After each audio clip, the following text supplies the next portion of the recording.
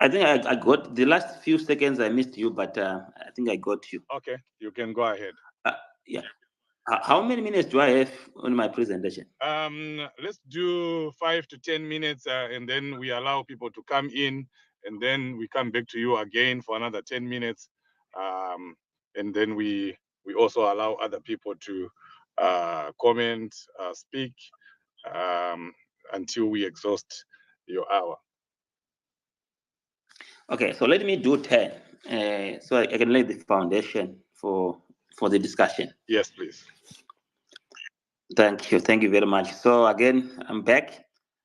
So let me start by laying the foundation in terms of principles on our currency, the Zimbabwe gold.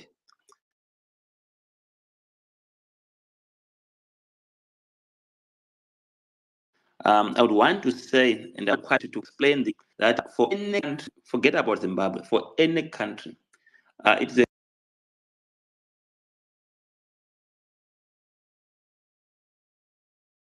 a good thing to back currency with the foreign reserves.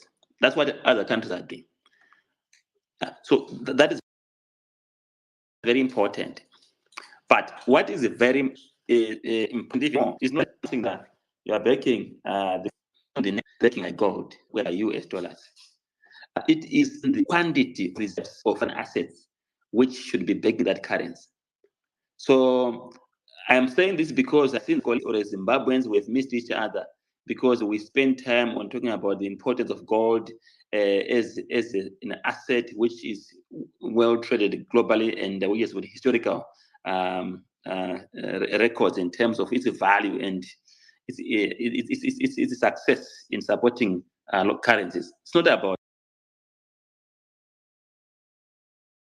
the gold, it's about the quantities. So in a sense, from the start, I told each other, particularly when we saw the governor showcasing some few bars of gold, and we were told it's a ton. Yet when you look at the pictures from other countries, you see that there's quite a lot of gold. So the amount of gold which we have in our system is quite insignificant. We can't talk of a country which is about $285 million, both a combination of gold and US dollars to back our currency. Just to show how crazy it is, Delta Beverages, and I'm saying it statement last 2 weeks or so, and their total sales as a company were approaching close to $1 billion US, one company. And the country is the biggest currency with one third value of total sales of Delta Beverages. Which one should be the country? Delta Beverages or Reserve Bank Zimbabwe? Which one should be actually backing the currency? If we're going to look at their cash flow, those two. So that's a challenge for me.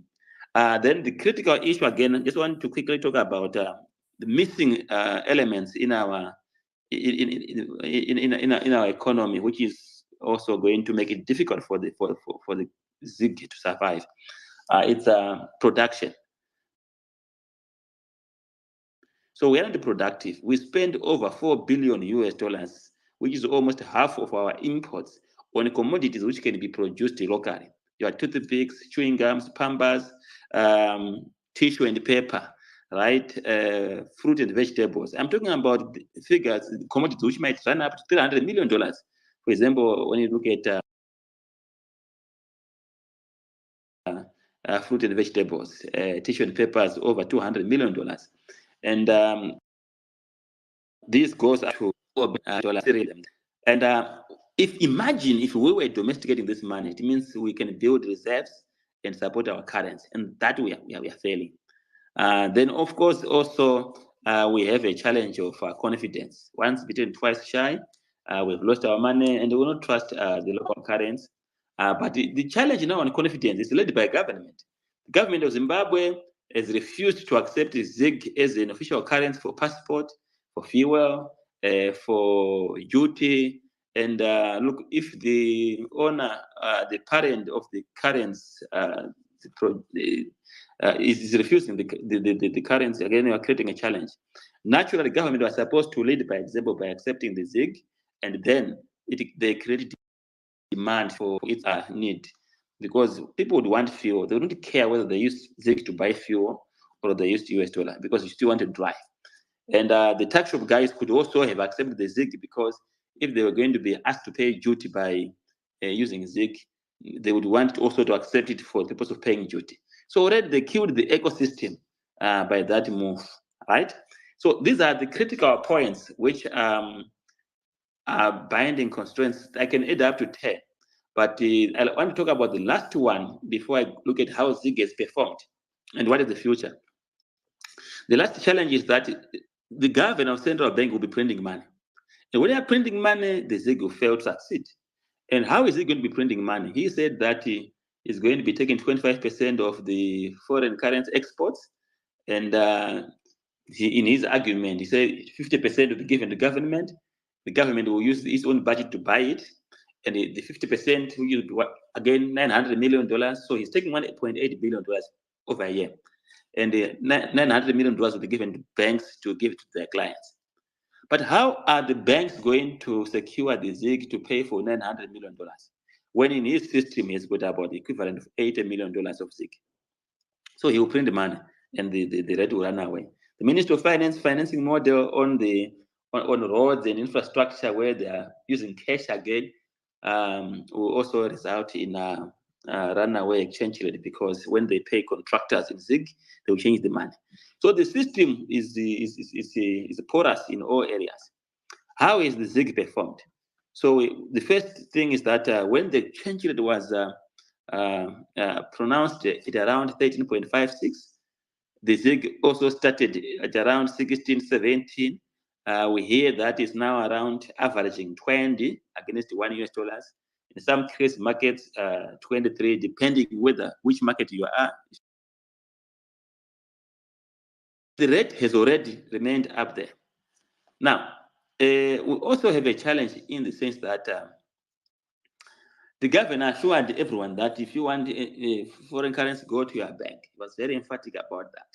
But if you go on my post on Twitter, even yesterday, I posted that headline from the Business Weekly government newspaper. This is now the second report from in the last 2 weeks, where they were showing that companies are struggling.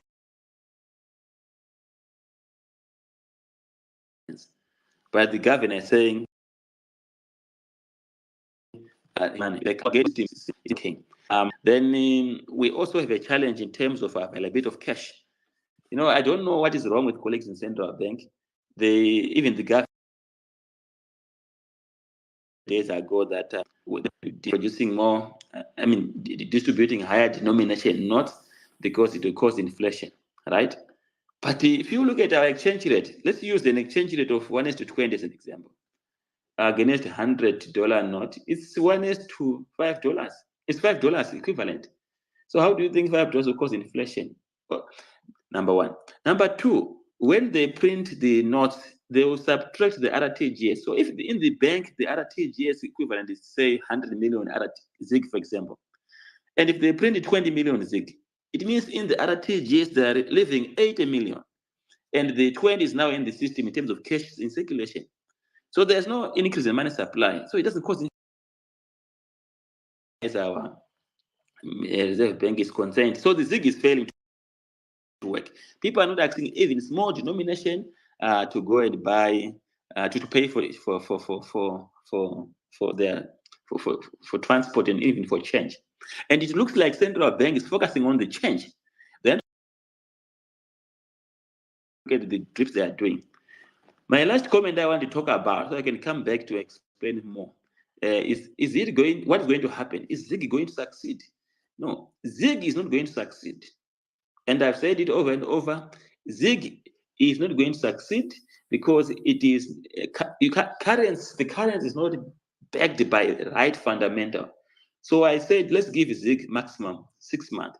And I'm so generous on this timeline. It will not succeed. So what does it mean for the government?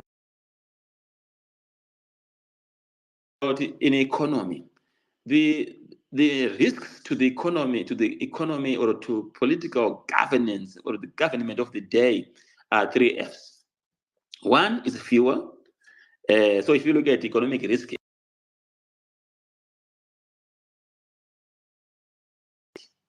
it's fuel, forex, food. So already we have no food this year because of drought. So he's in trouble. Then number two, if you look at forex, that's the exchange rate, which is going to be running away. Again, those are the real factors. That's why you even see why ZANU-PF lost power in 2009, in 8, where we had the GNU. It was the economy. So the economy, as I sign up for now, is the biggest SADC for Zimbabwe. People are waiting for SADC. SADC, which we know, which is in Gaborone, headquartered in Gaborone, is a small player. The biggest player which is going to settle the political stalemate in Zimbabwe is the economy. Because the economy is not going to function, will not go beyond 2025. When we finish this year, there will be enough space for real dialogue because everything will be going to the knees. I rest my case for now.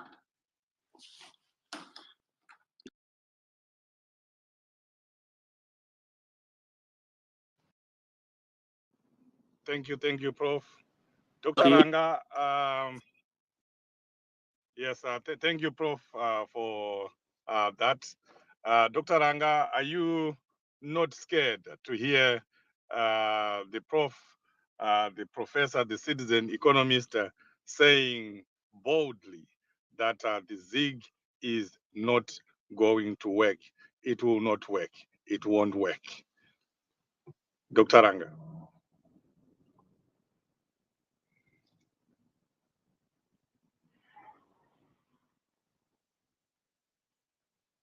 Okay, it looks like Dr.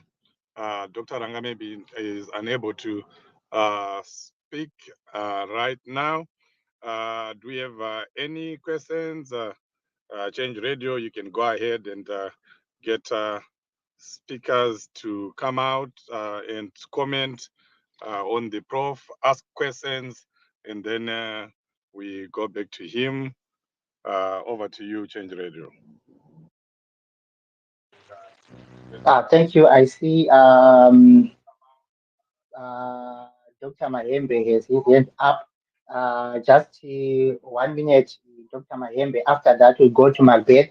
Macbeth, also 1 minute. Then I will go back to over to you, Dr. Mahembe. Thank you so much, Professor Mugano, for a very interesting presentation. I thought let me just come in, especially on the issue of the ZiG. In as much as there are some areas which are not being explained, I wanted to add another angle of Prof. Mugano, which I think is extremely important. On issues which are not being discussed. One of the issues which is not being discussed a lot is, I think, some people who have done even basic economics would know that there is a theory which we used to learn, and I'm sure people from the Reserve Bank will know it, where it talks about the quantity theory of money. But effectively, what it means is the quantity of money which has to be printed or which has to be in circulation, whether it be it in actual money, notes and coins, or money which is being held at the bank, or digital money these days. So what I see is that the Reserve Bank is focusing so much on the issue that it's a structured currency, they are focusing so much that it's backed by gold, they're backed by foreign currency or gold, which might be there or might not be there. But I think the real issue is the quantity of money in circulation is not determined by your gold, it's not determined by your foreign currency. It's determined by the activities which are happening in your particular economy. So, like what Professor Mugano has just said, when you look at even the sales or turnover of companies, it tells you that this particular money or this particular currency, if you want to call it, it's because of the where it's backed. Even if they print according to the maximum amount of gold available, maximum amount of foreign currency which is backing it, that money is so little that it will not be able to make the economy function, because usually the quantity of money in circulation is supposed to allow for proper trading, for proper activities by consumers, activities by business. So effectively, when we say is it going to work or is it not going to work, the issue is it's tiny. It's just tiny. It does not even have any impact at all because it's tiny. I think like what other people would say, people are just being forced to use something which is not there. Because for somebody to do proper business or proper trade, you need because there's a concept called the velocity of money circulation, where money has to change hands from one person to another, change from one person to another. So right now, ZiG is not changing hands because it's not there. So effectively, it's like it's failing before it even reached the market. So what will happen in the event that they would want to make sure that ZiG is now being accepted everywhere? Effectively, they have to print over and above what is backing it, because what is backing it is so minute. And then once you do that, then you break what they have already said, that they are going to make sure that every currency, every dollar is backed. So we can't really talk about the backed currency, yet we know that the thing which is backing it is just too small for proper transaction to happen. What I would have wanted is just as a matter of recommendation, it would be over and above talking about backing and so forth, is also to have a credible auditor who actually audit to make sure that indeed there is gold or there's something backed. Secondly, if there is need to print over and above what has been backed, then it has to be recorded. And then, but obviously, through their monetary policy, they might want to do some, whether it's called quantitative easing or otherwise, but because there is no one really auditing it. And we know, all of us here, we know that once the bitten twice shy, people will never trust the Reserve Bank as currently constituted, especially after the Reserve Bank governor already told us point blank that the previous banknote, which used to be said to be backed, was actually not backed at all. So who do we trust now to say? We used to think that Mangujwa had backed it, but then the new governor says, no, Mangujwa had not actually backed. Now he comes in. Yeah, thank you. Okay, thank you, Doc. What is obvious is both our speakers are agreeing that the ZiG is not going to work. So as you come in, those who are going to be allowed to speak for the 1 minute before we go back to our speaker, please do tell us what you think Zimbabweans should do. The ZiG is not going to work. You know, I even myself, with my minimal economics, I had already seen also that it was not going to work. So what do we do as Zimbabweans? We just want to hear what the streets will be saying. You know, people like us, you know, from the streets who don't have that much depth in economics. What should the people of Zimbabwe do? The next speaker had been said. Macbeth, please let's stick to time because our speaker has very limited time, but we want to empty everything that he has before he leaves. Thank you. Ndichashandisa rurimi rwamai. Chinoitika ndechekuti muZimbabwe, like sezvamataura mambozvozve, tinofana kuacta as Zimbabweans tichishanda against kubatirwa kwatiri kuita. like ZiG harisi kushanda, mabanks hamuna mari, maqueues aripo every day. Tiri kutoexperience zviri worse kudarika paranga risipo ZiG racho ravari kutaura ravapo. Kuti tiacte vari kutidzvanyirira ende vari kutityisidzira. Each and every day they are promising us fireworks kana tikati ZiG harishandi. So in Zimbabwe situation yatiri yakatooma. We have a government which forces us kutite zvinhu zvisingaiti, like kare vana mai vedu pataikura vaitibikira sadza nemuriwo pamowa tisingadi kati watisingafari, voti kana waguta vhara usumuke unogeze maoko. That's what our government is doing. It's forcing us to accept the ZiG that is not working, or to accept the ZiG that is not there. They're just saying it. They're just saying it. 1 minute. 1 minute, Macbeth. May you please, if we have a question to our speakers, so that we allow them to preempt. After that, then we will have a discussion. If you have a question or just maybe a short question to the speakers. Thank you. Okay, my question will be like, Professor Muganu will be like, what will be the next step then to take as Zimbabweans? I'll just beg him Mambo Sose's question. Thank you. Over to you, Prof. Muganu.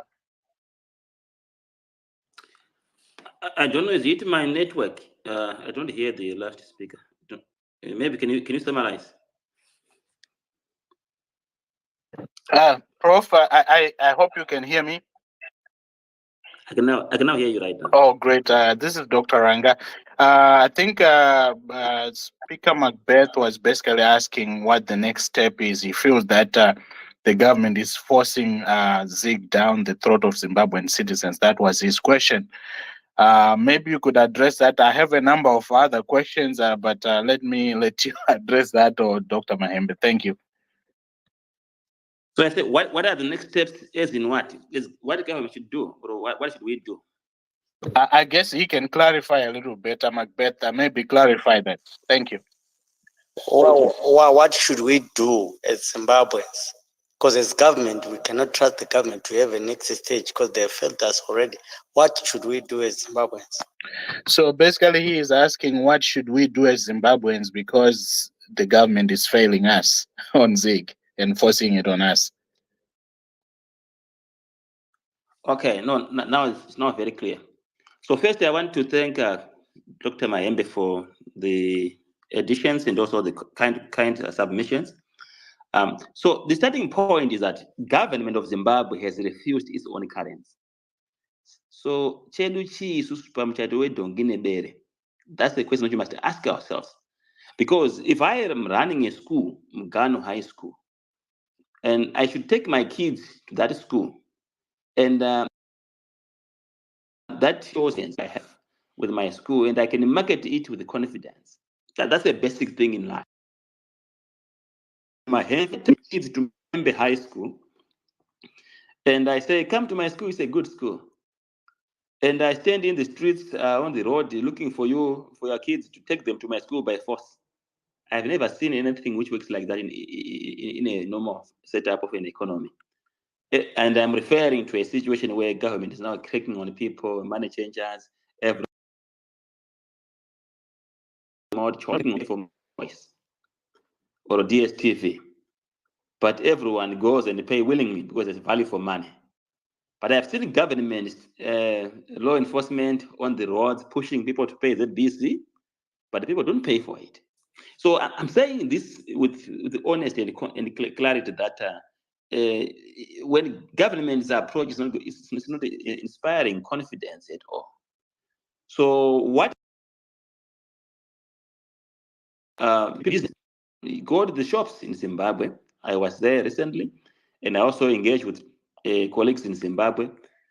Some companies are refusing ZiG outright because they will tell you that we need we need Forex to be able to replace our stuff. And they are very right, because you have seen the headline from government's own newspaper that the companies are struggling to secure foreign currency when they would have received the ZiGs. So I would refer you to International Accounting Standard number 29, which says accounting in hyperinflation environment. And what it does in basic principles of accounting is that you must accept a currency which can preserve your value. So the bottom line is that if you want to lose value and also run out of business, accept the ZiG, all right? Because even when you accept it, when you go to the into currency which can defend you, the same way government is refusing to accept ZiGs also.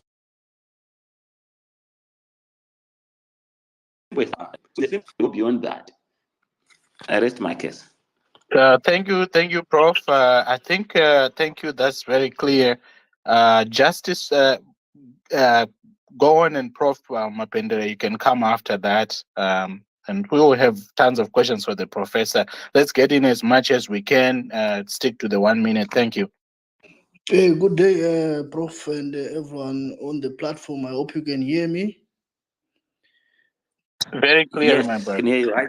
Yeah. I think I've engaged with Prof before, and now we are 1.5 or 2 months into the ZiG era. I'm sure we're going to differ because from my point of view, ZiG is going to work, and Professor has given a timeline. You eat a humble pie in 6 months when this currency works the way it's working now. Of course, the currency is the way it has been launched and put into circulation. It's measured and considered to ensure that it preserves value the way it is right now. And Sorry, just 1 minute. The opportunity is to ask a question. If you have a question, we'll give time to say whatever your opinions after. But for now, may you ask questions if you have. No. I don't have a question yet. I have a comment. So maybe I'll come that time. Thank you. All right. So it's fine. It's fine. You come later. Over to you, Professor.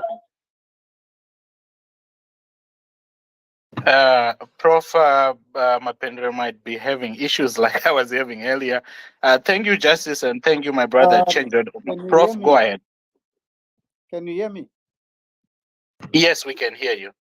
No, okay. I think my question was captured, but not really captured in a sense that the last question was that what can we do as Zimbabweans, because the government is not doing anything. But for me, I think I want to come on from a different direction, in a sense that in as much as we know that now ZiG is not going to work, Prof. Mugan, what do you think that the government now is going to do?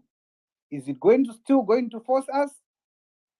That is, if in the event that the ZiG failed, what do you think they are going to do? Going back to the multi-current system, which is not backed by anything, or are we going to have another current that is going to come? I mean, I'm just using this question as maybe to check your prediction on what is going to happen thereafter. Prof. Mugana, I hope, and Dr. Mayembe also feel free to chip in. Prof. Mugana, I hope you heard the question from Prof. Mapendere. Thank you. I got it. I'll answer it, and I also ask my brother to come in. So government is an opportunity of pushing, if I was going to use that word, or creating any chance for the success of ZiG. And as I said, they're not doing justice. Already at this moment, the intention by government is to force dollarization. So they're actually forcing us to go for dollarization. Because what kind of a central bank which print money for change, small denomination, and they focus more, if you look at their narrative, they're focusing on it for change, not for use. Dr. Mahem talks about having a significant amount of money in the economy which is circulating, and when there's a higher velocity of it, then we're creating more value in the economy and also acceptability. We're pushing a narrative that the government must accept its own currency to create demand. They are refusing. So if ZiG fails to work, government has no option. They're going to be stuck with US dollar, because that's where the ZiG came. We're already almost 100% dollarized. So that journey, we are completing it.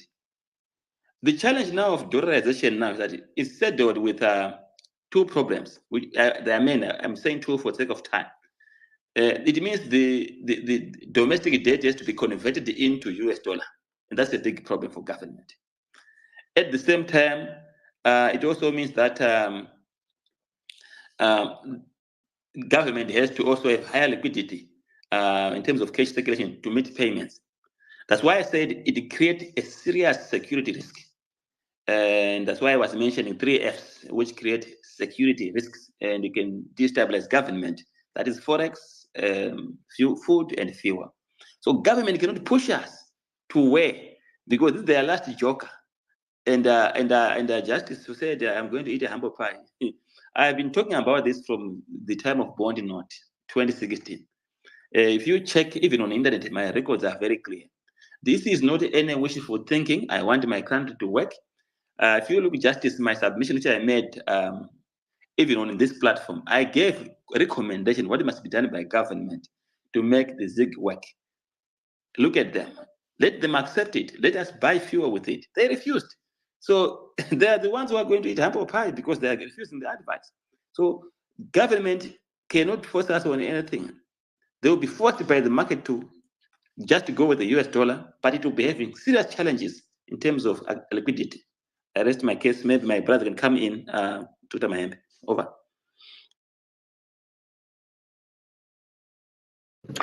Dr. Mahembe, go ahead, sir. Yes, thank you. I'll just be short because I think a lot has been said already. So I think for me, the first aspect is that the government has already told us that he will be in a multi-currency regime for the next 4 or 5 years, even 6 years, goes up to 2030. So we are actually in a foreign multi-currency system.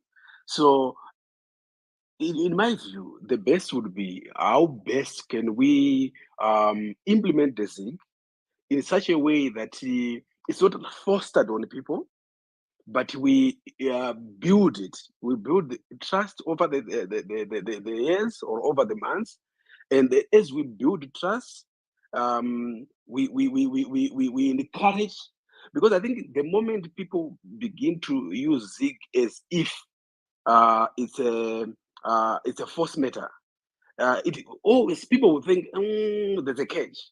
So one of the ways of doing it is to encourage, I think from the central bank's perspective, to use more of moral suasion than where I recently heard a song, very good beat, but it was saying nyika ino ichashandisa ZiG kana usingadi buda muZimbabwe.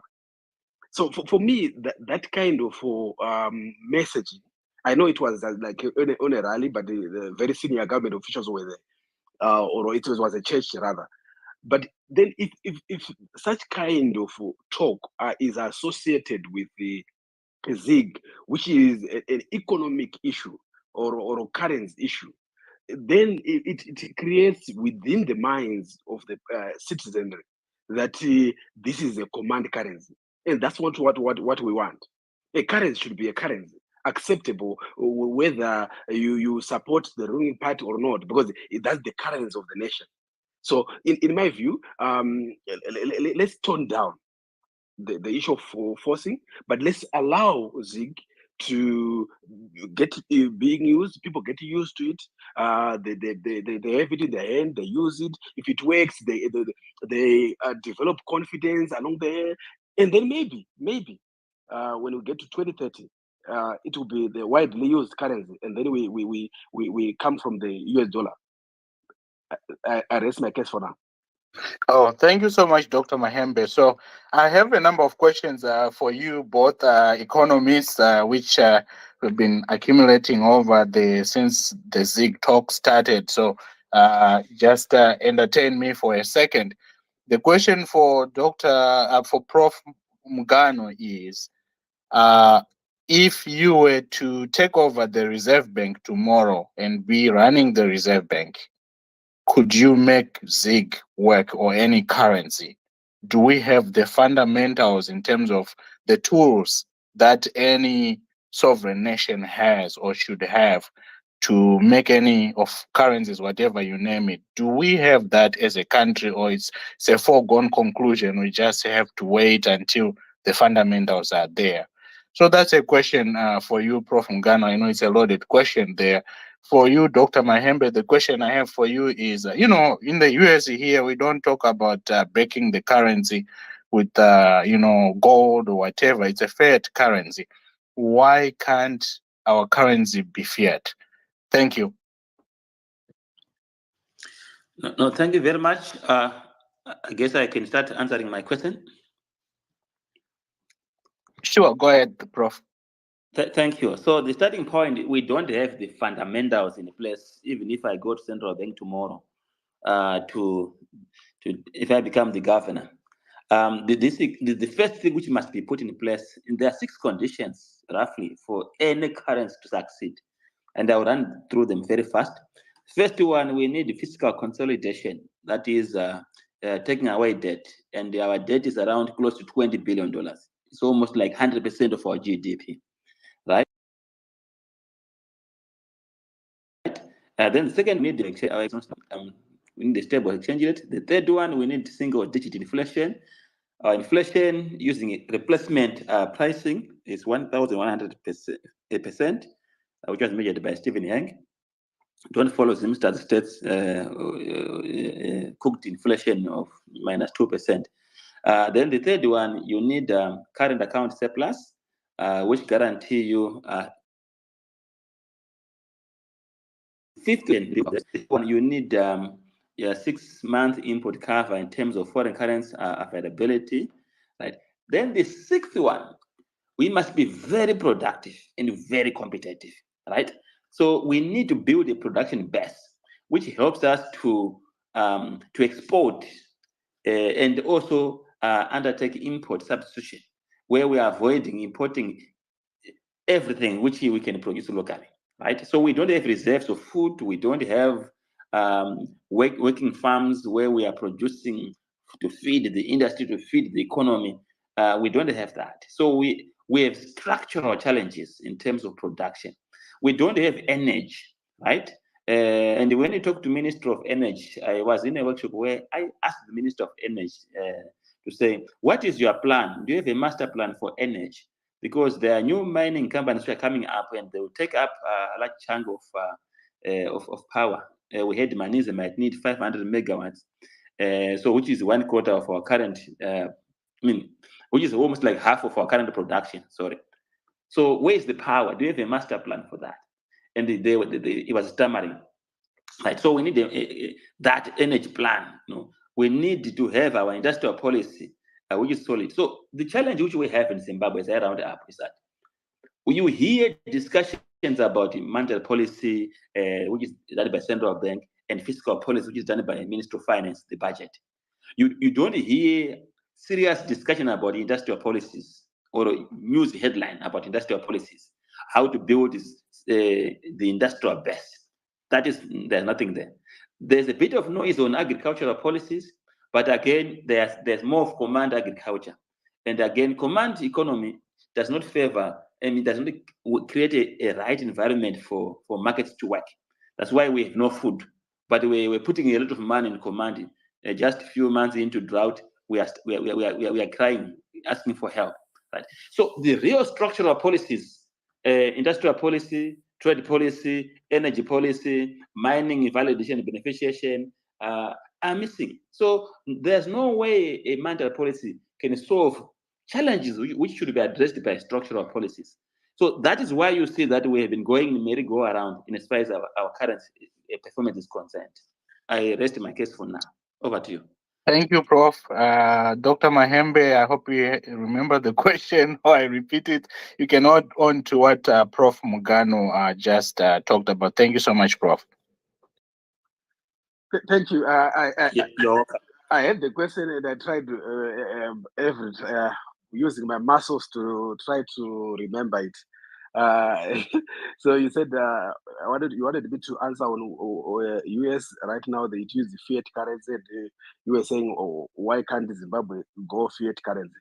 I think the world has moved to fiat currency, but what I need to really emphasize here is that there is nothing fundamentally wrong with a structured currency, especially a country coming from a crisis, especially a crisis of confidence, a crisis of trust. And then you want to begin by having a structured currency which is backed by gold or by any other currency. In theory, it's supposed to build confidence. But what then happens is that um, in trying to build confidence, usually confidence does not just come, like I indicated before, it doesn't come. Sometimes it's not about what you say, it's also about what you do. I think Prof. Mugaro repeatedly said that one of the things about building currency is confidence in a currency is when the issuer of that currency also has confidence in it, being able to use it to pay their own bills, being able to invoice in the same currency. Yeah, so because of that, then the currency, obviously people will lose confidence. But in the case of Zimbabwe, I would really think the structured currency is a good idea, but to build confidence, definitely people don't trust that the central bank, as currently constituted, is really having that gold. And that gold, what we saw, is also not enough. And like I also indicated, when you look at that gold and say, really? So do you think this money, if it's backed by this gold only, then can that really allow for economic growth, where there is money in circulation and with the good velocity of circulation? So those aspects makes people begin to doubt. But the idea of a structured currency, especially coming from a crisis, is actually commendable. Thank you. Thank you, Dr. Mahembe. So I'll have another follow-up question. I'm just asking as a layperson here.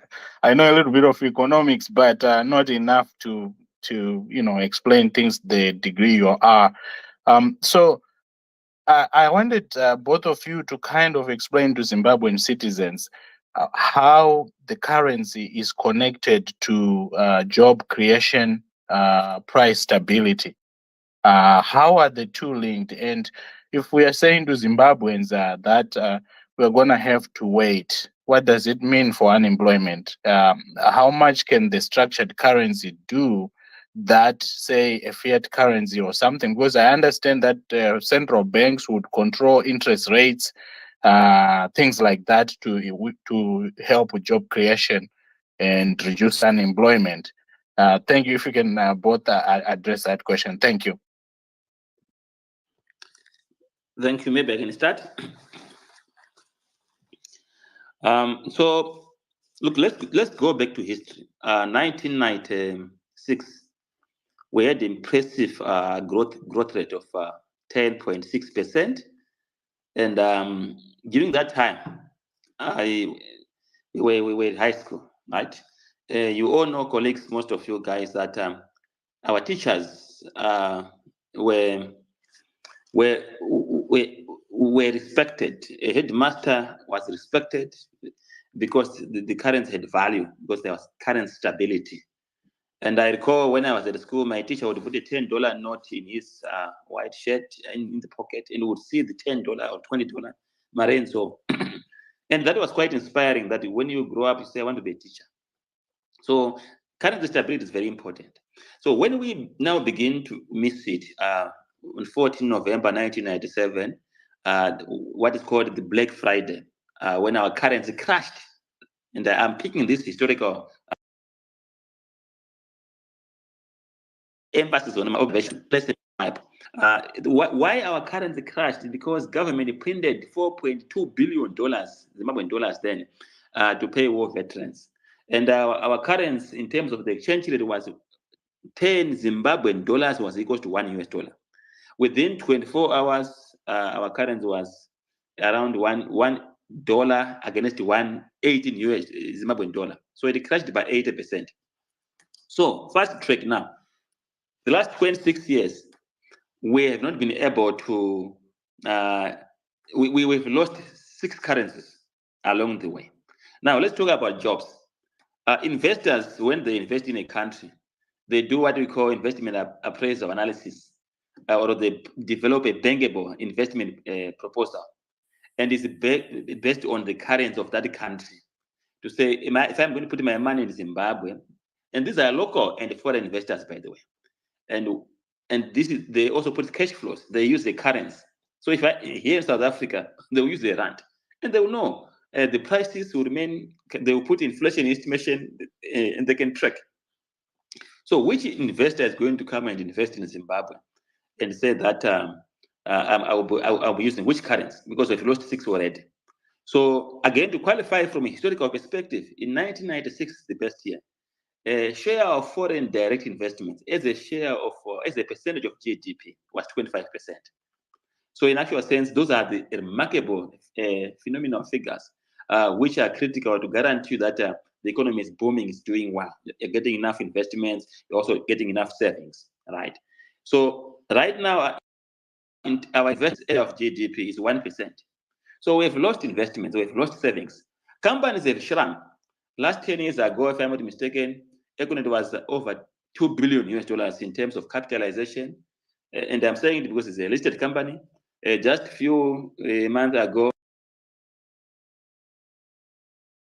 so its capacity to create easily. Why? Because the currency is failing. So everything rests on the currency stability. Why they want to think about investors coming to invest in long-term in infrastructure such as energy, you need a stable currency, which has got other sets of fundamentals like stable exchange rate, stable inflation, single-digit inflation, and you can save. So in Zimbabwe, you can't save. Our savings are negative, real savings are negative. So we can't create jobs. That's why 87.7% of jobs are informal employment. Formal employment is 11.3%. That's where we are. Over to you, Dr. Mahembe. Dr. Mahembe. Oh, thank you. So we used to be told that economists don't agree. So I don't know whether I should say whatever Professor Mugane just said, just all of the above, because I think he has gone through everything in terms of the link between foreign currency and employment. Just one angle which I just really need to emphasize is that and I want to link it to poverty. That when a currency is not stable, inflationary pressures, the real people who really are affected are the poor. So the inflation tends to take from the have-nots and give to the haves. But as you would know, when people really want to invest, one of the things which banks ask is always to say, what is your own contribution? Now, in a nation where savings are minors, like what the Prophet just said, it then means even the propensity to create jobs is hampered. And then once you are not able to create businesses and to create jobs, it's actually a spiral of negativity, which is really sad. So definitely a currency where people are able to plan, because you need to plan using a currency when you do your cash flow, but also you need to hold your savings in the form of a currency, and then you are able to, when you need it, you are able to withdraw and use it. So once the currency, you can't trust a currency, and you can't be able to save in that currency. Effectively, you are setting up the whole nation to become to do hand to mouth, which is exactly where we are today. Thank you. Thank you, Dr. Mahembe. Thank you, Prof. Mugano. I know I've been hogging the mic for a while now. We're rounding up. Prof. Mugano, if you give us maybe 10 minutes to wind up on this topic, if you have 10 minutes or less. My brother Change Radio had a question fine, no for you.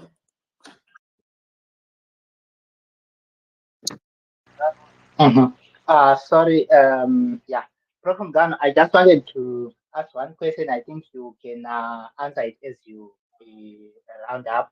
My question is, um, besides the economic policies and whatever difficulties the RBZ is going through, or maybe the economy itself is going through, to what extent is the political situation in the country is affecting the ZiG, or is gonna affect the ZiG? I hear that I heard the Dr. Mahebe saying something about the ZANU-PF rallies, the way they are singing, Monomunyika tinotengana mazigi, asingade ngabuli, something like that. So, what do you think about the political situation in the country, especially its effects on the economic and the city? Thank you, and over to you. No, thank you very much. So the establishment by is found that government, the way it must work, it must not work like the ZANU-PF government. It is Zimbabwean government.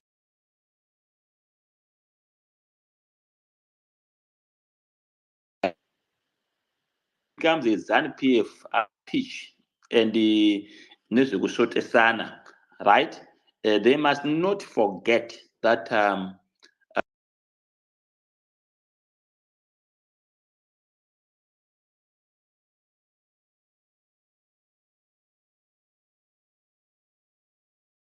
that is a very big representation of the field that people who are supporting the alternative.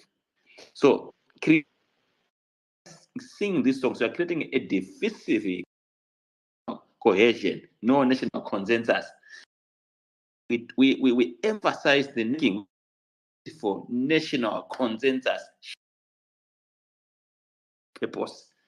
If you don't have those critical phrases I'm talking about, then you are losing it. Because the people, what is it? Because when I'm taking this and I'm giving it a chance to say, we want to build our economy, we need to sacrifice. You are taking painful decisions because you're going to be faced with exchange rate losses and also with inflation in that currency. But if you are now dividing a ZANU-PF agenda in the government of Zimbabwe and are dividing people in political lines, then you are missing it. And people say, why should I lose my money? I'll go for the US dollar. So that is the challenge which it has. Second point I want to emphasize that from the political approach, the issue of cracking on people again does not work. I also want to go back to Dr. Mahembe's submission that building moral suasion, building not to say Zimbabwe, and the Kusunga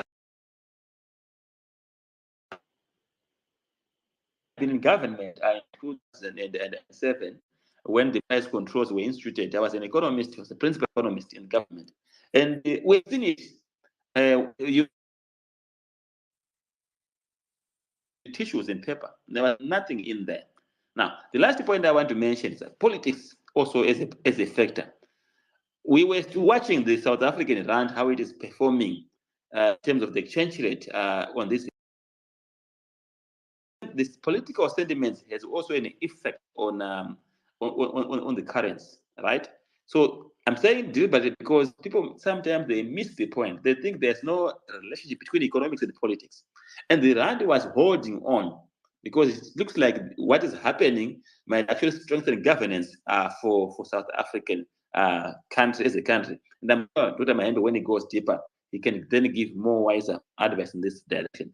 But in Zimbabwe, it's really we have a political environment which is entrenching toxicity. And my last point, I'm going to speak about the parliament, what happened in the parliament just a few days ago, where members of the opposition who had been appointed as employees in the parliament were received by the Speaker of Parliament.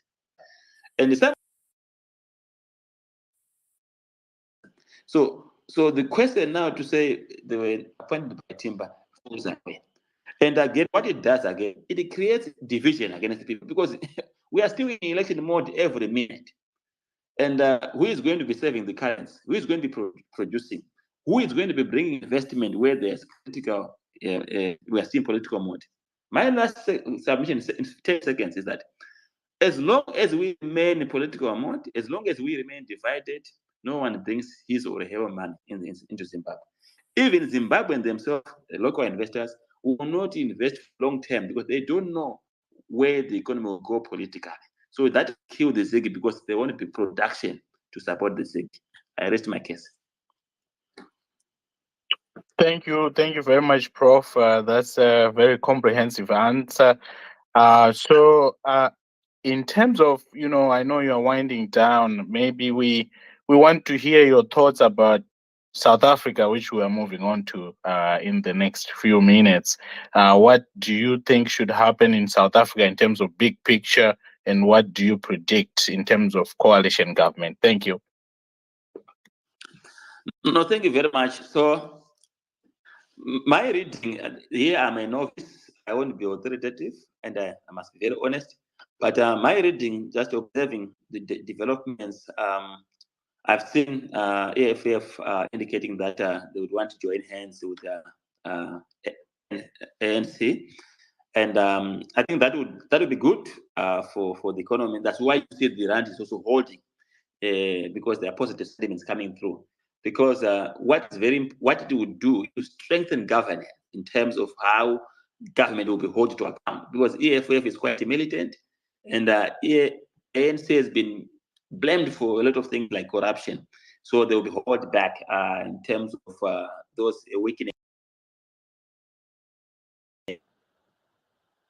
It would be very fun if I see ANC going into coalition with the DA, because DA seem to be very extremist. And the MK has also made it very clear that they don't want to join with ANC. So it looks like AFF is joining hands with ANC, and I'm sure that will be good. But no, it also means there's also change in SADC, in my view, because ANC has not been very good as a big brother. I mean, look, they were not also telling their comrades, our colleagues in ZANU-PF, to say, let's do things in an ethical manner. It is more like we don't care. We are in charge, we are in control, running into bed without warning each other. You saw what Fikile and Parola did when there were elections and our disputes. In Zimbabwe, issues, it's not a secret. So open that are doing things in the wrong way. That's why you see our elections when condemned by SADC, condemned by African Union, condemned by Sender, European Union, condemned by Zimbabweans, millions of Zimbabweans. So when there's a deadlock, you should come and find a way of reducing the tempers. ANC did not do a good job. So the influence of ANC in Zimbabwe politics is also going to be restricted as a government because of this. And I think it's good because that also helps us to be heard as a country, and hopefully inside there will also be change of perspectives. And I think it's also send a message to liberation of in Africa that they must stand for what they fought for: democracy and the freedom of speech and constitutionalism. I rest my case. Thank you. Thank you, Prof. Chief and my brother Change Radio, Prof. Mapendere, if you have any other questions, just to round up. I know we have taken a lot of the Prof's time so that Dr. Mahembe can talk more about South Africa. So if you have any other questions for Prof, let's ask them. And Prof, if you can just prepare your statement in terms of closure. Thank you. I think we can go ahead to the Prof making his closing remarks. I know we have already delayed him. I'm now awaiting to hear what Dr. Mahembe.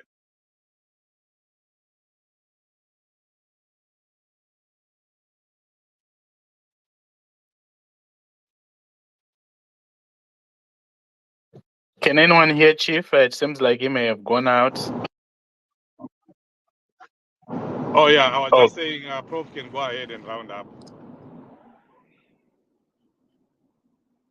Prof. Mugano, go ahead, please.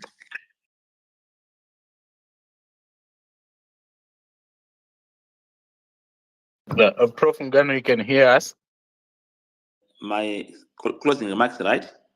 Yes, yes, yes. Oh, thank you. So what I want to say is that Zimbabweans, we have no any other home except Zimbabwe. I think let us now move away from holding each other's neck and fighting across all political divide. ZNPF has got people to remain, and the alternative also for elections. It's a divided country. Whether we dispute the elections, it's divided. So it's time for us a journey of 26 years in the current crisis. If you mark from 14 November 1997 to date, we're actually approaching 27 years in next November. And that is quite some time, more than 2 decades now. And we can't afford to remain divisive, and we can't afford to use propaganda and fight each other. At the end of the day, as I sign up, there's no shop for ZANU-PF, there's no shop for Triple C or any other party, there's no hospital. We are going same field, we are going same schools, and life is a diplomatic passport for ZANU-PF people, neither for Triple C or any other opposition party. We get the same treatment. So why are we doing this to what we are doing to ourselves? Where is our intellectual capability? We are learning the country. So let's show it. Let's change the course. Let's build our country. Let's submit. Thank you so much, Prof, for the time you have afforded us, and thank you for the education. I'm sure all of us are better today because of your presentation on ZiG, and of course, Dr. Mahembe will still have him here. Thank you. We hope to see you again on the programs like this. We want to hear more about ZiG and how to make our country better. That's what we care about as Zimbabwean citizens. Thank you. Thank you very much. God bless you. Cheers for now. Thank you. Over to you, Chief, and my brother, Change Radio. Yeah, maybe DJ Prof, do you have a song so that we can transition from this segment of our program and we begin to talk about the South African elections and the looming GNU? It's really interesting. I'm excited to get into that. DJ Prof, do you have a song ready? Okay, it looks like we'll get the break later so that we can hear the good voice of DJ Prof, who himself is a professor of social work, but he also chooses to support the struggle by becoming a volunteer DJ at Change Radio. And we actually encourage people that are here and all citizens, if you want to volunteer, if you want to contribute to the struggle to change in Zimbabwe through broadcasting via Change Radio, we have positions that are available. So please do get in touch if you want to read news in Ndebele, in Shona, in Sitsonga, in Tonga, in English, or if you want to edit, you have skills in translating. We are looking for people to volunteer on Change Radio. So DJ Prof is one of the volunteers there. And let me again take this opportunity to thank everyone who is here. And I continue to encourage everyone to share this space with as many people as possible so that we can get into the last segment with as many people as possible. Doc, Dr. Mahembe, we appreciate you being here. Those that follow Change Radio, which, by the way, we encourage everyone. If you're not following Change Radio, do follow Change Radio. We had a program with Dr. Mahembe on Wednesday during the peak of the South African voting process. And it was a very exciting program. And Dr. Mahembe ended up being accused by some of our listeners and viewers who were saying, Dr. Mahembe, you seem to be a supporter of the ANC. And that prompted me to say, Dr. Mahembe, you need to come back after we have seen the progress in the South African election so that we can have another discussion. So here we are, Dr. Mahembe. Where is the ANC? How is your appreciation of the election so far? Is South Africa, is ANC going to survive? I know you were rooting for ANC. You were saying they were going to get the 50+1%. You were so confident, but unfortunately, it doesn't look like it's going to happen. It looks like they are going to be Zimbabwe 2.0 as they now prepare for a GNU. So your initial remarks on that, Dr. Mahembe, we give you 5-10 minutes to update us on the current political scenario or stalemate.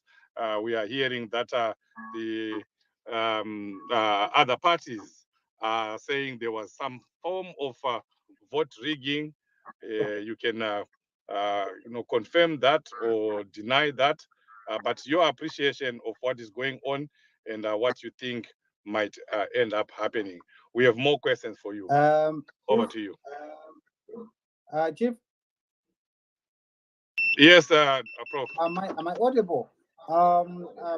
Yes, you I are. think before Dr. Mahembe speak, I just wanted to play a small 2-minute song so people can please go ahead. Okay, let me just feel if the sound is clear for me.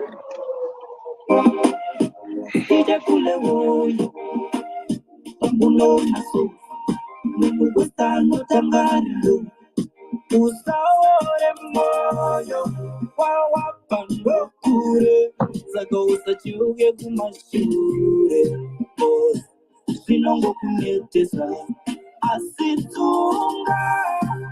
tsunga moyo shingirira rugare haruwi nyore dzimwe nguva zvinotora makore kure kwegava ndokusina tupu zvimwe zvacho zvinoda kushinga yakatipa ongoviringa kusvika wapinda should never let go svikira zvinhu zvaita kusendise but zvinoda kushinga kuti zvoda kushinga rame mutango mukomana ndiri kuridza ipapa anonzi Cooksman zvamanzwa chief wangu achitaura kuti tinobata zvakasiyana-siyana tichivolontiya zvakasiyana-siyana pachange radio handirika uyu mukomana uyu anovolontiya pachange radio achitipa musambo yakasiyana-siyana yaanenge achitiridzira pachange radio saka mungangotsvaka pakanzi Cooksman kana paYouTube munomuwana ane YouTube channel yakanzi Cooksman Entertainment munomuwana zvakare ipapa like nekusubscribe pachange radio on all our platforms, YouTube, X, nepa Facebook. Nice. Keep pressing. This song I played for you all Zimbabweans who are listening in this platform to say Musaore Moyo. Kwatakabva manzwa Prof Muganu wangu achitaura panapa nenyaya yeZiG, but isusu hatiore moyo. Remember takabva kumabhondi noti tikambobviswa mazero nagono paya. Saka usachiuke kumashure pakauya zvakare anzi chizviya mabhera check haditi ndobva tamborohwa nainzi magold coin akangorohwa magold coin obva angobuda iko zvino kwauya inonzi gold ZiG zvinongokunetesa asi tsunga moyo shingirira rugare haruwi nyore dzimwe nguva one of the volunteers zvamangutaura DJ Prof ndozita rangu rebasa chairo regai ndingodzosera ndaida ngoti tingosimbisana kuti tisaore moyo handiti baba Mahembe tisaora moyo ngatipinde kuma-elections eSouth Africa tinzi zvakamira sei. Thank you so much. Thank you so much, DJ, Prof. And thank you, Mambo Sose, I think for your introduction. And yeah, so we're going to be discussing a very, very interesting, because it's a developing story. So in some instances, we don't have full information, but it's a developing story. So I want to start by addressing what Mambo Sose just said. Yes, my focus were wrong on one aspect, but it was a headline in that aspect. But I think I need to start by saying I completely, together with my team, we were doing some of our focus, and we're trying to do some bit of number crunching.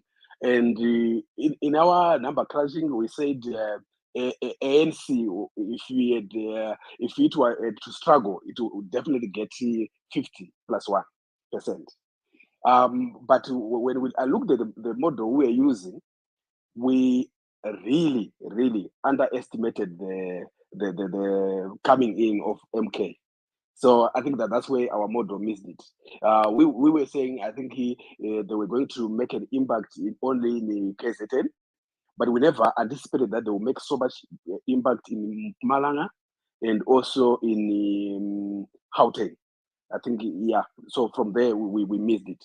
But however, there are two fundamental issues I just wanted to mention about our model, which I think have also come true.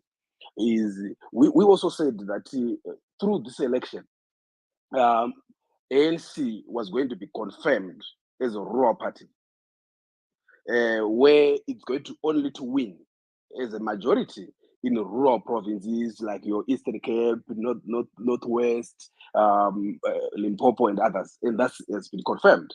And secondly, we also made in the same vein that provinces where there were going to be coalitions or at least non-ANC was going to be Western Cape, and we had said the DA was going to retain, and we also mentioned that Gauteng was going to be a coalition government. And also we mentioned that KZN, because of the MK, it was also going to be potentially a coalition government, and that's confirmed. But I think what we didn't also anticipate then in that focus was that it was going to be so much condensed in Malanga, like I indicated, and also I think in Northern Cape. So yes, so I think that's what we mean by forecasting. So sometimes you miss, sometimes you get it. But I think it's always important to do forecasting, because the forecast helps you to plan accordingly. So they're always those kind of what if this happens, what if this happens, what if this happens. But anyway, here we are. I think the issue is from what I've heard, a number of political parties are saying overall there were some challenges with the election, but overall the election seems to be credible. And the majority of them, especially from MK, EFF, and other smaller parties, they are emphasizing that as long as the electoral management body is able to address some of the issues, I'm talking about the potential rigging now, or issues to do with the rigging, they were saying as long as those isolated or issues are addressed or at least resolved, there's potentially an amicable acceptance of this election as have been free, fair, and credible, which I think is a good thing. Lastly, so I'm still, before I go into detail, it's also important to mention that there was a survey which was done by the Human Science Research Council, and that survey was done concurrently or at the same time with the voting. And that survey was well publicized. It is my hope that in Zimbabwe will also have such. And one of the key findings from that survey was that 80% of all the voters, they trust the electoral management body. So that for me seems to say even if there are some parties who might not be happy, but the generality of South Africans, they so trust the electoral management body, and they therefore would trust the results which will come out of that election, in my view, that's for me a very important endorsement where the voters are able to say, we voted, and I trust that my vote will count, because the people we deposit our votes with, we trust them that they will count them. We trust that they will announce what we said. And for me, it's really critical as democracies continue to evolve, where the will of the people is reflected in the results. Now, let me pause there for a moment before I go into detail in terms of my analysis of where I would think the discussion will go. But as I speak now, there are many meetings already happening. I was chatting to some people from different parties. The negotiations are happening. And like what Professor Mugano has said, one of the key parties to this whole coalition negotiation is EFF. And EFF have already said, at first they said like they were joking, and they told President Ramaphosa that if we have to come into coalition, please, I want you, President Ramaphosa, to appoint the Floyd Chiwambo, my deputy, as Minister of Finance. And then they laughed. But anyway, here we are. So negotiations are happening, and it is my hope that when I come back, I'll give some of my thoughts around where do I think the podium for does the NC go to MK? If they go to MK, what are the advantages? EFF, if it's confirmed, what are the advantages, disadvantages? DA and so forth. So I think I'll come back. Let me pause for now after this general comment. Thank you.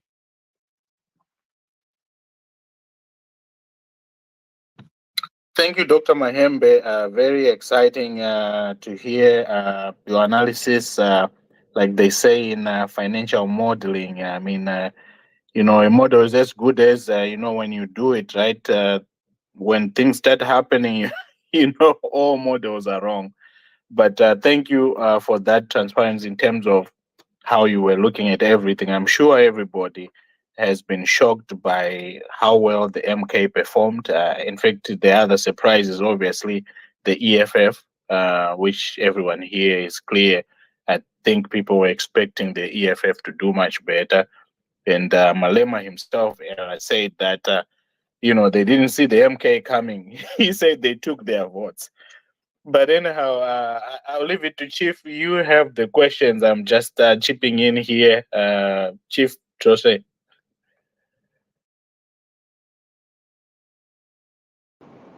Yeah, thank you, Doc, and thank you, the other Doc, Dr. Maembe. We appreciate you. You know our struggle. You know what we went through on Wednesday. So I'm still on you, Dr. Maembe. So there's something here that a lot of people would want to hear. I've already said earlier that a lot of people were even saying that Zimbabwe is on the ballot paper in South Africa, and we know that South Africa has been very complicit in the suffering of Zimbabweans. They've been complicit in the looting, in the stealing. They've been complicit in the many electoral frauds that we have endured via ZANU-PF in Zimbabwe. If it was not for ANC, we all agree here that if it was not for ANC, ZANU-PF would not be there as we are speaking. So now with the changes in government, do you see any change in terms of the politics in Southern Africa, considering the position of South Africa? But of course, in particular, do you see this affecting or impacting on the Zimbabwean political scenario? And if so, how far? Should we be hopeful as Zimbabweans that there is something that is going to come, if we have another election before 2028, as many are expecting, or if the elections are there in 2028, do we expect something different?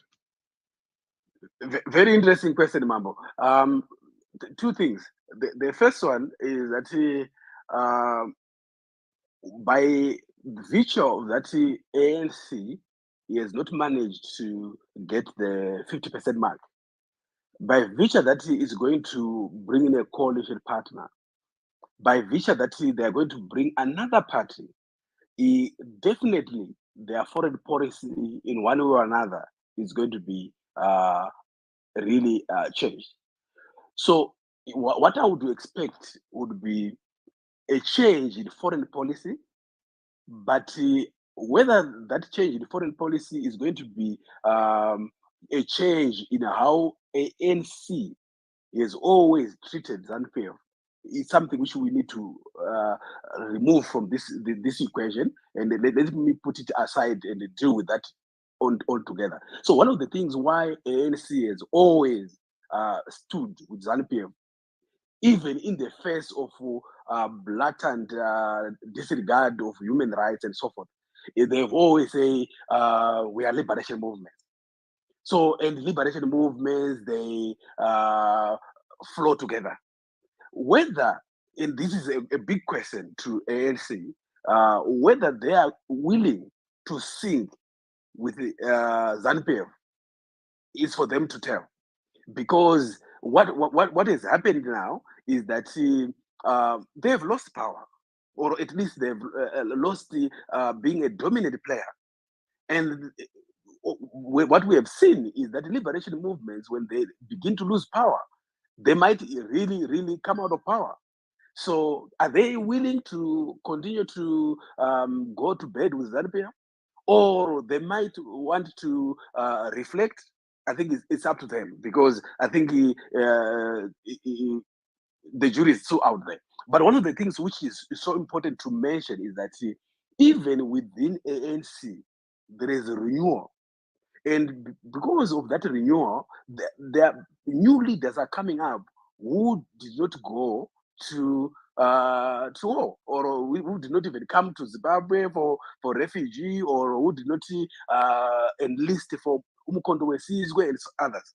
So there is definitely a renewal, and that renewal is really, really alive and kicking. And now, because of the hiccup of the election now, definitely the renewal efforts are going to be at least be taken seriously, because something was not right. So they are definitely going to renew. Now, let me come back to foreign parts of government, which I think that's where, because several presidents, like with President Mbeki, he acted, yes, as an ANC government, as an ANC official, but he was the president when he facilitated the GNU. Even when President Zuma was in power, he's the one who did that Zimbabwe exception permits. And even when President Ramaphosa was in, he's the one who tried to initiate, I think it's 2021, when he wanted to come and initiate dialogue. And that's so they always act when as a president. For them to have at least in terms of leverage. Now that is definitely going to change depending on which partner is coming in, and also whoever is going to be number one, who is going to be the Minister of Foreign Affairs, like they are, and also who is going to be the Minister of Home Affairs, which is responsible for immigration. So those two posts are going to be key in terms of driving the government's policy vis-a-vis Zimbabwe and any other African country. But even in terms of Zimbabwe, because immigration is definitely becoming an issue. Now, there is also another question you mentioned, which I just need to answer quickly. The issue of, was Zimbabwe on the ballot? Yes and no. If it was on the ballot, they've lost, because the people who were talking more on immigration policy a lot would be EFF, and then EFF did not make it. I think they didn't make it as expected. And then even Mackenzie, PA, who was talking about immigration a lot, he did not make it, especially in provinces where immigration is a big issue. He made it in Western Cape with the colored community. And this one colored community, I don't think they voted for him because of immigration policy. Thank you, and I submit for now. Thank you, Doc. We'll allow you to have a glass of water as we hand over to Change Radio so that you can pick some of the speakers that have joined so that they can ask you questions or comment as briefly as they can. And then we'll come back to you again with more questions. Change Radio. Thank you so much, Chief. Thank you so much, Dr. Mayembe, for the presentation. We have two new speakers, Mrozimu Nomtapa and Chief Wasu. Wow, we have two chiefs here. Chief Wasu, you came earlier. We are looking at the South Africa elections, the ANC, the EFF, the GA, and of course the MK and other political parties. What's your opinion, maybe in 2 minutes, and then we go to Rosmada. Over to you, Chief Wasu.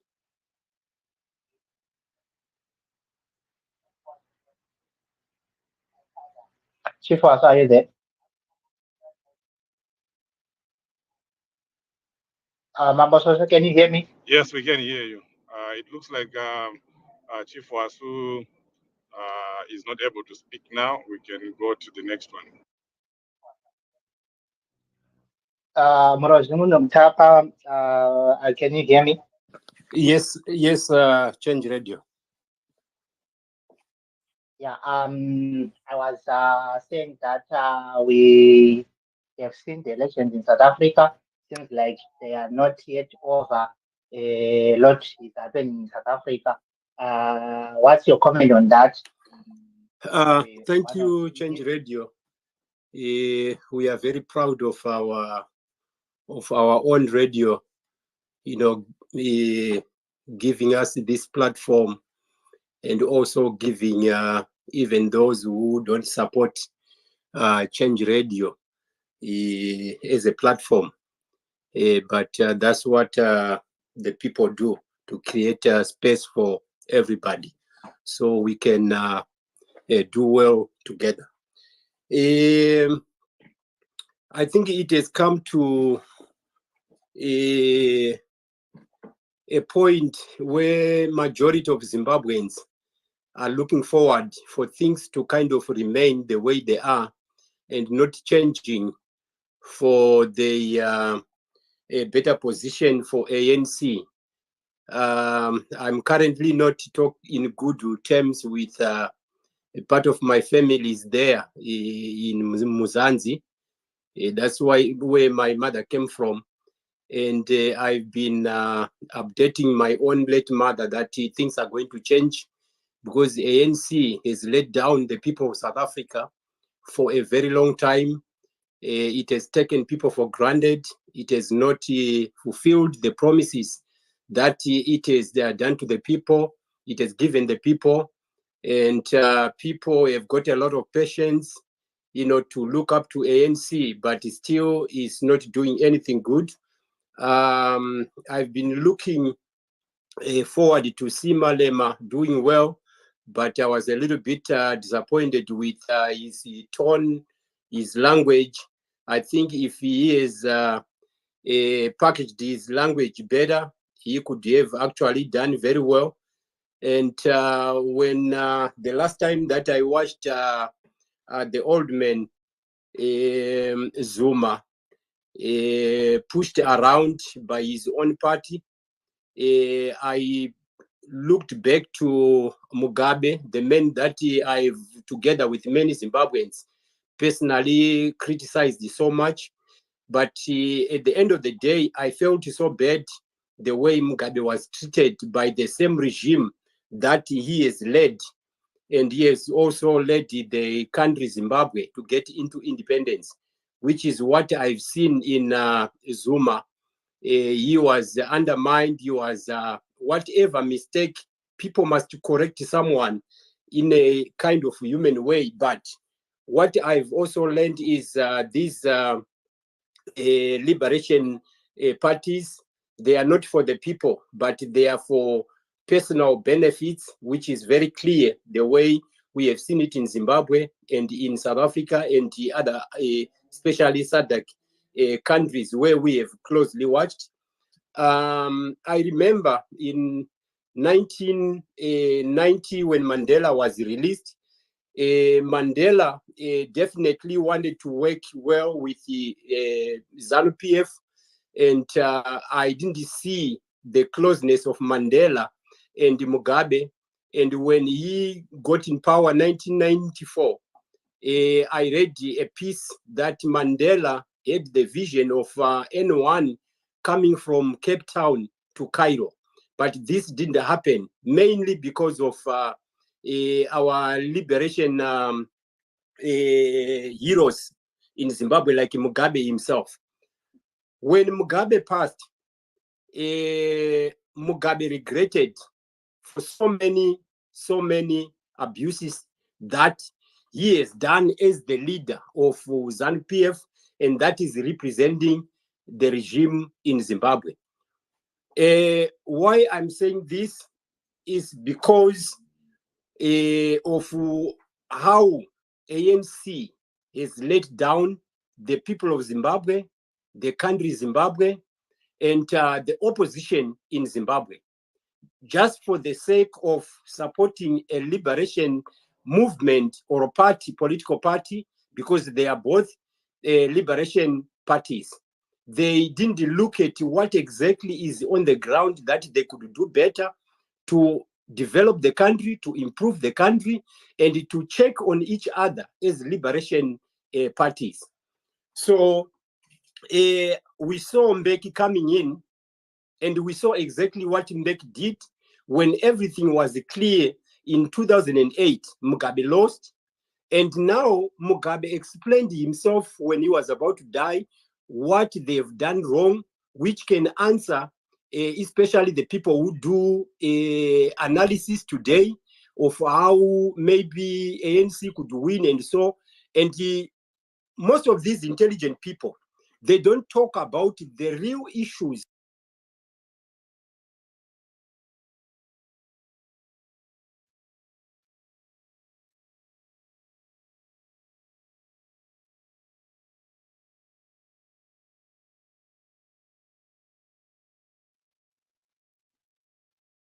Is Ramada still speaking, or it's me?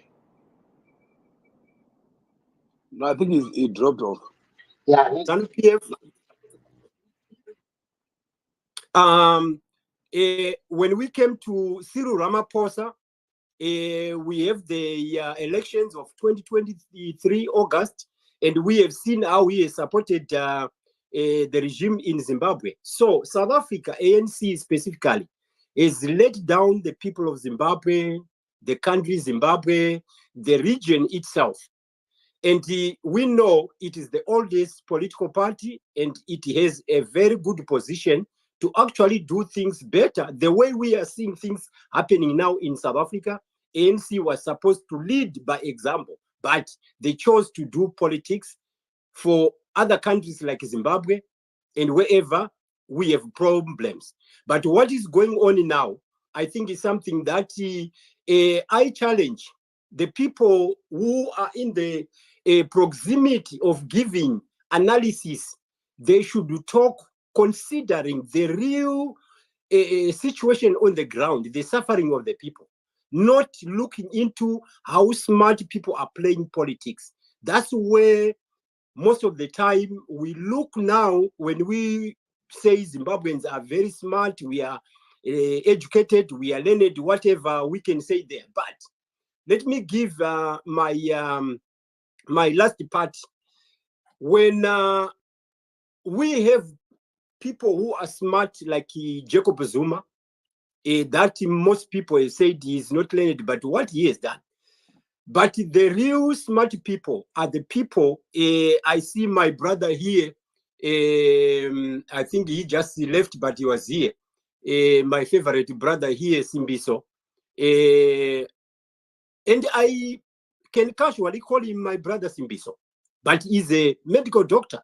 But he can get on the ground to actually look into the welfare of the lowest person in a country. So when he's doing his analysis, whether on these spaces, in the physical of this struggle that we are fighting, the layman can actually understand that this doctor is fighting for me who doesn't have the platform to make the change that we want.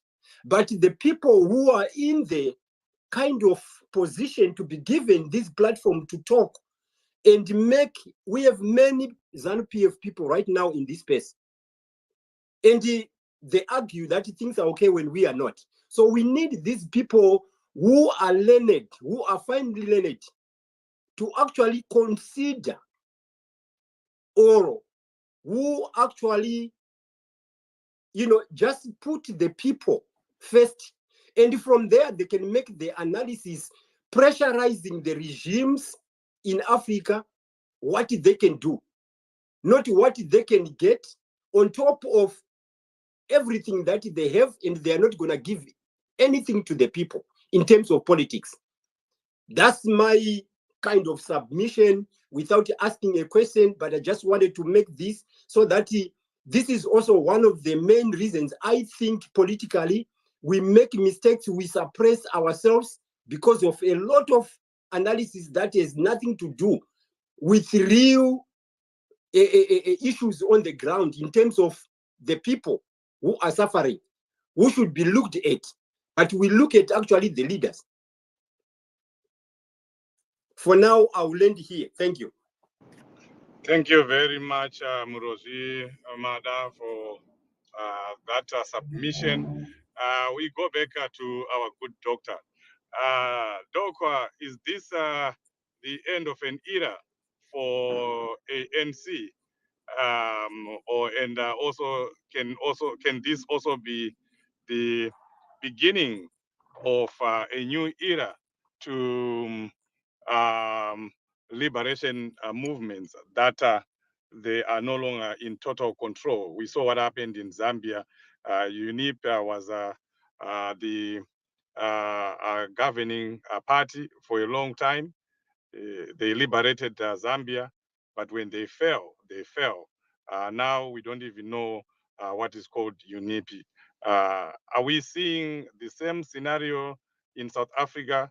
Is ANC gone?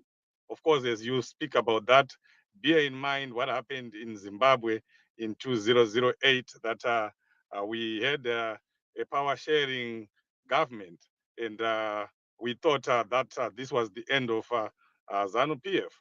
But ZANU-PF came up, and they started rigging even more, brought in more sophisticated rigging mechanisms.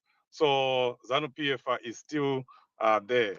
What's your comment on that? And also, please, you are in South Africa, so enlighten us on the contribution that the DA is going to make when they come into government. It's being mooted that the president of DA might become the national vice president. Do you think that will help the South African economy, the Oppenheimers, and all the other capitalists, South Africans that Malema is always shouting about? They will be there now. They will be in control of all the factors of production and all the capital. How is it going to work out? Is this good for South Africa, or it might be the beginning of another form of colonialism in terms of capital? Thank you. I'll start from the last question because that's one of the key issues. I accepted this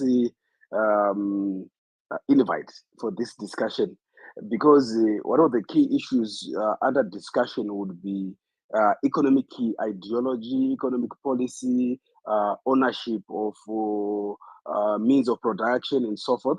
So I'll be a bit broad so that people can understand where I'm coming from, but and I'll then try to give a discussion to answer specific questions.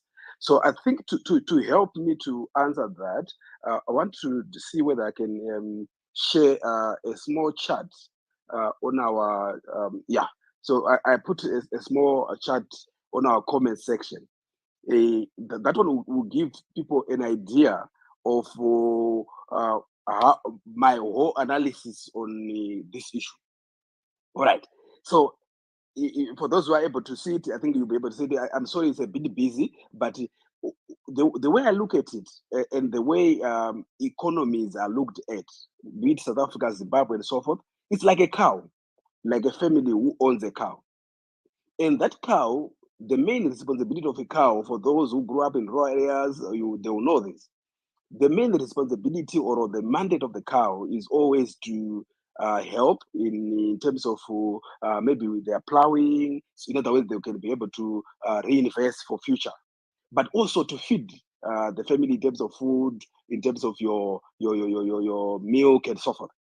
Now, any political party comes in as a shepherd, mufudzi wemombe in Shona, or a steward, and their main responsibility is firstly to feed the cow, but most importantly to make sure that the family is fed through that cow.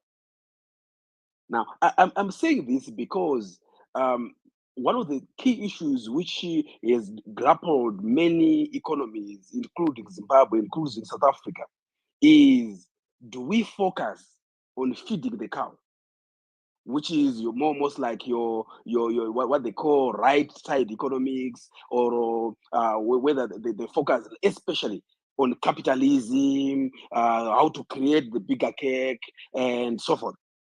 But also there is another one which we call left, where people say, but we can't allow our children to go hungry. The cow has to feed us. And that side of economics, we normally call it the left, or the consumption side. And one of the key issues which has grappled, South Africa has grappled with, especially, is to say, how has the ANC evolved? You will find that when President Mandela came in, he was more into reconciliation. But when President Mbeki came in, he focused much of his attention into how to grow the cake. And I will show another graph, which is my last graph, where the economy actually grew. But the problem with that is that people were saying, but this economy is not creating jobs fast enough. And we are hungry, and we are not able to do what we're supposed to do. And then, so there is always that grappling. And that's why the Zuma camp was able to wrestle power from President Mbeki. And one of the key issues he was being blamed for was that he was pursuing neoliberal policies which focused on growth, but the benefits of growth were not trickling down to the poor. And then he was removed. But he was removed when Zuma came. There was also, because they focused too much on consumption, on focusing on how to do the redistribution of the country's wealth, then the economy went into junk status, and the economy could not grow, and problems of corruption began to increase. Why? Because the cake was getting smaller and smaller. So as the cake gets smaller and smaller, people fight for opportunities to be in government so that they can steal. And then President Ramaphosa came in. What did he do? He tried to go back to let's rebuild, let's renew. So for me, that's where the real discussion point is, to say, do we focus on capitalism, which I'm now bringing in the new parties now. Do we focus on capitalism, which focus on let's grow the economy, let's be production minded, and let's see have high economic growth. GA seems to play in that right, on the right side, if you look at it. And other smaller parties seem to focus on that area. Then there is also another one who says, no, but we need to do socialism. We need to do nationalism. We need to even nationalize the reserve bank. We need to nationalize banks. We need to nationalize all our mines. We need to, so it's a redistributive kind of policy. Who is in that angle? Definitely EFF, definitely MK. Now, so we have on one side, we have DA, like what you have rightly said, Mambo there. We have DA and other political parties. They are playing on the right. But on the far left is your EFF and MK. Now, my point is, there are always advantages and disadvantages of pursuing, whether you are far left or you are far right. Because you pursue far right only, the problem with it is that your government will not be stable because there will be strikes. Your government will not be stable because the generality of the poor will be complaining. But also, if you focus on the far left, your government also will not be stable because the cake will shrink faster. You go the Zimbabwean route, and you go the Zimbabwean route faster than you think because you are focusing much on sharing the cake rather than growing the cake. Now, in my view, the ANC has an important opportunity to enjoy both sides of the world. If it gets in bed with either MK or EFF, it means they are able to bring in some very, very good policies around how do we distribute the cake, so that you pacify the generality of the citizens who are saying this democracy has not worked for us, and you have a grievance in that aspect, which in earnest is actually very, very real. But also, for you to be able to feed these people, you need the economy to grow. So you also need to also take some policies around your what DA has done in Western Cape. For those who might not know, Western Cape after COVID up to now is the province which has created more jobs than any other province. Western Cape is one of the provinces which is known for quality service delivery. Western Cape is one of those provinces which is known for zero tolerance to corruption. So all those aspects are also good for a functional government. So, I would want to argue is that ANC might benefit if they take at least some from DA, some from MK or EFF, so that a more balanced team where those who push right are included, those who push left are included, and then what we come up with, and this is one of the things I am really pushing, is that what we need to come up with is a model which is not capitalist in nature, but neither is it socialist in nature, but we come up with a model which is inclusive in nature, where we engage, like I said, both sides of the cake, both sides of the world. So it's inclusive, it's democratic, and it's more development oriented. Prof, I think you are moving away from your mic for a few seconds and then coming back because you're getting muffled. Oh, okay. Is it better now? No. It's not better.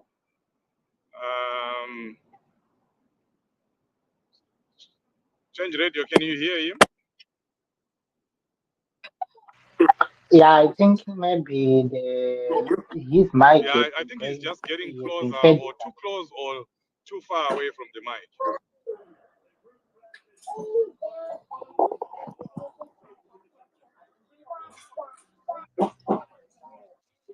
Dr. Mayembe.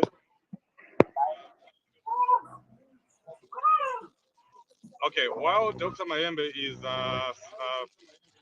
sorting his mic, Change Radio, you can go ahead and get some speakers to speak. Let's hear what you think about the South African election. We want to hear your views. And those that haven't spoken, this time is for you. Yeah, okay. Yeah, thank you. We have Maura. We have Ango Jobs in Maura. So maybe Maura can go first. Okay. Just in brief. Then we go to Ango Jobs in brief. Thanks. Okay. Thank you. Can you hear me? Yes, we can. Yes, we can hear you. Okay. Thank you. Thank you very much. Greetings to all, and I am happy that you have given me an opportunity to say something. I'm a great friend of Zimbabwe people, and I also have some investment in South Africa. The next stage I'm looking is Zimbabwe when things get better. Now, let me start by saying this. I was very surprised that by the vote turnout in South Africa. It was barely 50 something. And my question was, because I was expecting a lot of people, particularly those who were born from in 90s, to cast their votes.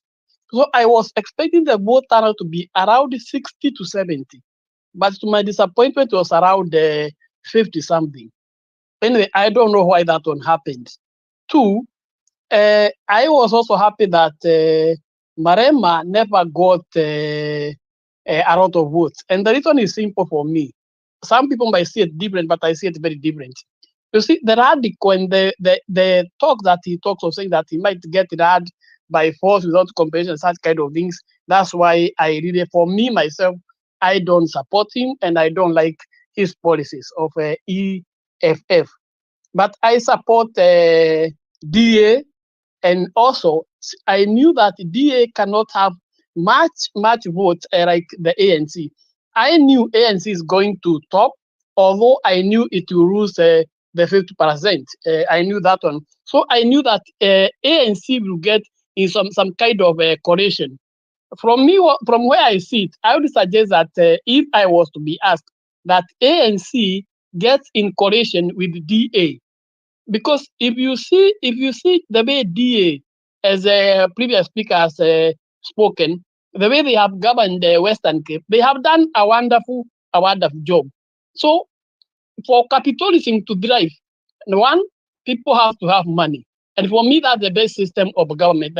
Capitalism, I like capitalism when it is put in its right proper way and when everybody is allowed to practice what I call free-based market economy, whereby we compete equally.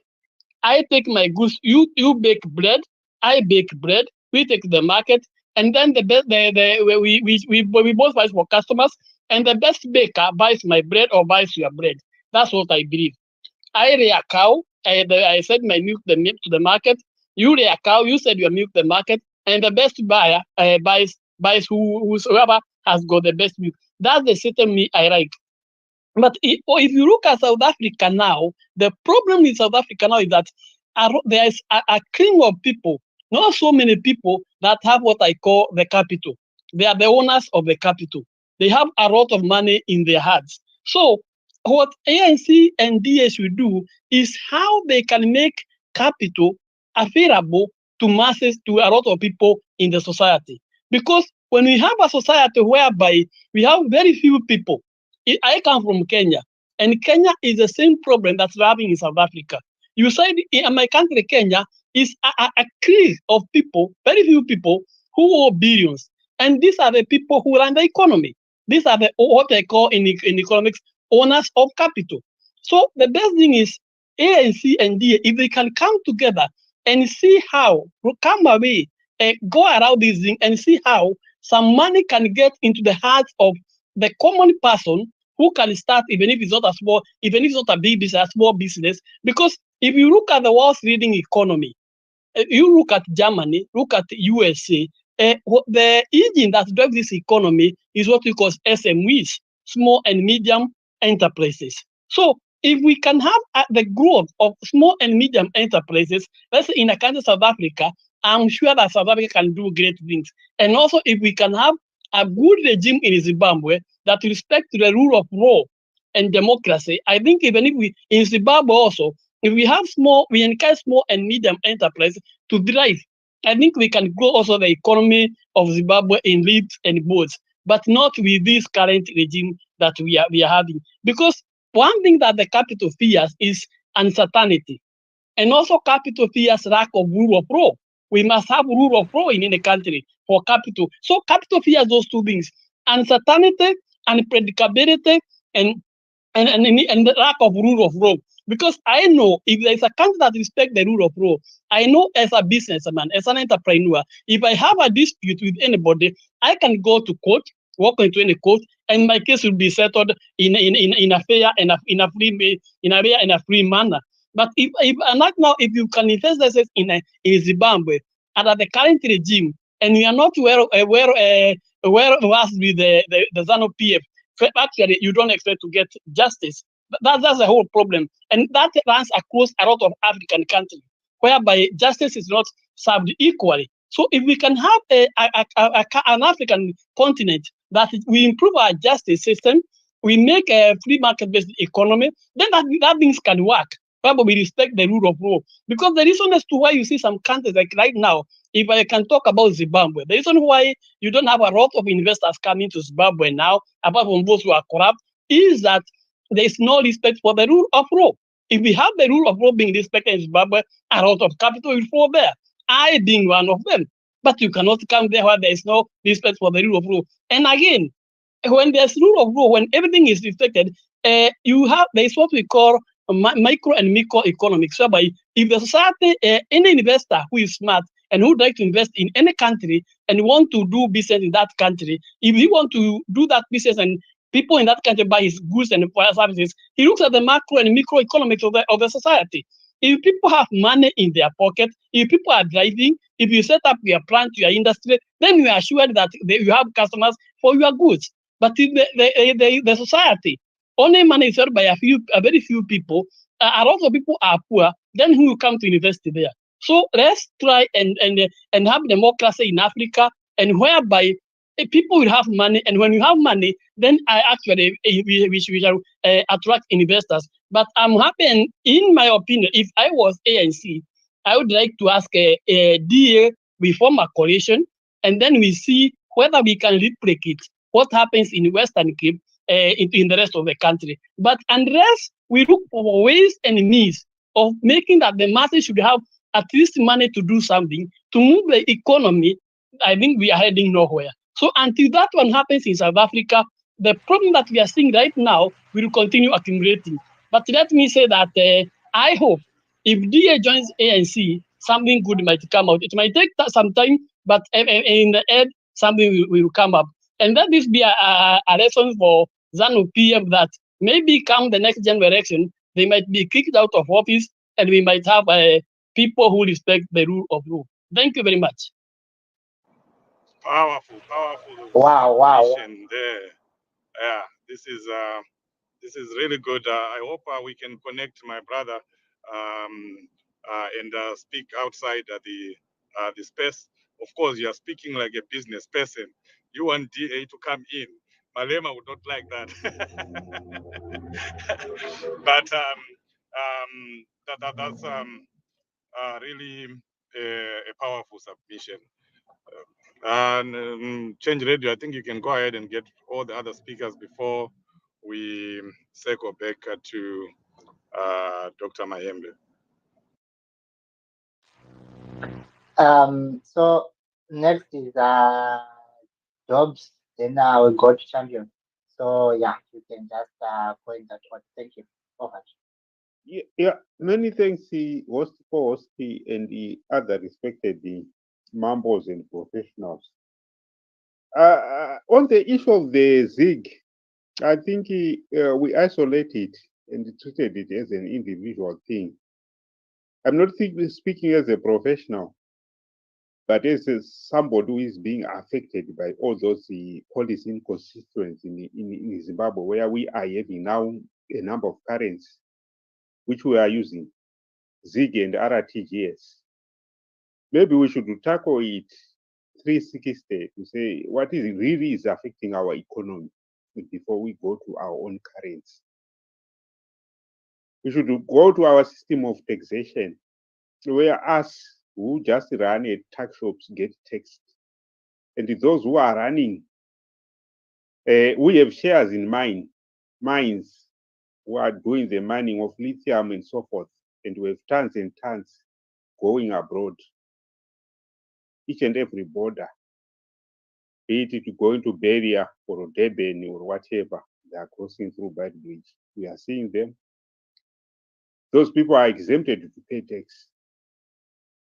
And the people are not willing to tackle all those issues.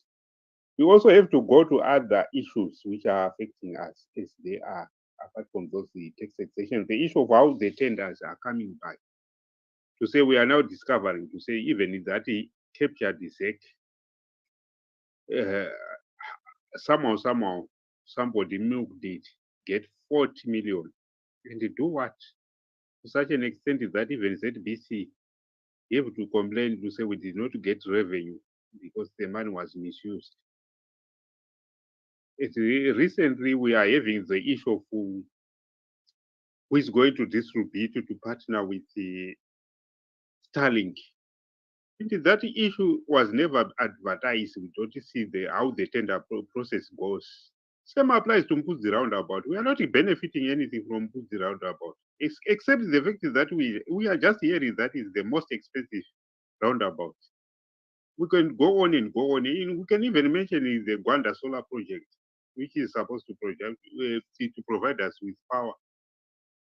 But at my homestead, I have more solar panels than at Gwanda Solar Project. That's a fact because I've seen the picture when the Parliament Committee was storing it.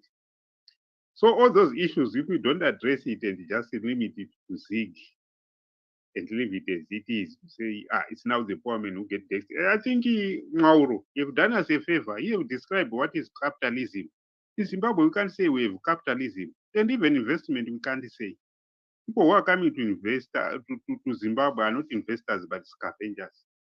They just take it. That is why you are seeing that even gold production is going down, because no investment is being put on the gold mining, but except is scavenging what have been left by the actual investors.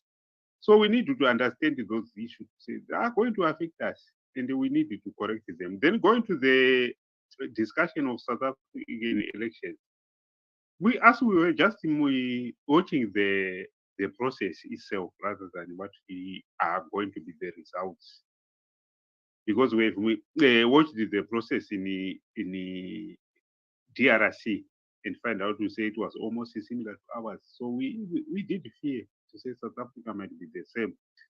But we are now having confidence to say we still have the democracy in our neighbor, we still have the independent institution in our neighbor, which we still lack.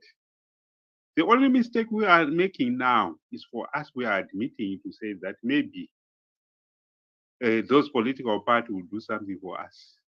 No, they want to do anything for us. We should do, it is this time we should just prepare to take our responsibility to say, no, let's make changes to our country. Let's fight for our country to have those independent institutions. Even if we go to our ZiG issues, we have to understand now to say we have 22 parastatals, which are not even under scrutiny, parliamentary scrutiny, under Public Procurement and Disposal of Assets Act. They are just put under presidential powers. How much do they worth? I don't think nobody knows. And what would happen, we don't know. So that issue of accountability and transparent doesn't apply to us. And if we don't make it apply to us and just bang on what have happened to South Africa to say they will correct our issues, we are lost. We need just to understand to say we have a lot to do to catch up. I don't think they will do anything to help us.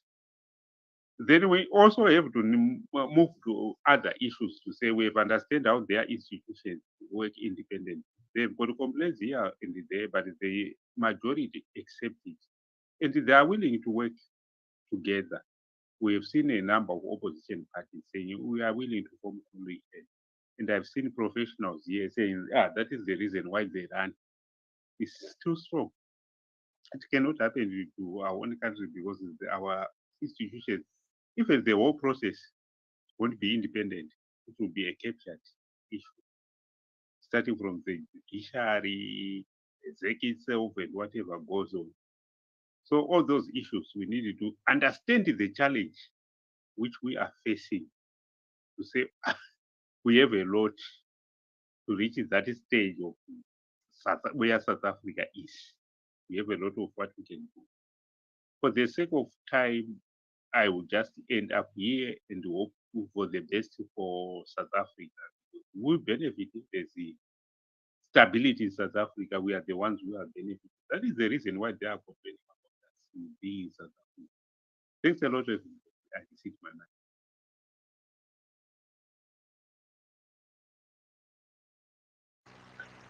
Over to you, Champion. Thank you so much, George, for the submission. Thank you, host and co-host, and thank you, the listeners. I think we need to do good justice when we talk about, especially. I don't want to talk first about ZiG because ZiG is not a currency. I don't think there is anybody who is serious here who wants us to discuss of anything that does not have even shape, even value. I can't talk of a currency that is being printed using US dollars, and by the end of the day, you have spent, let me say, if I was doing a cost analysis, right? Let me say today I'm a cost accountant, I'm doing a cost analysis about ZiG. You are printing ZiG in US dollars, using the inputs of US dollars, and you produce something that does not buy anything. I don't even think that I can even start to talk about the concept of value when there is no value at all. You are producing a currency that cannot even, that is even, its value, it's worthless. It's less than a tissue, right? A tissue in South Africa, I think, is 10 rand. What is ZiG? For instance, what is ZiG? What a tissue in UK, I think it's 2 rand. What is ZiG? So that if I don't know how other people are thinking about, because by the end of the day, the person who is losing, it's you. And you see some people now start to sing songs and whatsoever, but they are forgetting that they are the same people who are losing. There's the same people who are even also, can I say, they are being looted, right? So at some point you have to feel pity for your own people, not for the sake that you are too smart, but because they don't understand who is the recipient of all these shenanigans. So at some point, the discussion of ZiG it needs to be thrown out of the window. Then when we go to the South African side, I think as well, let's do an analysis properly to say, okay, from 2010, after South Africa hosted World Cup, what happened? They came up with a document called the National Development Plan, where they were explaining that, okay, our country is going to grow in double digits.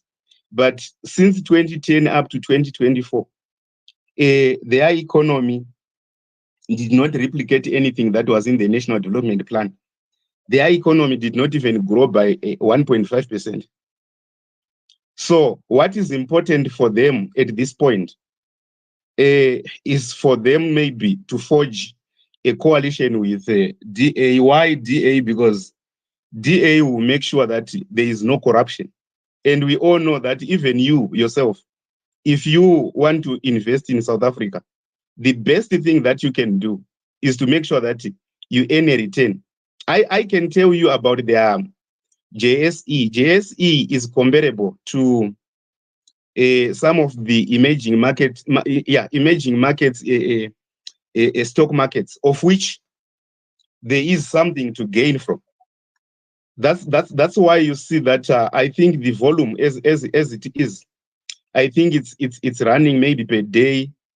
It's running in billions of dollars that are being transacted at GSE. So if you are going to come up with a coalition with EFF, what is the problem?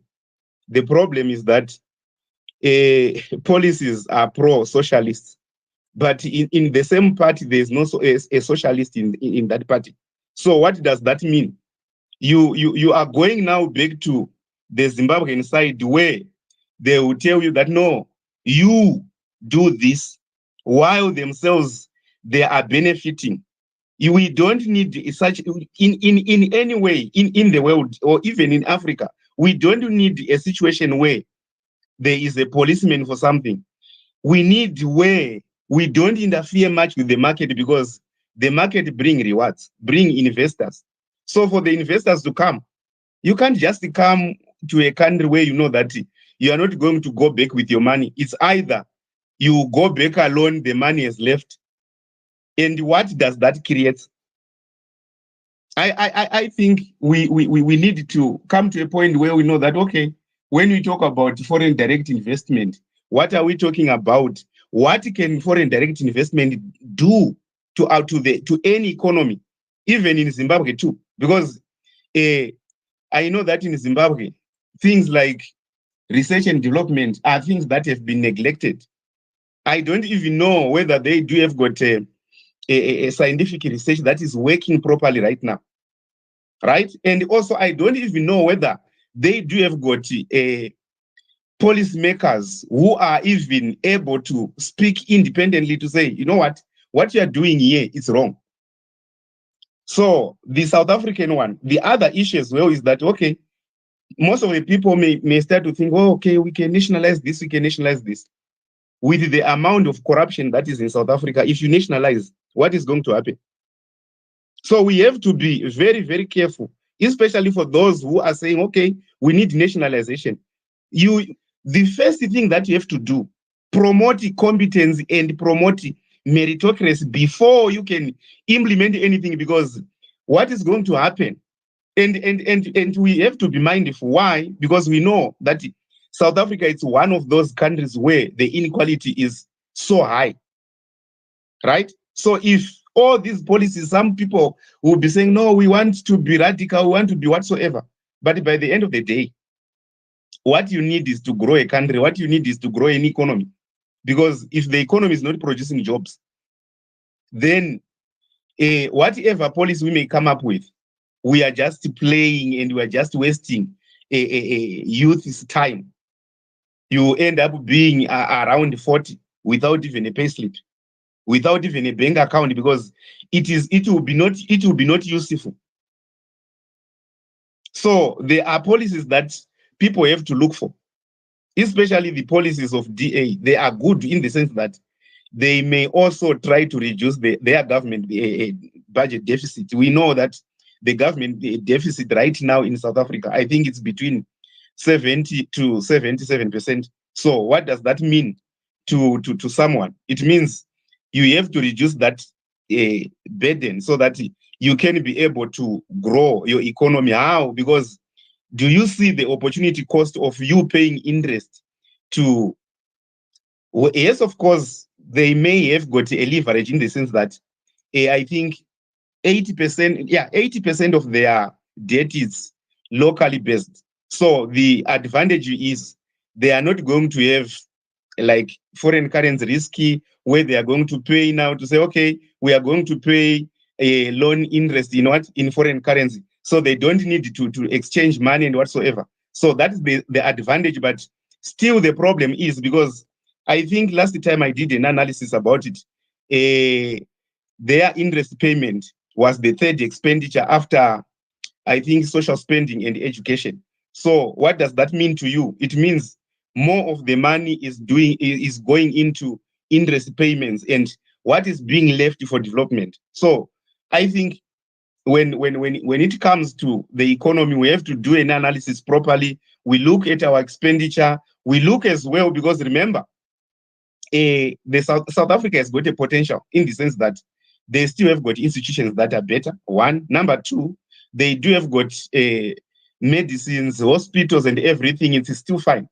Where now they are now going, it's where the problem comes because you can't have a NHI at this point while the number of your taxpayers are dwindling each and every time, because I think around 2018 they were like 7 million, but I don't think by now they're still 7 million because a high net worth individual, they have migrated, I think, about 20% of them. So there is a problem that they are sitting on, especially if they are going to raise taxes right now. Remember, the maximum tax rate in South Africa is 45%. What does that mean? Because this is an individual tax, and their corporate tax, I think it's 27%. What does that mean to you? What does that mean if you are a rich individual? It means at some point, the money that you are paying to tax is so much. So there is a need for them to bring that tax down so that you can have disposable income to save and so forth. So they need a partner. If ANC need a partner, they have to look for a partner who can try to help them to go back to normal years other than where they are right now, because where they are, they may face maybe a difficult problem because the taxes are going to increase. Why are they going to increase? There are 3 or 2 components that are important there. One of it is they are going to have a national health insurance, which is going to be a problem. 2, they do have got social grants. If you go to Eastern Cape, 51% of the people in Eastern Cape, they survive on government grants. 49% of the people who are any income, they are any income from employment. So what does that mean to you? What does that mean to a South African? So these things have to be done in a way of trying to balance the equation. You are trying to be redistributive at the same time. You have also to foster how to grow the economy. If you don't grow the economy, no matter how many policies you are going to implement, no matter how you are going to try to do it, it's going to be a problem in the sense that the economy is not growing. There are no jobs which are being created. All those investment summits that were being done, they were just like fictitious things because they never even come to be productive anyway. There was nothing that was replicated from that. So there is a need for now for them to look into themselves and look particularly to say, okay, this is what we want to do. What can we do? Can we have DA? Yes, to me, as someone we have attended Africa Risk Analysis Summit, I can tell you to say, you know what? The only preferable partner for now for ANC is to go the DA route. Why? Because the DA route is going to foster one, certainty and bring investment in. So if you are going to have EFF, the problem is that the capital is going to fly out. And what is going to happen after capital flying out? That's the next thing to talk about. I know that most of the Zimbabweans were saying, oh, EFF is okay. Guys, let's be honest. We had our problems. We had the capital flight when we chased whites, right? And if you were to go back to 2000 and look at the number of taxpayers, those farmers were taxpayers, right? Those industries that were grabbed, they were taxpayers. Right now, the government of Zimbabwe and its crooks, they don't pay tax anyway. I can give you an example of a company that I know, Great Dyke Investment. It has got an exemption of, I think right now, they are left with maybe 2 or 3 years, and they are not paying tax. All these companies, the Kubimbas, whatsoever, they are not paying tax. So the tax now is being only collected from you and me. How is it going to be? What will be the tax revenue? That's why these guys, they don't want to tell you reality to say we are running government deficits each and every time. So the economy is not growing, but what do? They play with records. Let me just end there. Thank you so much, and thank you, everyone. Yeah, thank you so much, Champion. That was a long and detailed submission. Thank you so much. Let's go back to Dr. Mayembe, and we hear what he said. I think we can allow him to speak and we release him. Then we have we remain and have our conversation, maybe just a brothers round table, and we talk more on these issues yeah. So over to you, Dr. Mahende. Dr. Mayembe, as you come up, another question for you is you also try to pick on what all the others have been saying. Do you think ZANU-PF is worried about what is going on in South Africa, the loss of ANC's majority, and also looking at what is going on in Zimbabwe, that SADC is about to give the chairmanship of SADC to Emerson Mnangagwa. Can Zimbabweans leverage on what is going on in South Africa? Tingakwanise here kumbovesera moto patsoka dzeZANU-PF. We have the mother of all demonstrations in Zimbabwe, probably in South Africa, and maybe also SADC headquarters in Botswana, just to test the water, just to see how the new South African government will react to that. Is it an option for Zimbabweans? Because, I mean, especially with regards to what is about to happen in Zimbabwe, I don't think as Zimbabweans we should just be, we should remain quiet when Emerson Mnangagwa, a contested president who did not win any election, is now being made a chairman of SADC, and we just let it happen under our watch. Your thoughts on that? Thank you, Mambo, and I really want to appreciate the speakers who have come before. I think they really brought some very interesting dimensions to the discussions. So I'll go back to some of the issues which they said, but let me start with your question, Mambo Sose, on the whether ZANU-PF is worried, and if they are worried, what could be the issue, and then I'll also touch on the issue of SADC, in my view.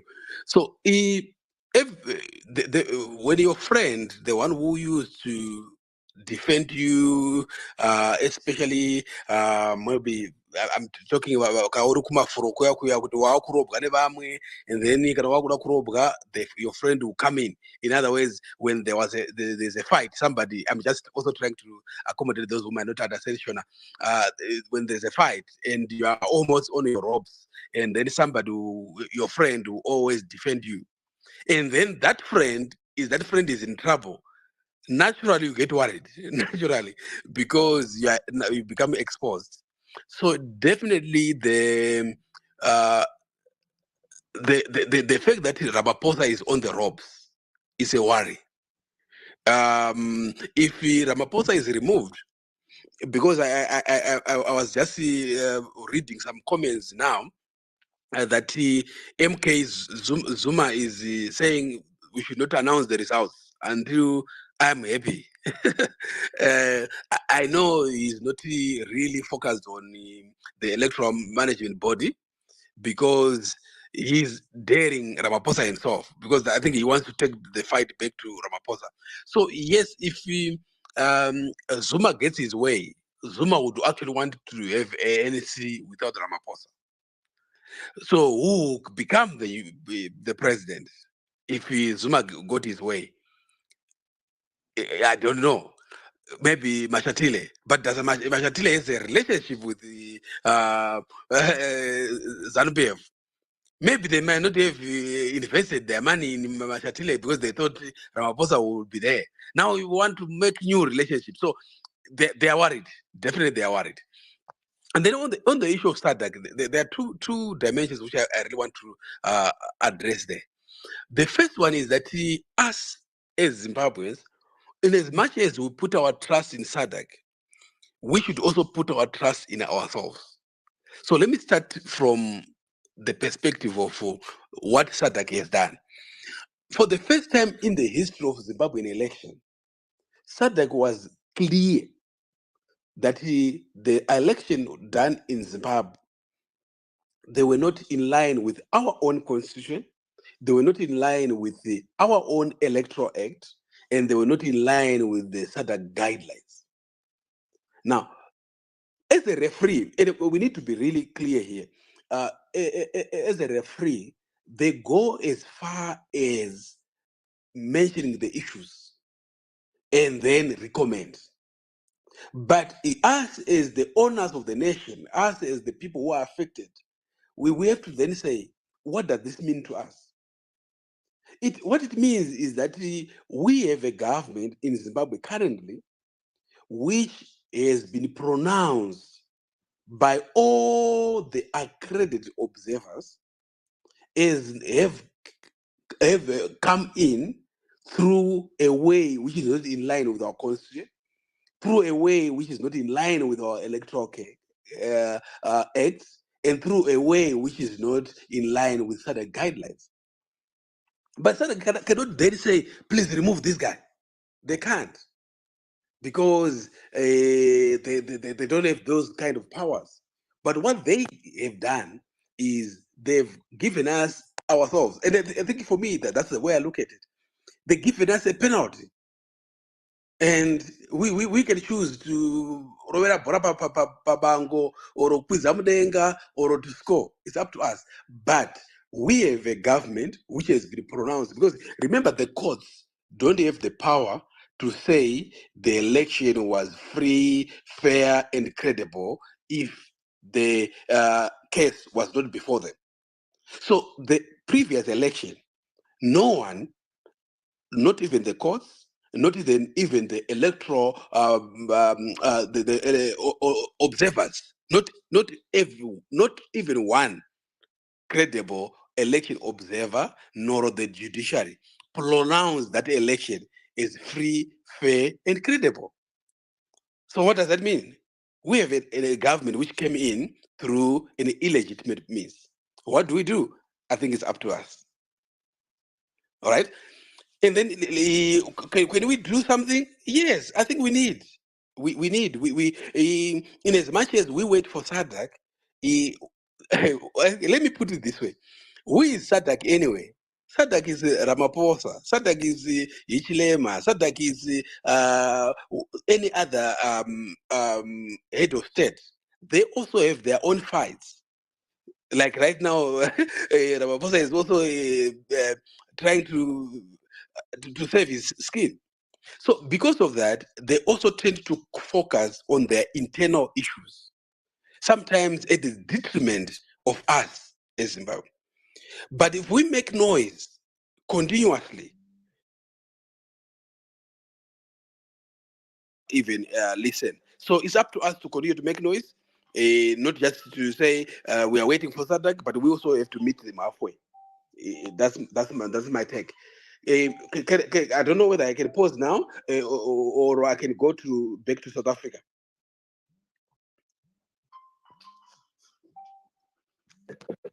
Thank you, Dr. Mayembe. I think you can go on in terms of South Africa. Hello, Mambo. Can I pause now? Or could I go back to South Africa? Yeah, Dr. Ranga was speaking, and you were saying you can go on to talk about South Africa. We know you have been here too long. You want to go, so yes. Please do go ahead and speak about South Africa, and then we'll take the last round of questions and comments, and we'll give you a chance to do your closing remarks. Okay, thank you. So I've just shared one chart, which is, I think the majority of people who have been following South African elections, you know that chart, though I just made some bit of additions to it. So in that particular chart, I shared it. It's part of the comments. I'm trying to show the history of South Africa, and I like Champion has already alluded to that fact, but I just put those issues together. So in that chart, I showed the history of ANC electoral victories versus economic growth which economic growth in this case is just trying to measure the performance of the ANC vis-a-vis the economy. What is clear there is that obviously when they took over in 1994, they got 63%. There was a slight dip in terms of economic growth. Obviously, you think they were trying to adjust coming in as a new government and so forth. But the glorious years of ANC were under President Mbeki. They were glorious in two aspects. And for me, I really want to highlight this. They were glorious in two aspects. Mbeki was able to win, to grow the support base of ANC from the 1994, which is 63%, to 66% in 1999, and then to the highest ANC has ever got, 70% in 2004. Why was that possible? The figures in the economy also suggest that during that period, Mbeki was able to grow the South African economy. Yes, like I indicated, there were some challenges to do with the growth. There was not too much. Some were saying the growth is not fast enough to be able to have a dent on what. But if you want to look at the ANC, you say ANC was the strongest when the economy was strong. And I really want to emphasize this point because what we are going to see as I continue with that diagram is that as long as the economy is not doing well, the ruling party would be in trouble.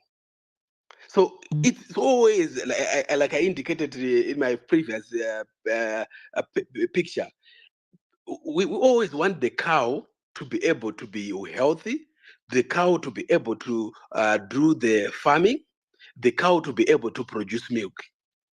So one of the key issues about that cow is that cow should be fed and that cow should be able to produce. And if we come back to the economy, it's always about the economy, stupid.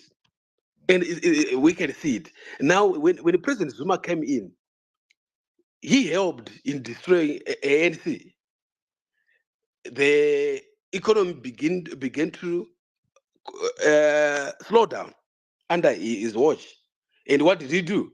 We also saw it in terms of electoral victory. From 66, he went to 62%. And obviously, part of the 2018 election was also coming from him when the economy was now in the junk status. And then 2019, the support fell to 58%. Issues to do with the state capture and so forth. Now, obviously, COVID came in 2020, but what we can see is that as long as the economy was decreasing, the support of the ruling party was decreasing. Now, the question is, what should the ANC do? They have to focus on the economy. So when they have to choose partners, I remember I mentioned this, that sometimes some of these things might be good for South Africa, but they might not be good for Zimbabwe. But what is good for South Africa today, what is good for South Africa as they do their own coalition discussions, is to do something which will reverse the economic downturn.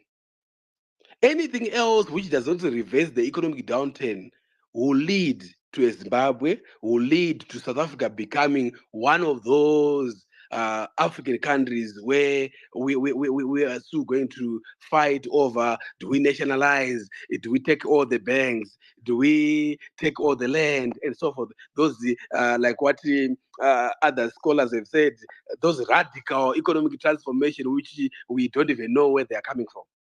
Is because people would have failed to turn around the economy. So what is my take on this? It is important that we should not just radicalize everything. If they take anyone, be it from MK or from AFF, they should balance by taking somebody from DA as well. Why? Because the economy has to grow. If the economy doesn't grow, it will affect Zimbabwe even more. Because a sick South Africa is actually going to cause even more pain to Zimbabwe, because right now, all the people who are working in South Africa, they support Zimbabwe. So a sick South Africa is going to make SADC sick. A sick South Africa is going to make South Africa worse off. So in as much as maybe we might not be in agreeing into one or two things, but one of the things we need to agree is that it's better for South Africa not to fall. It's better for South Africa to pick up. It's better for South Africa for its economy to grow. Why? Because we might even have our own market in South Africa. We might even have some of the companies we can start from South Africa. But if South Africa collapses, Southern Africa is doomed. I want to end here, and maybe I'll do some closure later. Thank you.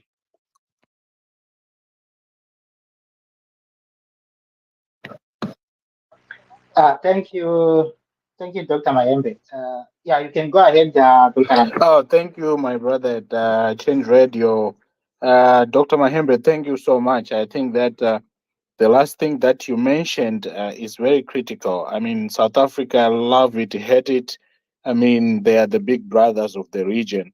And some people characterize them as the distribution center, like a Walmart for, a big supermarket for Southern Africa. So I think we are very much on point in terms of we want South Africa to be successful. Is there somebody speaking? I can't hear. Oh, maybe you can hear me, Dr. Mahembe. Can you hear me, my brother, Change Radio? Yeah, I can hear you, but I think Dr. Mayembe can't hear you. Okay. So I'm not sure. I think there was some connection issues. Well, anyway, I was just gonna say let's hear from the others who want to comment on Dr. Mahembe or questions to him, so that direct questions, so that he can, we can release him. Thank you. Thank you, Dr. Ranga. So we have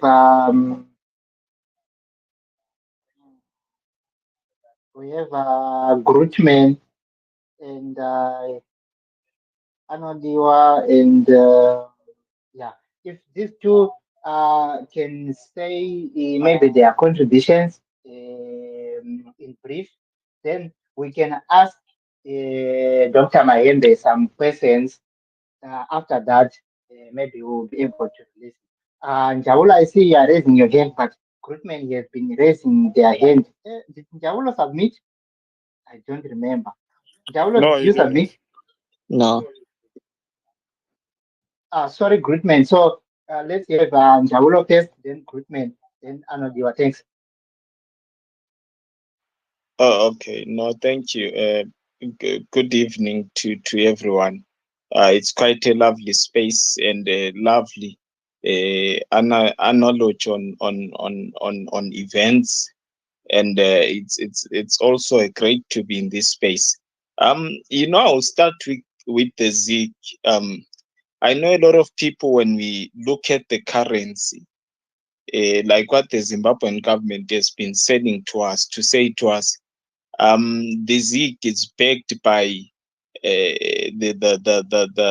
by gold and stuff like that. I'll tell you one of the principles of currency, especially in this modern day age. The principle of currency is not only backing your currency on gold or backing your currency on what.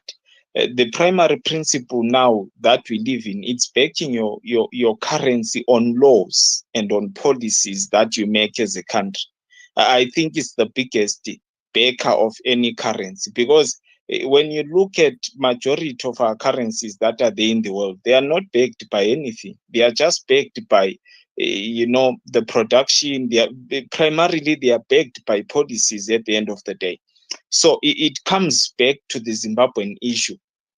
This is why Zimbabwe is not doing so well as a country, because we have turned our country into a banana republic, that we don't even respect our own laws that we have set for ourselves. That constitution that we have in Zimbabwe, it was written by us, and the policies were written by us and the lawmakers. You find at the end of the day, people don't follow the laws that they've even written for themselves. So it's a challenge for us to look at ZiG and say, you know what, it's going to work.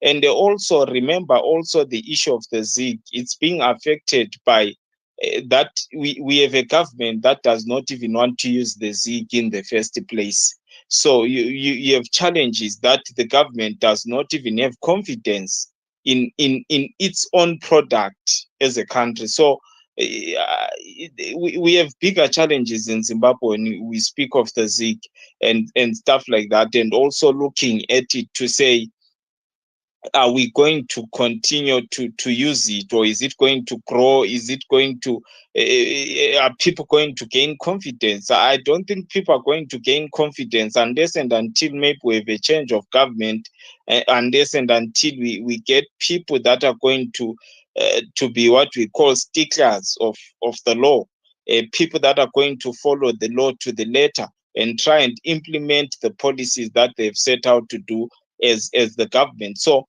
on the ZiG, it's a matter of policy as a country. It's a matter of the government more than a matter of the money. You change the government, I think you're going to give strength to any currency. Even if you are going to use a newspaper, people will have more confidence on that newspaper if you have a strong government at the end of the day. So this is my take on the ZiG. But also coming to the South African issue, the elections. You know, one of the things that have really touched me and saddened me by these elections was the turnout. I felt so much so that the turnout was very low.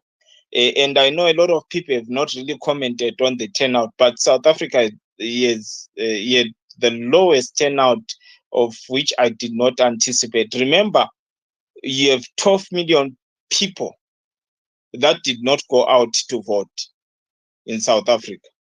12 million people. Remember, you had 27 million registered voters. Only 58.6% cast votes. Their votes went out to vote. Then, which is equivalent to 15 million or so out of 27 million. So you have 12 million South Africans. At least if they could have pushed and encouraged, especially a lot of young people, to go out and participate and vote, to at least to around 80 or somewhere there percent, maybe even up to 20 million people could have gone out to vote, to give also, you know, the Lokuzen, especially what I've just realized is right now there are a lot of things that are hanging in South Africa in terms of having coalition, because the ANC still holds the majority, so it can negotiate with some of these political parties. Like EFF was handing itself over to say, no, we are willing to have that discussion. But what I feel so much so, in order to restore the dignity of South Africa and get a very vibrant political economy and get vibrant leaders that want to prove a point, you did not want to have ANC in the mix of any government. You just wanted to get the other opposition political parties besides the DA. Maybe if you could have gotten the smaller parties coming in. What is the advantage of getting the smaller parties coming into South Africa? Number one, they have a point to prove. They want to prove that they are better than ANC. They want to prove that they can do better in terms of reconstructing and rebuilding South Africa. I'll give you an example. When you follow the guy like Gayton Mackenzie, you follow him. He was a mayor in Central Karoo. The guy did well. Remember, when you follow the guy like Herman Mashaba, when he was the mayor of Joburg, everyone applauded Mashaba to say you did well. And when you follow Action SA in terms of their policies in their local government, you'll find that wherever they are asking for accountability. They are asking, they want to be visible to the people, and they want people to recognize the efforts that they are putting towards the building South Africa. So it becomes, to me, I felt that these smaller political parties could have garnered even more votes for themselves if majority of South Africans went out to vote, and they could have formed a coalition which is based on some smaller parties. And it was going to be interesting, because when you have these smaller parties, there is more accountability, and there is more, there are no gatekeepers, as to say, because right now I see a danger. South Africans in 2018, they were singing Zuma must go, Zuma is corrupt, Zuma is returning the state capture.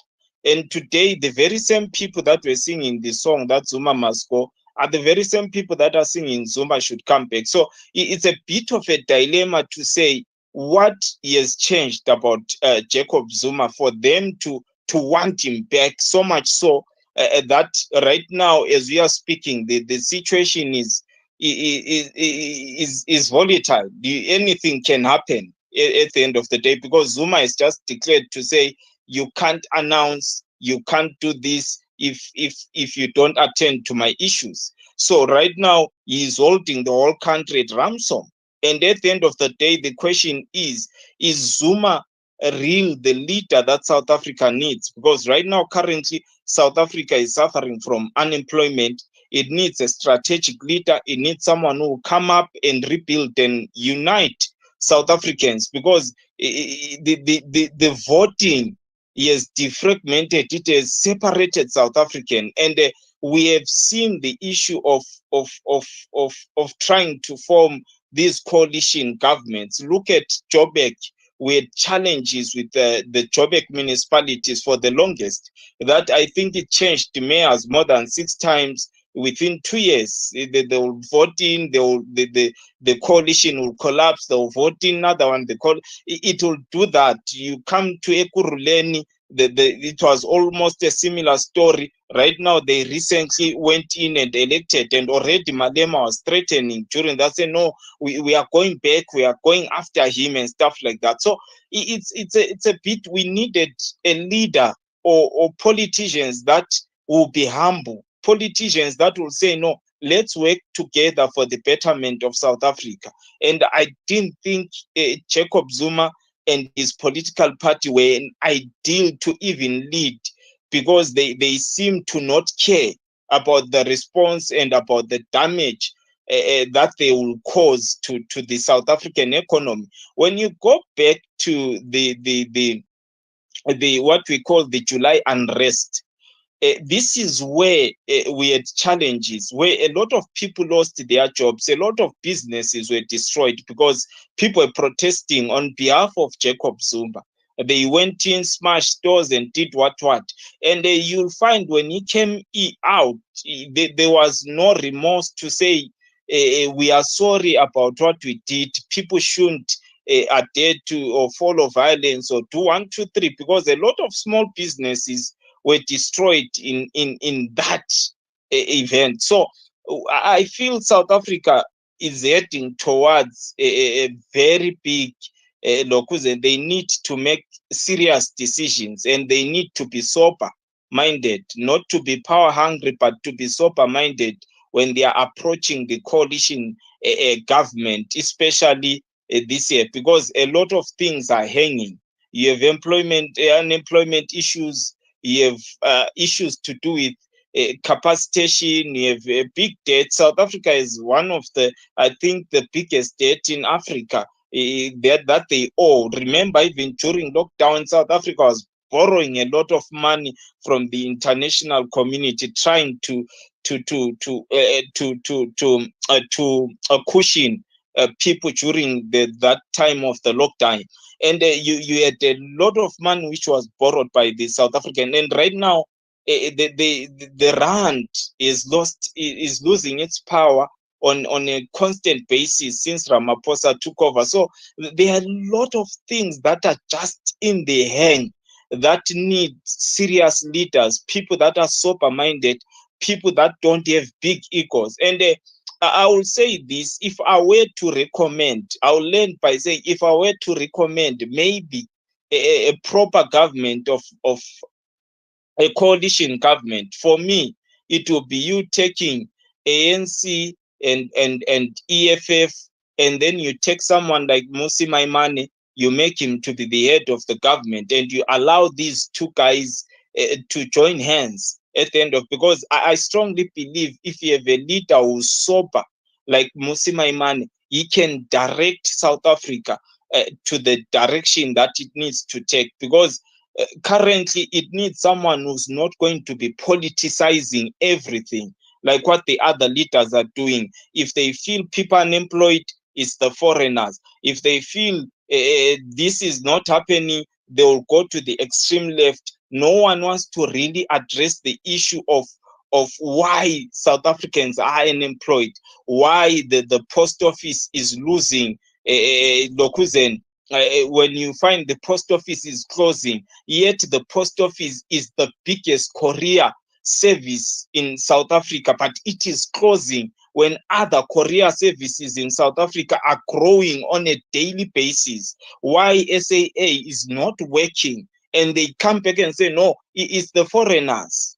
You see, so we need sober leaders that are going to go through, analyze things, put line upon line, and then redirect South Africa and capacitate it, because South Africa has a lot of natural resources that it should be starting to work for South Africans, but unfortunately it is not working for South Africans. And remember, one of the disadvantages that South Africans have never really looked deep into is that South Africa is losing a lot of capital through companies closing, number one, and number two, you have very wealthy people that are holding their capital. And right now, when you go in, you have billionaires. South Africa is the richest people in the whole of Africa. I think billionaires, it accounts for more than 27 billionaires in South Africa compared to the rest of Africa. So when you look at South Africa, it is so much capital, but people are holding their capital. They don't want to reinvest the capital because they have lost confidence in the South African economy, and they feel they are just going to lose by reinvesting it. You have a lot of the Ruperts, you have rich people in South Africa, but they don't want to reinvest that capital back into the economy. And anyway, let me land it here. Thank you so much, Change Radio, for a lovely space.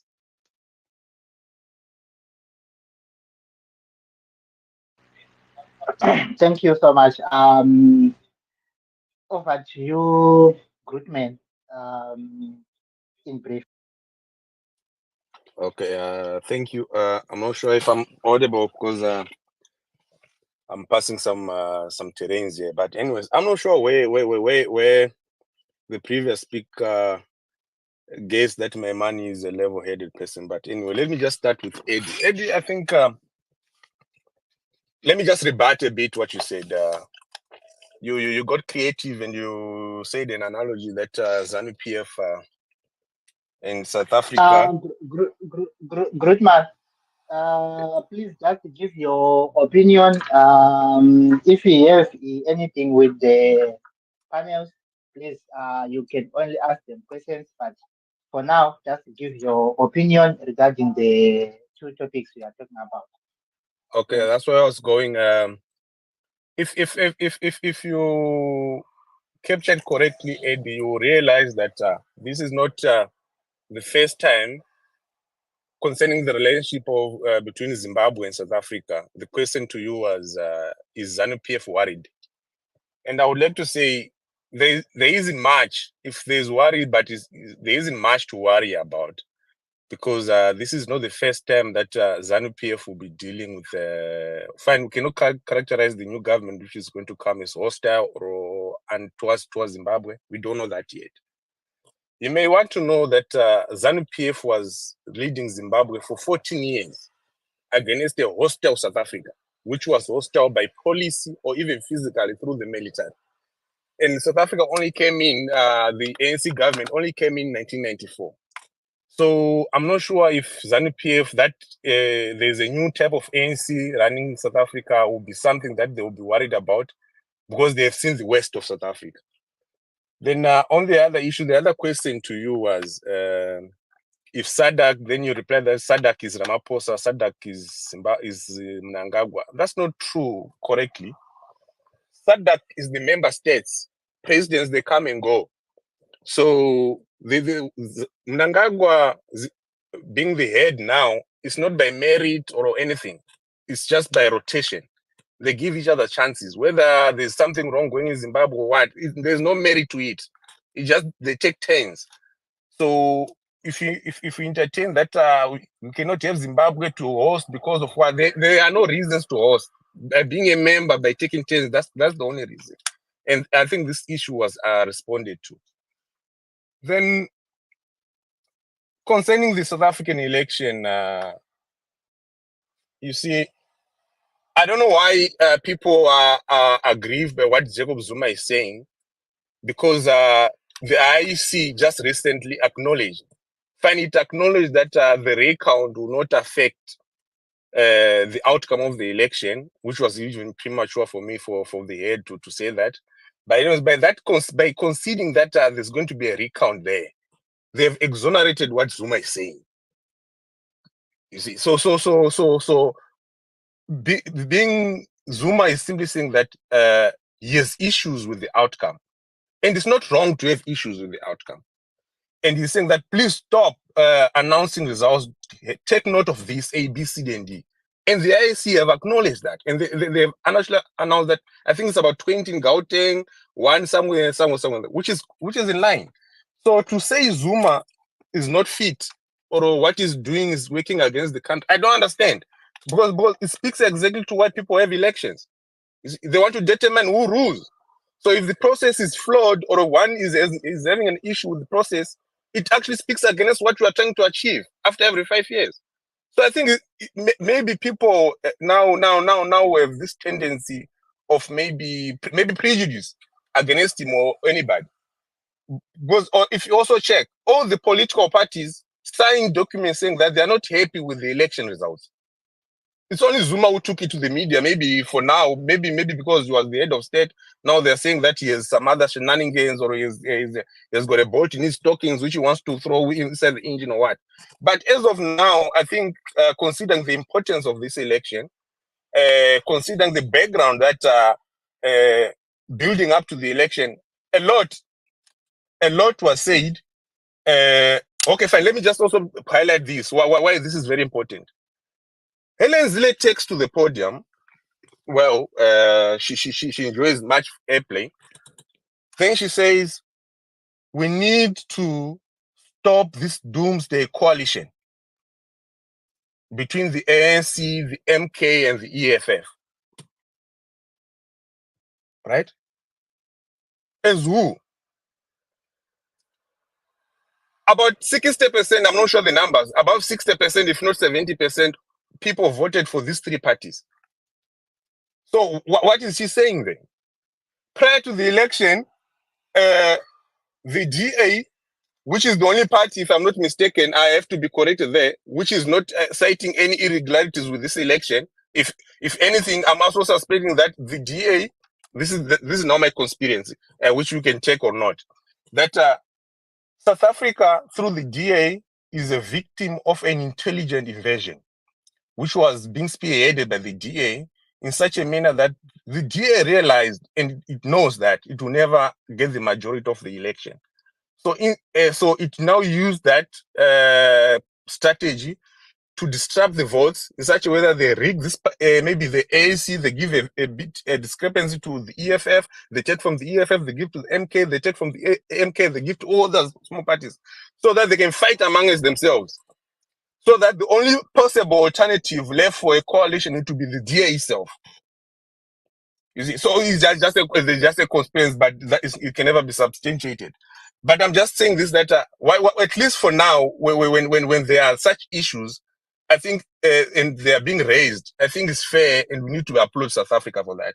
In Zimbabwe and other places, we just start seeing fires everywhere, stoning of people, all over. So at least they are being stable, they're raising the issues to the correct people. We also, at least now the results, and it's good that the results have not been proclaimed now, and the issues are being raised. Unlike in Zimbabwe, where then now the results are being counted automatically, there's a result. Now you see, there's no order. I think we need to applaud the South Africans. At the same time, we also need to applaud the players there, that they are at least holding themselves to with the regard needed for national progress, stability, and security. So I think all the parties, Jacob Zuma included, so far they are doing well. They are really doing well. That's what I wanted to say. And the issue of my money being a level-headed person, no, man, no, let's not go there. Yeah, thanks, man. Thanks so much for the submission. Yeah. Is there anyone who has not submitted so far? No. Right. So Yes, we it's can me. go back to. Yes, it's Oh, me. Arnold, you are very sorry. Yeah, Yes. please. In brief, quick. Yeah, in no, brief, thank you, please. host. I will not waste time. I'll just go straight to the point and talking to the topic. Right. The issue of ZiG should never be dependent on South Africa, because there is no amount of reserve that's in South Africa which supports the ZiG. Number one. Number two, South Africa has been enjoying indirectly from the exports that Zimbabwe could have been doing directly to the world. And it has been going to South Africa naturally because of the sanctions that were in place. And I want to think that it was a compelling need for ZANU-PF to have such a partner. But with the sanctions having been lifted in terms of commerce and trade, I want to think that the intelligence of ZANU-PF should now direct them to the correct markets. Its embassies should start working hard towards exporting platinum, having added value to the correct beneficiaries in the international markets, other than sending it raw to South Africa. And then, secondly, looking at South Africa, look, ZANU-PF, can I request the professionals of Zimbabwe to desist from xenophobia, because it blinds them in objectivity and looking at matters as they are. We speak in this space as though there was no election in Zimbabwe, yet we had an election, yes, not credible by observers, but it was not contested by political participants in the country. So I would like to Anodiwa, after you let's give the doctor a chance to speak, then we'll hear whatever he has said. The Citizen Coalition for Change, for example, did not sign the elections, did not agree the election, they did not sign the election. So you can but they didn't contest later. For now, okay, it's fine. Let's go to the Dr. Mahembe. Maybe he wants to go to rest. Then after that, we can remain here and maybe say whatever you want to say. If you have a question to Dr. Mahembe now, you can raise your hand. Then we'll give you a mic and you ask him a question. I think maybe this is the last or second last of his submissions. Then after that, he will go. Then we can remain and maybe we have a discussion on our own. Thanks. Over to you, Mrosmana. Thank you very much, Change Radio. I wanted to hear what the good doctor can share with us pertaining, the ZiG issue, that the government is arresting people, and we see the president of that government dishing out American dollars from the stage of their rallies, what he can, kind of enlighten us from what he thinks. Then also the issue of, I was reading an article this week about, actually, I think it was Mutuli kind of sounding, we might be getting some money finally soon to pay the white farmers. And this point is in relation with the way Western Cape in South Africa is managed by the white people and how we are failing in our own, and the assurance kind of in terms of what the good doctor can highlight for us to understand.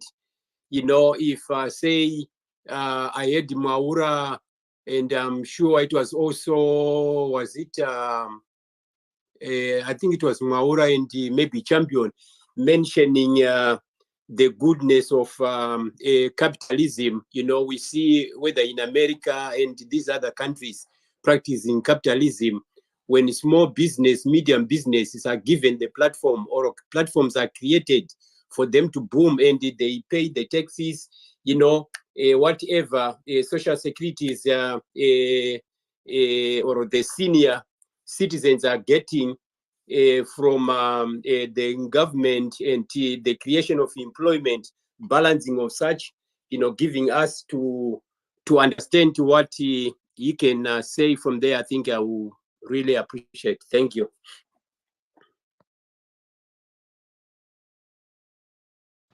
Yeah, over to you, Dr. Mayembe. It seems like there's no one else who has a question. Over to you, Dr. Mayembe. Yes, thank you. So this could be my last submission. So I'll try to answer and then even summarize my thoughts, and then if you would allow me to log off as well. So yes, I'll start from the last questions on the issue of ZiG. We have already discussed, so I'll summarize some of the thoughts we have already shared on this platform. The ZiG on its own, having a structured currency, is especially after a country which is coming from an economic crisis, lack of confidence, in my view, is the best. But however, the signals coming from the government itself are bad. Why? Firstly, because they are not using the ZiG themselves. Like what you have rightly said, that even we see the president of the country is using is pictured using US dollar, and they don't want to accept ZiG. If somebody is given maybe a bail or in the courts, they don't seem to accept ZiG. What I've seen in the passport of application, they don't seem to accept ZiG, and in the even duty, they don't seem to accept ZiG and other aspects. So that becomes like what Professor Mugano said. If you are the issuer and you are not using the ZiG or accepting the ZiG, we also tend to be suspicious. So I think that's it.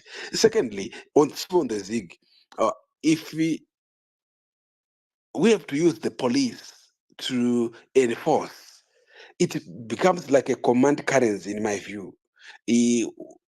People would use money if they think the money would not depreciate, if they think that the money will be able to be accepted in their next shop, if they think that the money will be accepted when they want to go and pay school fees, if they in their daily lives.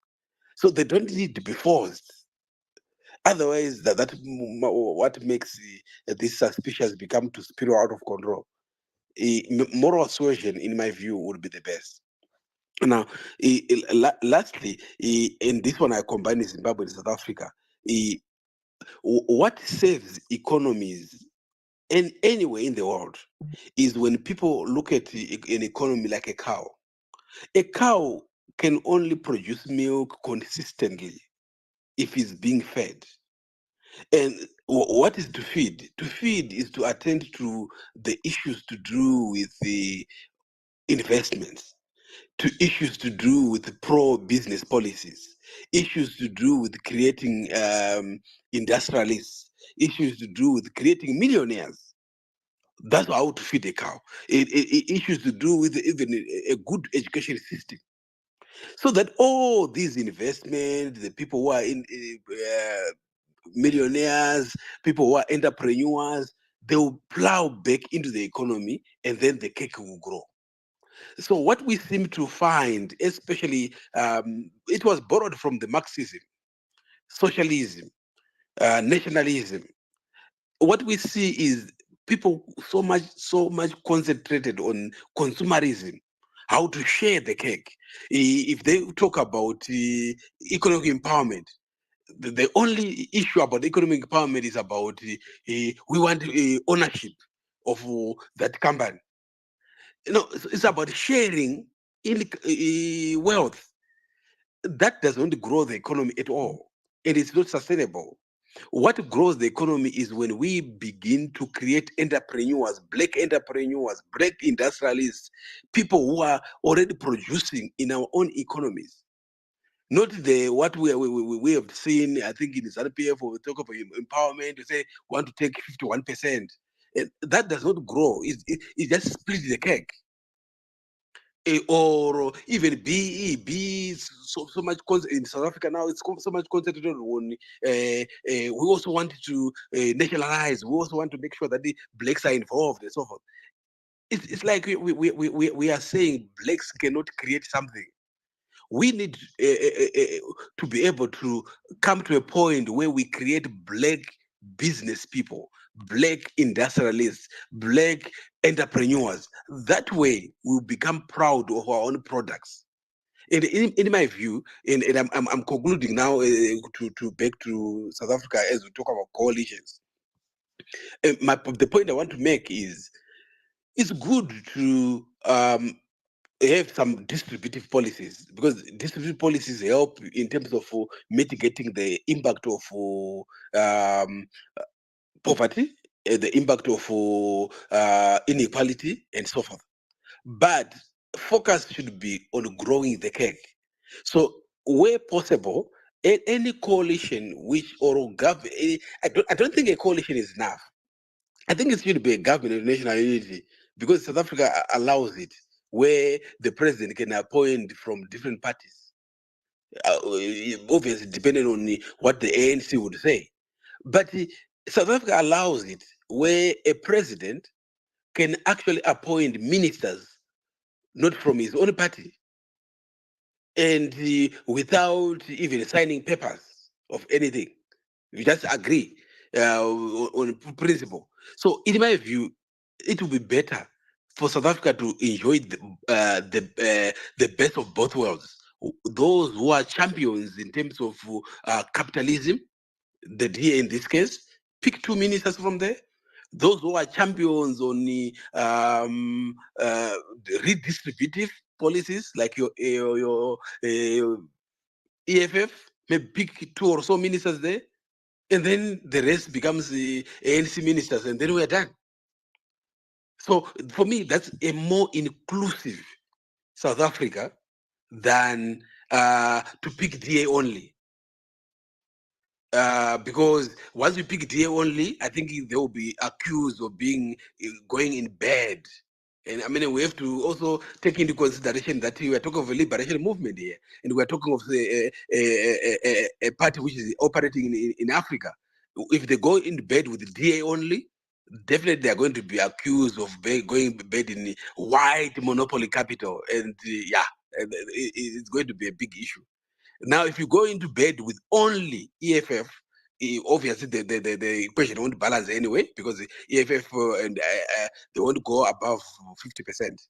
So, but if you go to bed with EFF only, you become anti-capital, which is also another aspect which EFF is advanced. So I think a balance.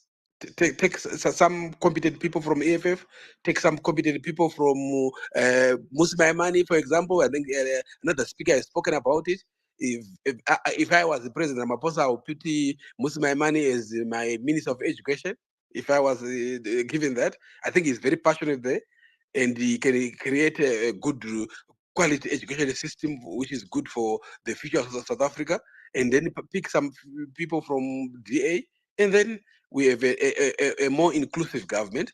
So I'll end here, and please thank you so very much for giving me the opportunity to chat with you guys, and I really appreciated a lot of chat, but most importantly I learned from others. So I think that's how we go. We speak, we listen, we speak, we listen, and we get better by listening to each other more, by just those who are sleeping, good night. For those who are still awake, have a blessed day. Thank you. Yeah, thank you very much, Dr. Mahembe. I hope you can hear me now. Dr. Mahembe, can you hear me? He probably doesn't hear me. My brother changed radio. Can you hear me?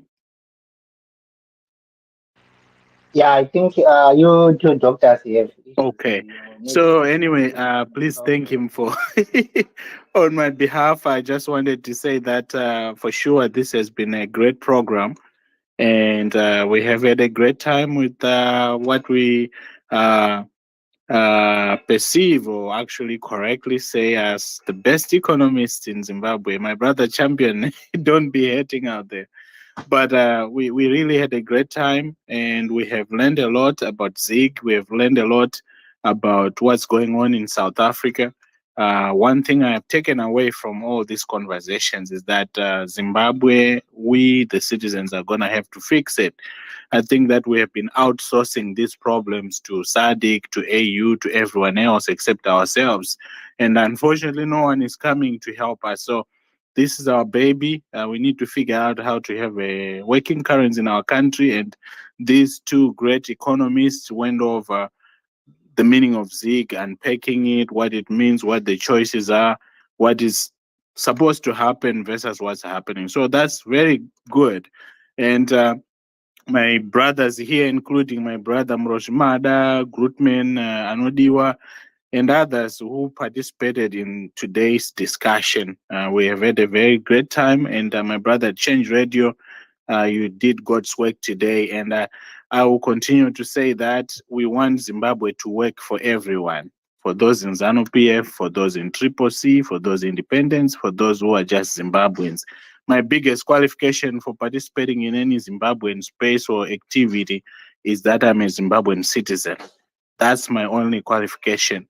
And that's what should make all of us say, how can we work together, like Prof.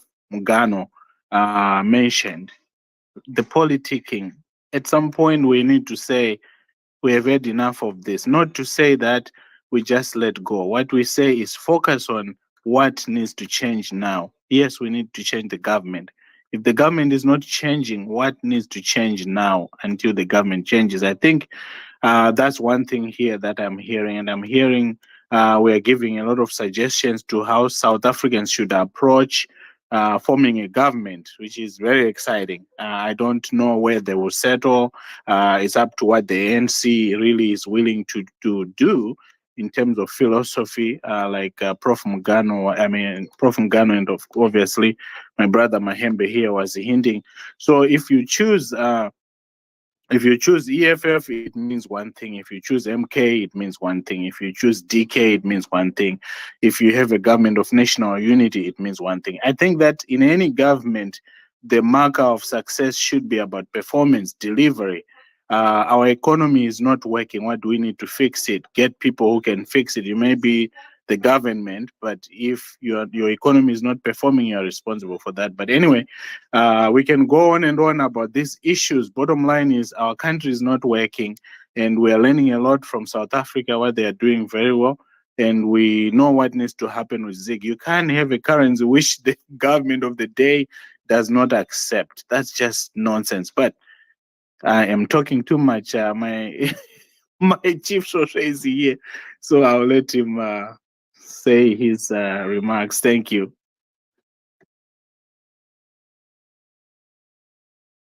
Chief Social.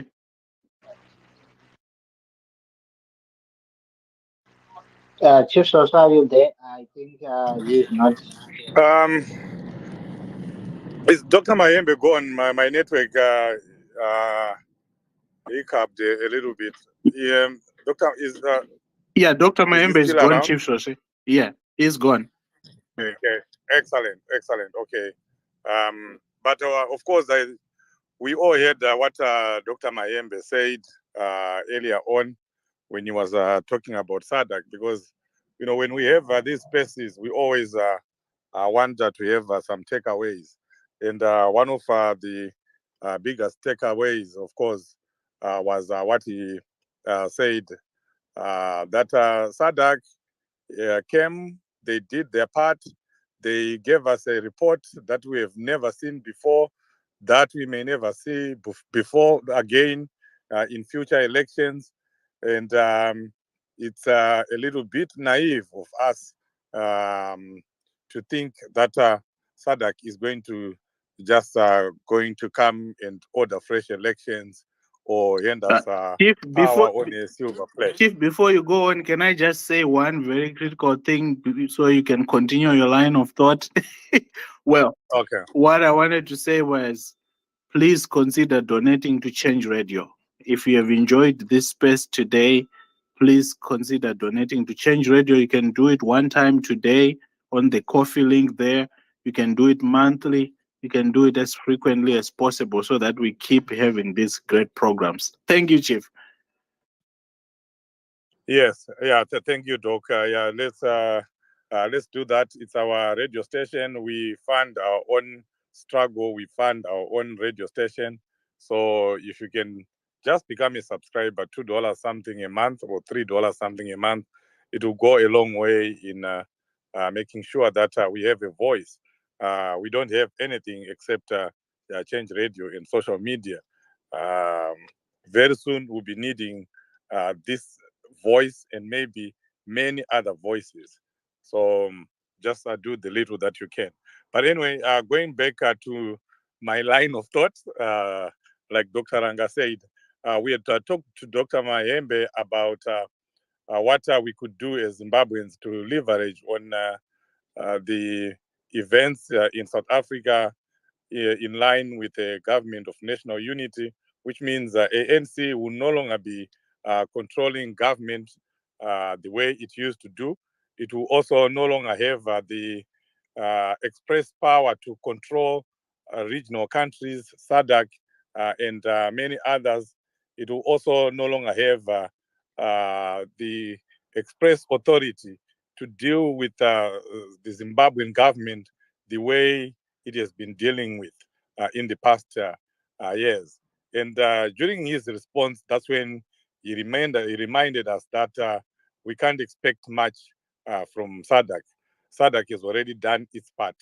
So tozokunzwai futi muchitaura kuti SADC iri kuuya, kune ma-elections ari kuitwa muna June, that junk that we have been fed by ZANU-PF manipulated media houses, ZANU-PF fake media houses that were all over the place in the past 4, 5, 6 months, telling people, writing fake articles, telling people that there are elections in June, there are elections in August. What did that do? What it did is it just put us in a relaxing mode as Zimbabweans. We just were thinking that, there's another election that is coming. Let's begin to prepare for that. And what did it also do to us as Zimbabweans, as activists, as people that are in a struggle? It took away the anger that we had, the anger that we could have used at that time to do something about our situation. It's a well-orchestrated plan by ZANU-PF where they play around with your minds. They arrange or rearrange the way of thinking of people using some of us. So let's not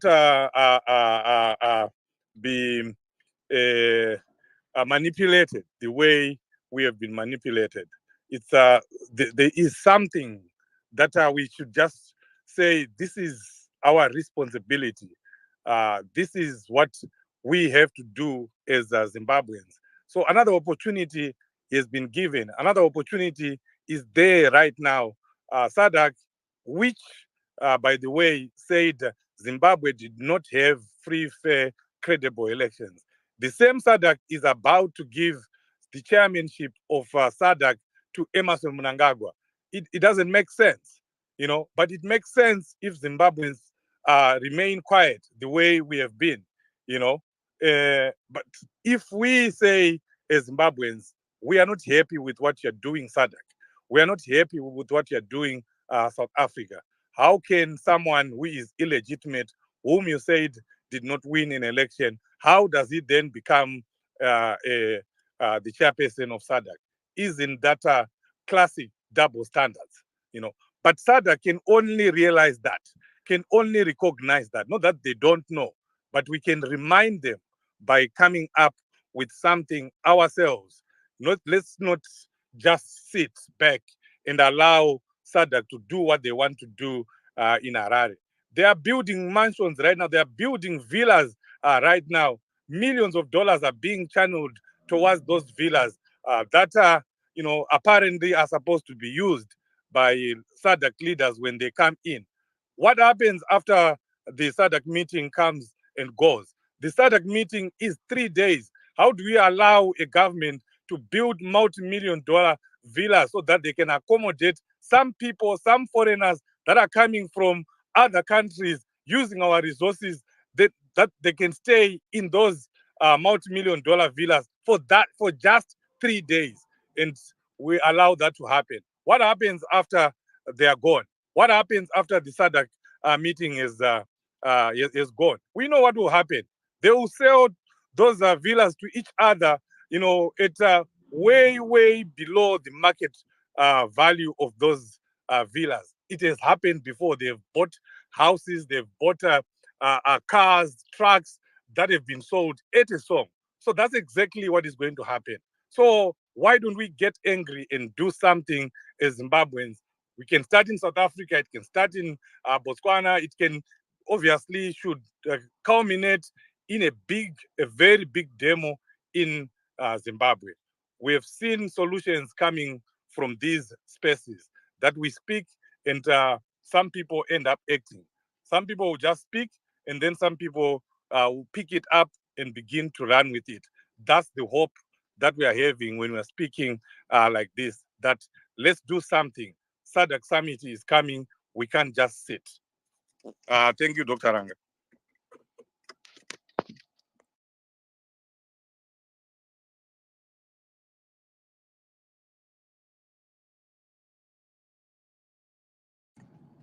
Okay. Dr. Ranga seems not to be here anymore. I think we'll go to champion. Then, if there are no more speakers, then we can uh, rotate on the speakers that are already there. After that, maybe we will decide to close. So over to you, champion. If you want to speak, don't just have to request the mic. We'll give you the mic, and we are still here. We can go for another hour or so on condition that we still have speakers. So, champion, I see we now have a new speaker and another request. Wow. Um, I just wanted to say that I am looking at the results now, the South Africa results now. ANC has 40.2%, and remember it's now the 99.89 counting. So ANC is 40.2%, and GA is 21.78, MK is 14.59. So if ANC was planning to do a coalition with EFF, they were not going to make it to even 51%, 50%. They were going to get something around 49 point something percent. So they need a third partner. Maybe they will choose the smaller parties. But even also the GA, MK, and EFF, they can't make it to 50%. It's around 45 something. So they will still need two more little parties. I don't know what's gonna happen there. All right, over to you, champion. We have champion and divide, and two more speakers who are coming up. So let's just give each other maybe 2 3 minutes. 2 3 minutes. We just say our submissions, on a rotational basis. After that, we decide. Thank you. Over to you, champion. Oh, thank you so much. I know that at this point we are having a lot of issues that yes, of course, we do have got expectations that, okay, maybe South Africa is going to help us. Yeah, it is a good belief that it may help us, but I don't see that happens as quick as, because right now South Africa has got its own issues. So, but I think this is the time that we have as well to try to, if we want to mount a demo, this is the time. Why I'm saying so, because there are certain problems that people may know. Right now in South Africa, there is no certainty of what's going to happen and what's not going to happen. I will tell you that, remember, Zuma already said, please don't announce elections results. But I know that tomorrow elections results are going to be announced, because there are some who are going to say to themselves, no, let's not worry about him. Let's not worry about Zuma, this and that. Let's continue with what we are doing. And some will be saying Zuma is retrogressive for the fact that he wants to hold some people at ransom. No, the issue is he may have got some issues that he wants to be known, and also to raise some of the issues and see how he can go. So I think there is a need for him to be entertained a bit and see how it goes. But at the same time, as Zimbabweans, I think we should have yet a plan of what do we do, because you may have got an opportunity. Why I'm saying the opportunity? If tomorrow is going to be something that is going to be considered, we may have got other issues that may emerge tomorrow that may even also affect you. I know that, yes, of course, we want South Africa to work and work very well. Why? Because that's where some of our people are working. That's also where our goods are coming from. I know that to those who may think, okay, South Africa is not important to us, but remember, the major trading partner that Zimbabwe has got is South Africa.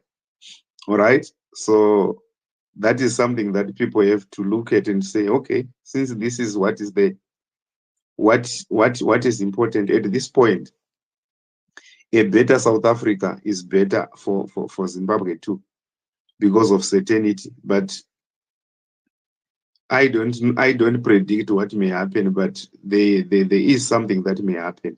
Just be vigilant and see how can you get it done, or how can you make yourself better.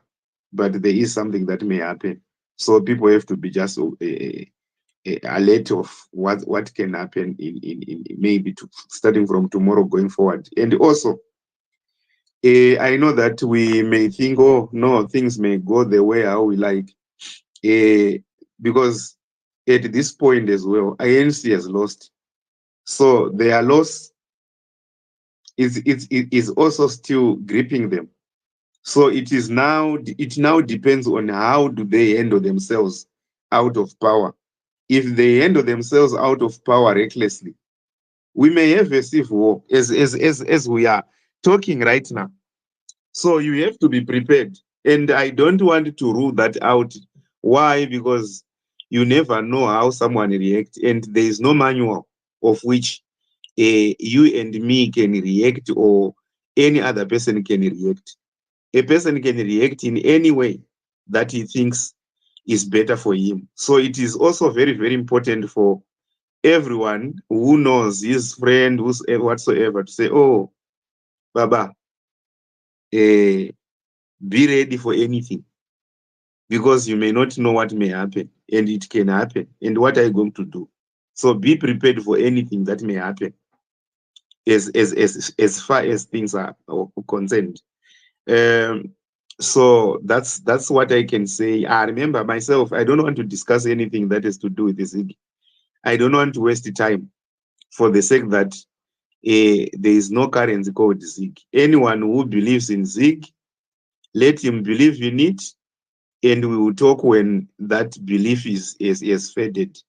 That, I think that is the time that we can talk to say, you know, there is no currency called ZiG.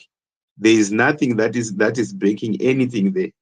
For the reason being that if there was anything that was breaking, what is the why are you arresting people if you are breaking some if something is baked, right? Imagine myself, I know that I have got something that is breaking me. I must have confidence on my own, and that confidence must not be enforced by someone else. So that's why I don't want to discuss it, because it's a useless matter. Remember, in 2016, you were even told that, oh, we have got bond here that is backed by that 200 million loan. What happened to that loan? What happened to that bond? Not so, or that RTGS. We don't want to discuss issues that have no, that does not even meet any economic criteria to be discussed. And those issues shall not be discussed anyway. I don't know, maybe people may feel that we need to discuss issues like that, but according to me, don't discuss an issue that has nothing. Because right now, if ZiG was a serious currency, why can't you print it out? They are telling you, oh no, we are not going to print because we are scared of inflation. What is that? Really? So it means these guys, they just wanted to go that route without any plan. Because you must have a plan. You must have also reasons. You should have done feasibility study. But did they do it? Do they have it? The answer is no. They just wake up tomorrow starting to tell you that, oh, there's now something called ZiG. Oh, it's backed by whatsoever. That's nonsense that I think every Zimbabwean should not discuss, but should just move on and say, you know what, I don't want to hear that nonsense anymore, because it doesn't work. We had bearer checks, we had bond note, we had RTGS, we had whatsoever, any kind of it. You have experimented and you are done. If you are still believing in ZiG right now, it means you may be a nice fool. Not a dull fool, but a nice fool. For the reason being that it doesn't help anything, because it's not a currency. A currency should be used. A currency you should not be arrested for using a certain currency. Do you think we do have got people who can even exchange US dollars whatsoever, but we haven't seen them being arrested in other economies? So why do you have to arrest someone? For what? I think as well the abuse of institutions should not be allowed, for the fact that we all know that institution must work for us, not to work for a certain group of people. So that issue should be not allowed to happen. And we as Zimbabweans, we should come to a point where we just draw a line and say, no, as far as this line is there, you don't have to cross this. And if you cross, then it means you are not part of us, and we have to deal with you. I think that should be done, and that should be even allowed to. Thank you so much. Thank you so much, champion. Thank you so much for that. Over to you, Divine Martha. Thank you. Sorry, Mrojmada, I see you have your hand up. Please just allow Divine Martha to just submit, and I'll come to you. Sorry. Thank you. I kind of came up in the middle, but I think I could make head or tail the common sense about the topic, discussing the ZiG and the South African election. It's amazing to see the powers of ANC dissipating among all the other multi-party systems that have been generated by the lack of coherency within the party itself. I'm sure you could see ZANU-PF disintegrate to that if they assume to remain as a one-party state, in my view, which had already started to happen. Of course, they fought hard against any other appendage that is not within ZANU-PF itself. I, for one, having lived in America, I would obviously be open to see what the DA has in the constitution as matter of what is their land reform policy. What do they say about that? That's important to Black South Africa. If they can address that and have a common goal with EFF, then that would be great to unite on very serious common goals. If the identification that ANC has become apathetic to people's needs, and it must completely be denied the ability to have power in South Africa. Therefore, you could see even MK coming together with DA, MK, and EFF. I don't see why not. That should add another small part to give that 51+%, and there will be no need to have any negotiation in that direction. So I think that should be done and explored. There is a very strong belief in South Africa. When I was listening to one of the spaces, there is a settler who moved to South Africa, had kids. Yes, they get citizenship, they are considered settlers. So they must pick the last born in the plate. You know, when we grow up, I'm the firstborn, I have to pick the first piece of meat and goes on. They must pick, they must know their place, that yes, they are settlers. They are citizens, but they are not citizens. They have a little bit of a half a cup. In a civilized world, if you're born there, you are a citizen, it becomes hard. I understand where it's coming from because I grew up in that struggle where I believe everyone is a settler. I still have that wanting to believe that philosophy, but it becomes very difficult in terms of accessing international funds when others understand that is the logic and modus operandi that you are applying. So what happens? I think then to look at really what is the DA offering that is going to help Black South Africa. What is their plan to empower Black Africans? In any case, I mean, they should have to be willing to state those facts. I haven't looked at their entire manifesto, but that is one of the questions. Hopefully anyone is here to answer that. Lastly, the question of the ZiG. Any country and every country, regardless of its boundary, must have a currency that they call theirs. If you don't have that, it becomes very, very hard to transfer energy, to transfer work, to make people operate their businesses without their own currency. It's very, very hard. You become an appendage of another country, an extension of the United States of America. So if you hate colonialism, you're already colonized. You're using their currency, using everybody's currency. So you don't want to hear anyone to discuss that. This hatred for ZANU, which we all hate, but should not blind our economic advancement. We need to think about what is good for my father and my parents. The currency has nothing to do with ZANU. The currency, if ZANU is not using the currency of some people in ZANU, they're the problem. We should point that out. But the currency is a national thing. We must build this currency, all of us, and make sure it works for our people and us.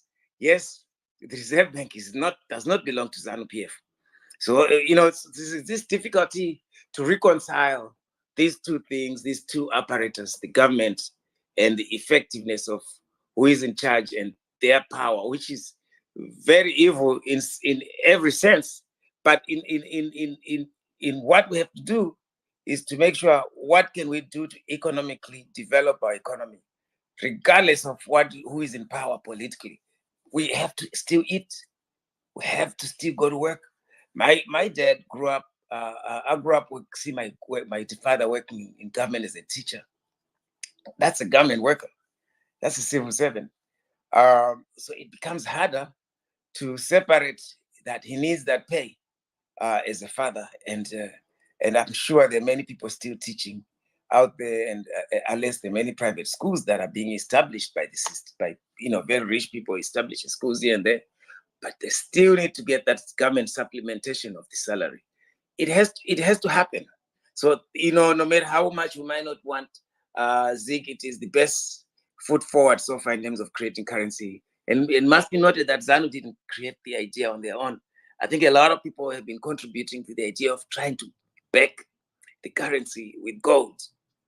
But what I think would have made it better to make people believe that it works is to back it with the in-ground assets, to finalize that deal where you can lock a certain collateralized value in the in-ground that anyone can count and fence it up, know that there are assets there, don't touch them. You know, many countries wouldn't be able to do that because they don't have in-ground assets like England. We do.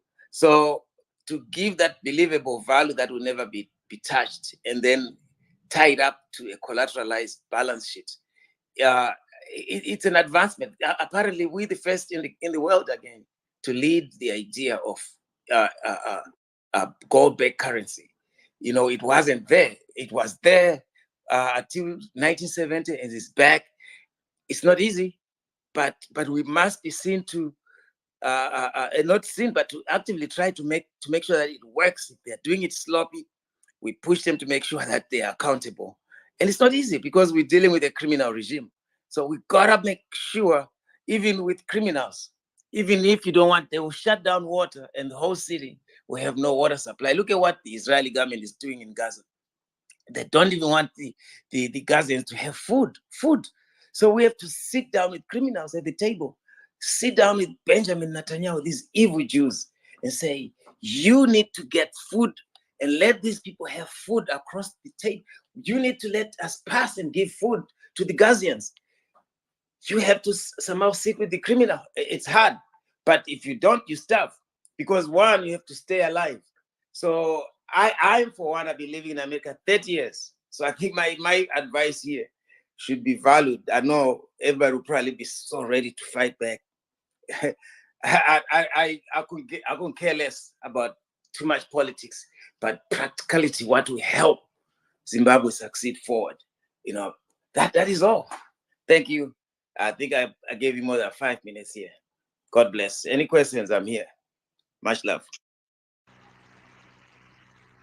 Yeah, thank you so much for that lengthy and detailed submission. I did not understand when you say ZiG has to work and because people what I didn't understand that. Maybe I'll ask you a question later. Let Yeah, me can I write it come down. in? We have Host? yes. I do just 1 minute. I see Rosmada has his hand up. Then after that, Anodua will come in. But Anodua, when you come in, please, Oh, is let's try to someone be presenting? a bit Maybe beautiful. I may be out of square. Then I drop and come back. Rosmada, can you hear me? Can anyone hear me here? I hear you. I don't know what Murozo wacho ari kukunzwa here. Let me just take this opportunity and say to brother Divine there. Hazvibatsiri kuti usapote mari inoshandiswa kubira mai vako mari. That route, even if you are going to have a 7 F-35 from America to try to deal with that issue, leave it there.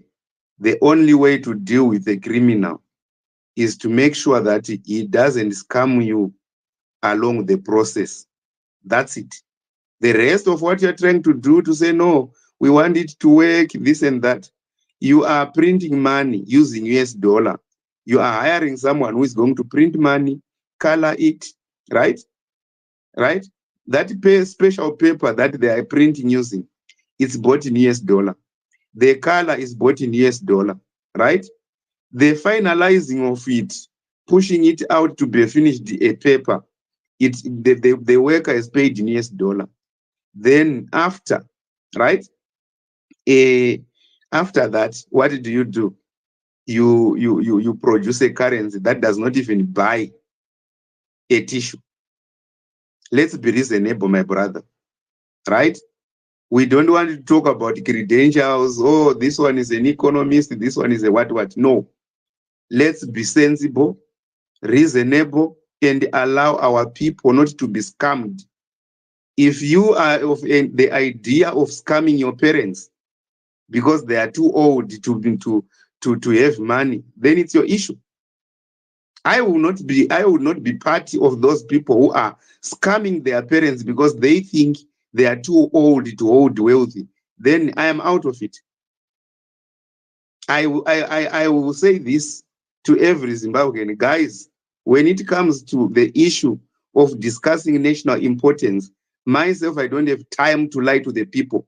I don't have time for someone to scam you and me so that he and his family can be rich.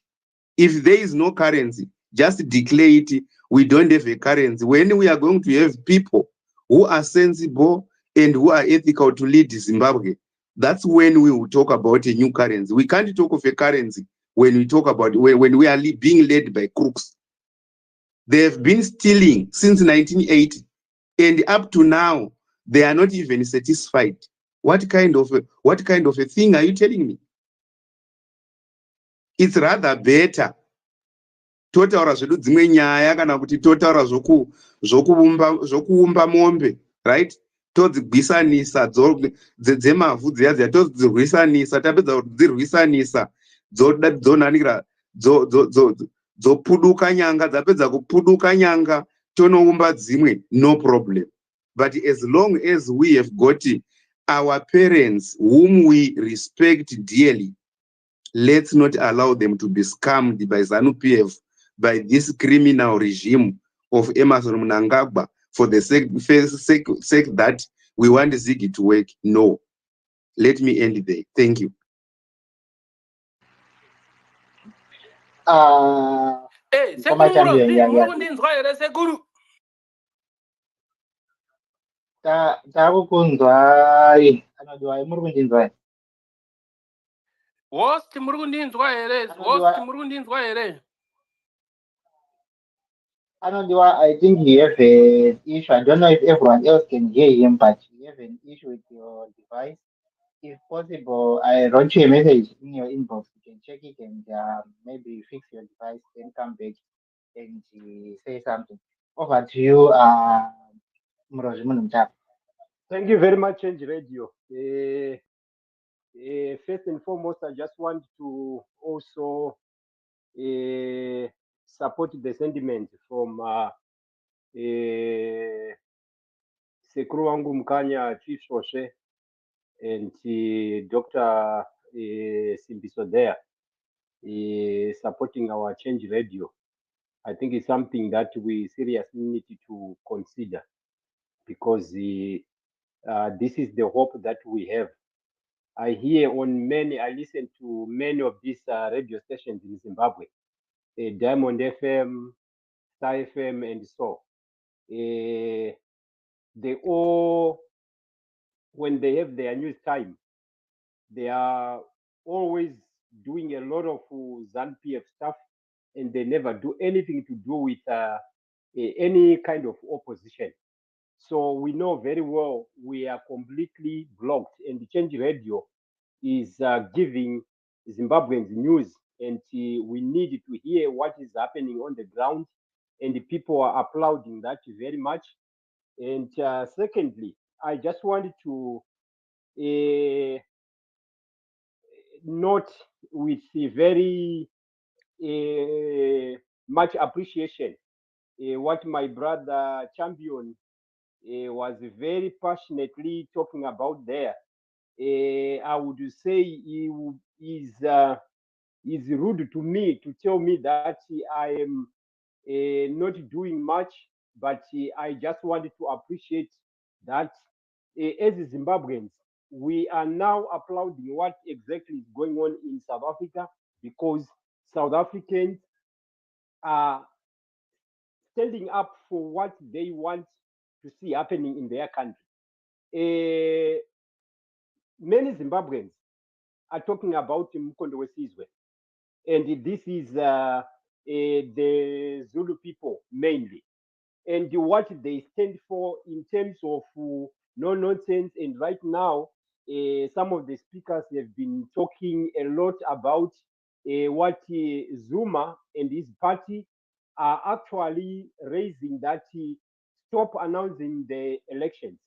And we have seen some of the videos of their people in KwaZulu-Natal telling them what we want, what is going to happen. But from our guest speakers today, as we were questioning them what they think they can also share with us, I think we are all in agreement that we must take the position to help ourselves, because SADC, AU, European Union, the Carter Foundation, all of them, they've clearly said the elections in Zimbabwe were a farce. It was a shame to even call them elections, and we all know that. But why we are so happy about the fall of ANC, it's because of what the leaders like Cyril Ramaphosa has been supporting Mnangagwa, going to Harare for the inauguration, that the Zimbabwean people said no, because we are too nice not to stand up for our own. And now August is coming, and now we have a position that I want to support the Chief Soshe. We must help each other. I do understand that we are a people who don't want to be involved in politics, but it is upon us, it is upon ourselves to organize ourselves so that we can shape the country that we need.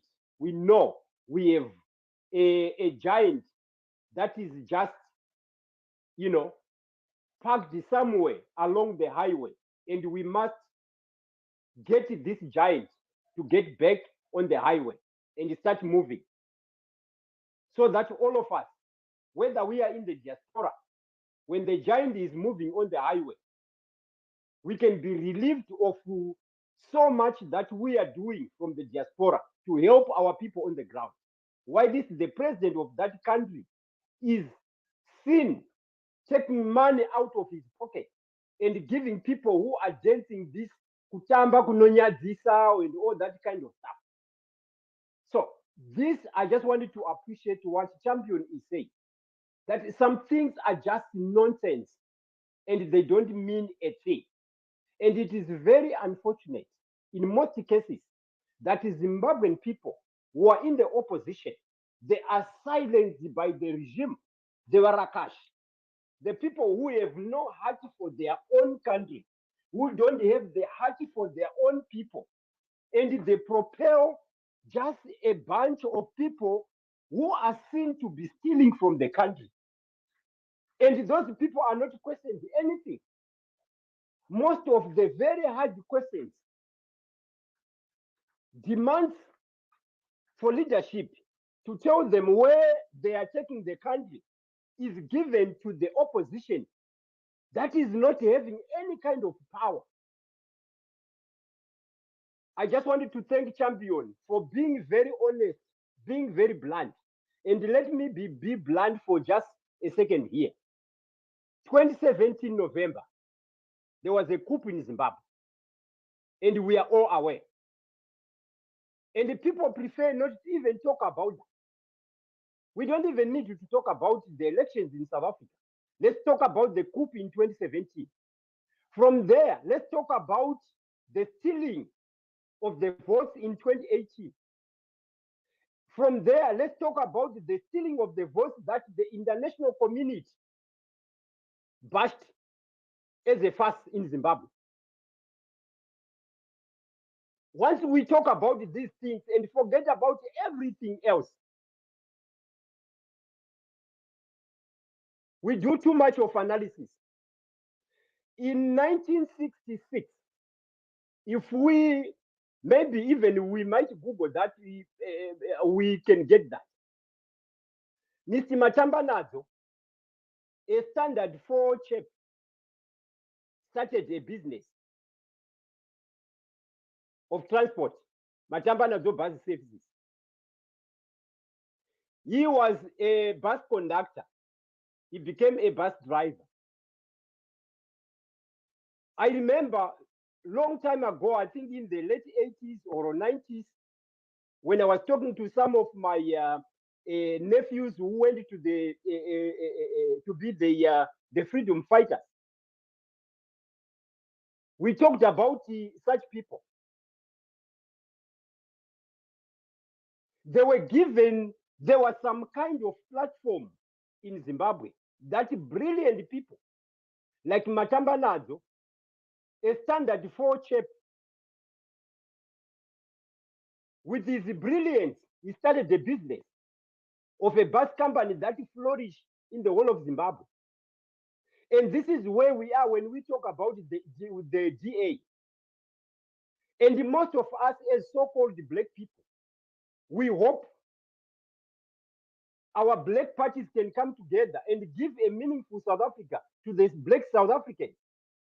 But we are also shivering if DA can come in and join with ANC and change the landscape of the economy in South Africa and do well as it is doing in Western Cape. And that will expose our failure as a people. The failure of South Africa has already been seen in Zimbabwe. It is one and the same thing. So as Zimbabweans, let's stand up. Let's organize ourselves. We are very aware of all the mistakes that ZANU-PF has done. And the leader of ZANU-PF today is the leader who has been there, who was the right-hand man of Mugabe. He was discarded by Mugabe because he said he has done a coup against me and I'm not happy with it. And he died not happy with what happened. No miracles that we are going to see. Let's do that kind of analysis. Then when we get Zimbabwe back, we are going to get our good doctors, Dr. Ranga, who put them in their rightful places, and Zimbabwe will flourish. We have many of them, but we need Zimbabweans to fight now, get things right. ZANU-PF is just good at bashing all those people who wanted the change. That is good even for those ZANU-PF people. We saw Wanamaponga. They were living in South Africa well. They had problems there. They came back, they tried to change a little bit. You know, we are running in circles. ZANU-PF is even destroying itself. What more of us who don't like it? I will end here. Thank you. Anyway, can I just answer something here, if that's all right, Mr. Champion?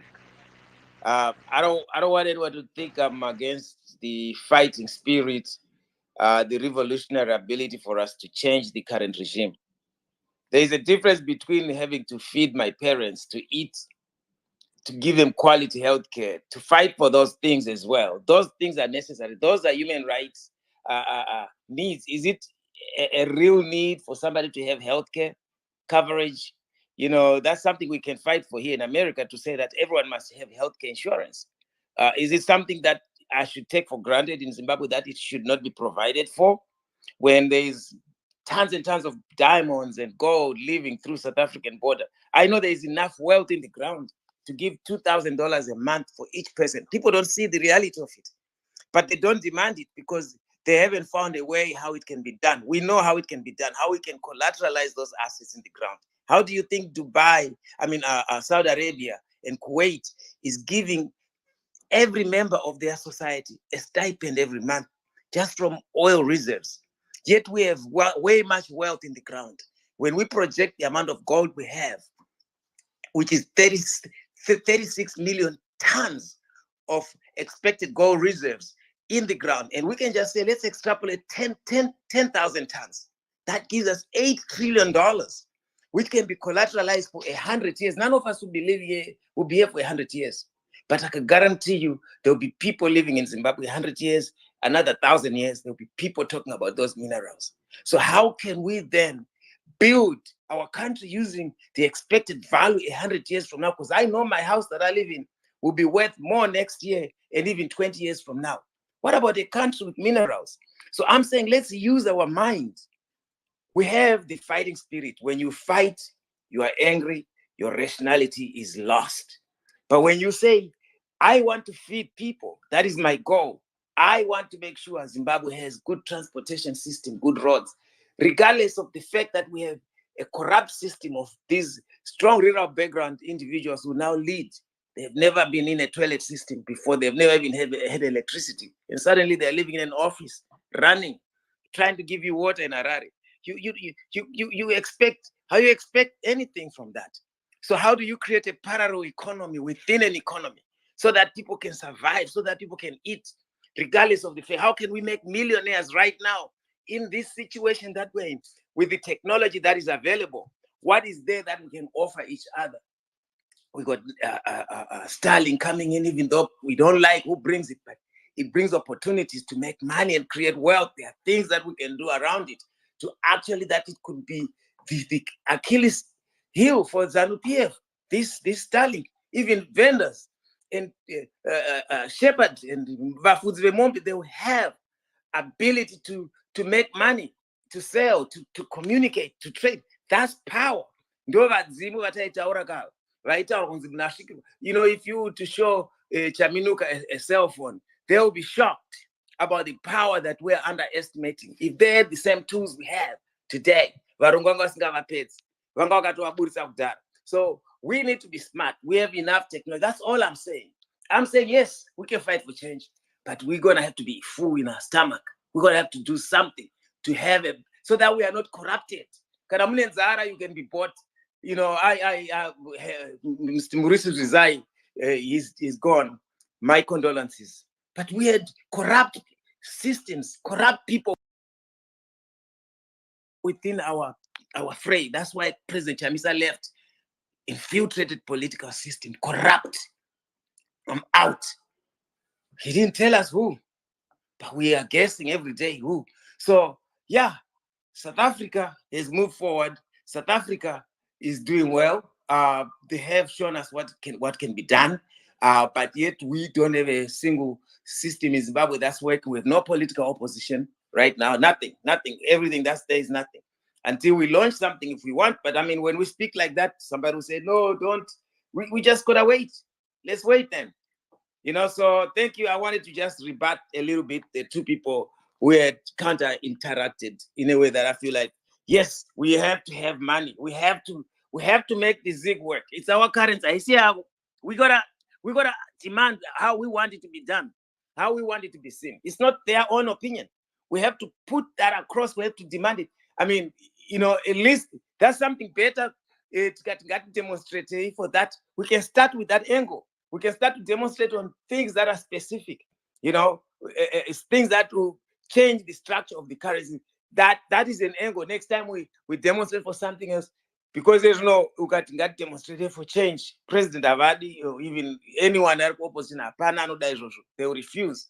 Saka demo. Saka, what method do you have? You don't have anything left for you to change this government except to economically empower yourselves first. That is why you need a stronger currency. You know, ZiG is the best way forward for me. As far as I see it, every country needs its own currency so that their people can have an ability to change. Vendor activities, they need an ability to share their power, to transact. They can't get hold of a commodity like United States dollar. It's expensive. It's just as good as buying goods. You can't get it anywhere just as easy as that because you didn't print it and it's coming each to a 20% surcharge already. Because when it leaves America, it's already at a 7% interest rate. You can't afford American dollar. And the West, Zimbabwe should be fighting to stop it completely working in Zimbabwe. But you know, you all want to stay in that mess. And that is why you're not trying to solve these problems. We gotta have to start solving problems, demanding these problems are solved. If they can be championed even externally with everybody supporting the cause. Because these are the things that will save us. It seems like every day. It has to work there. Anyway, thanks. My final rebut. Thank you, Divine Mapa. Champion, please. Champion, All please, right. please. We have a Yeah, I just wanted to say to him, I have nothing for you, my brother. As long as you want to sacrifice your parents for the betterment of yourself, you can do that. no problem. I will not rebut you. I don't have time for that because I think there are other Champion, issues. Yes, thank you so much. Yeah, thank you so much. I will give you time. Let's hear what Signor says before we go to Mrojmada. Then we'll come back to Champion. Over to you, Signor. Change radio makadiko baba. This is a recorded space, eh? Yeah. Allow me to say, with your protection, I want to say my views. Oh, by the way, I would have chosen to work with the system, but I'll be lying that I refused. But thank God I did not work with the system. The problem, I know one day people will agree with me. It's not ZANU-PF. ZANU-PF and the man called Baba Tongai, head of state and government, Ramnangagwa, they are answerable. There's a vast difference in what I've said. Now, my point is we are failing to hit the target. We are failing to identify the problem. And the more,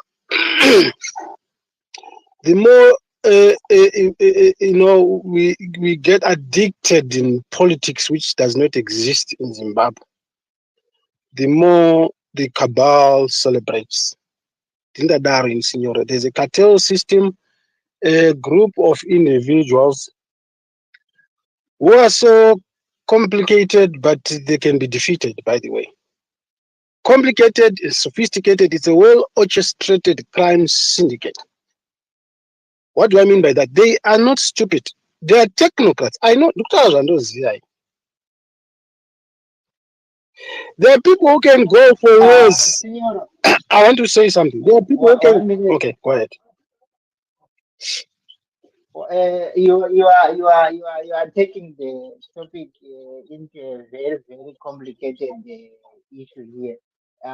If you can just come back a bit to talk about the ZiG, then maybe we jump into South Africa in the election. Then thank you. Okay, I'll do you justice. Why I'm talking about that, I will contradict myself and talk about ZiG, which is the symptom, and talk about the South African results, which is the symptom. But my earlier statement, then it should ring a bell what I'm talking about. The ZiG is not going to work. It failed the day one when our governor announced, and I'm not saying anything that is not traceable here, that the idea of the ZiG is not a Zimbabwean idea. It is a World Bank idea. So that in itself is very problematic. It goes, together with some of the points that are being highlighted here, like the 2017 coup. Things happen, people don't question. It's not conspiracy. It's not anything other than straight talk from the governor's office saying, if this thing fails, do not blame me. I don't think we need any interpreter to say that this is general acceptance by the governor on behalf of the government that we have failed to run the economy. So the ZiG will not work. I am 100% Zimbabwean. I love my country to born. I'm not an enemy of the state. And I'm not bringing down the efforts. I'm being realistic. I've seen it. We've gone through my followers license, which most of you guys may not have a clue about.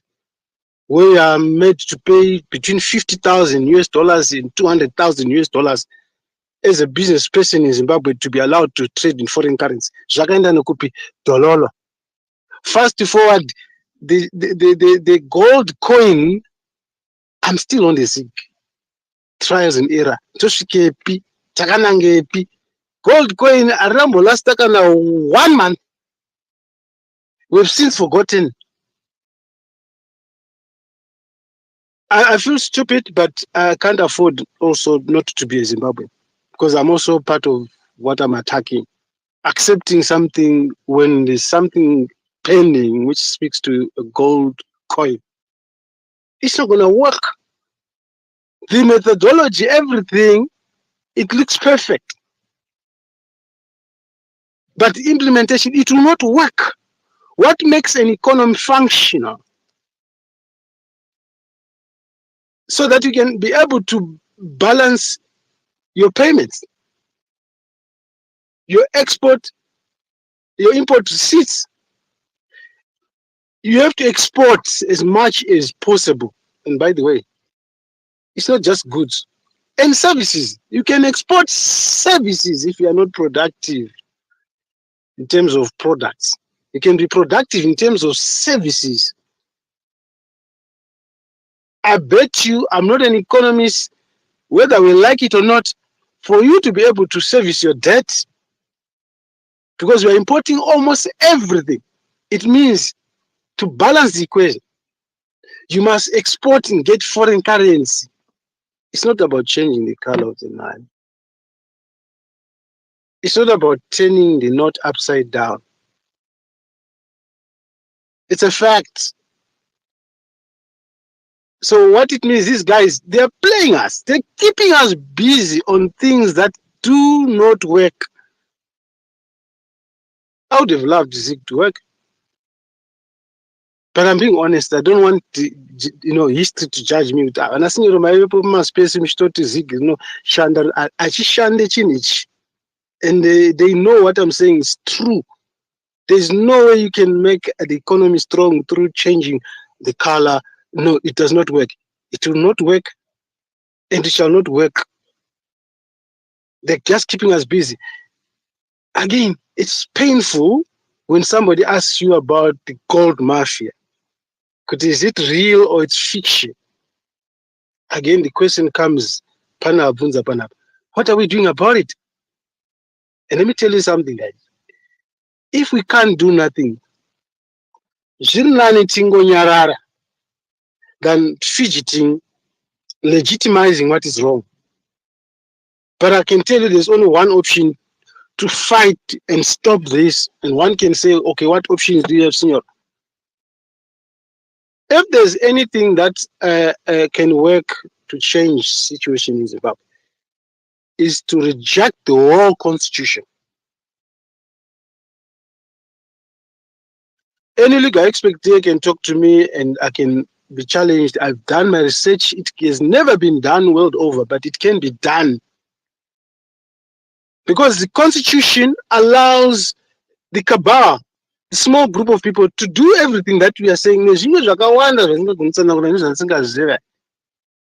got loopholes, it's malleable, it does not work, it simply protects the elite. It's an elite group.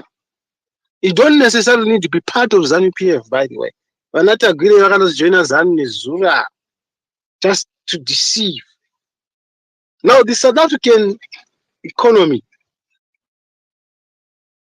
is entirely dependent on the Zimbabwean economy. Two, apart from us giving them business, it's a gateway, it's not a secret. DRC, Malawi, Zambia, and partly Mozambique, they use the border. I think it's the busiest border in the region, if I'm not mistaken.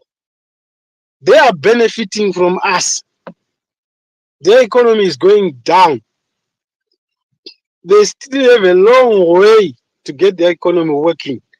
So to me,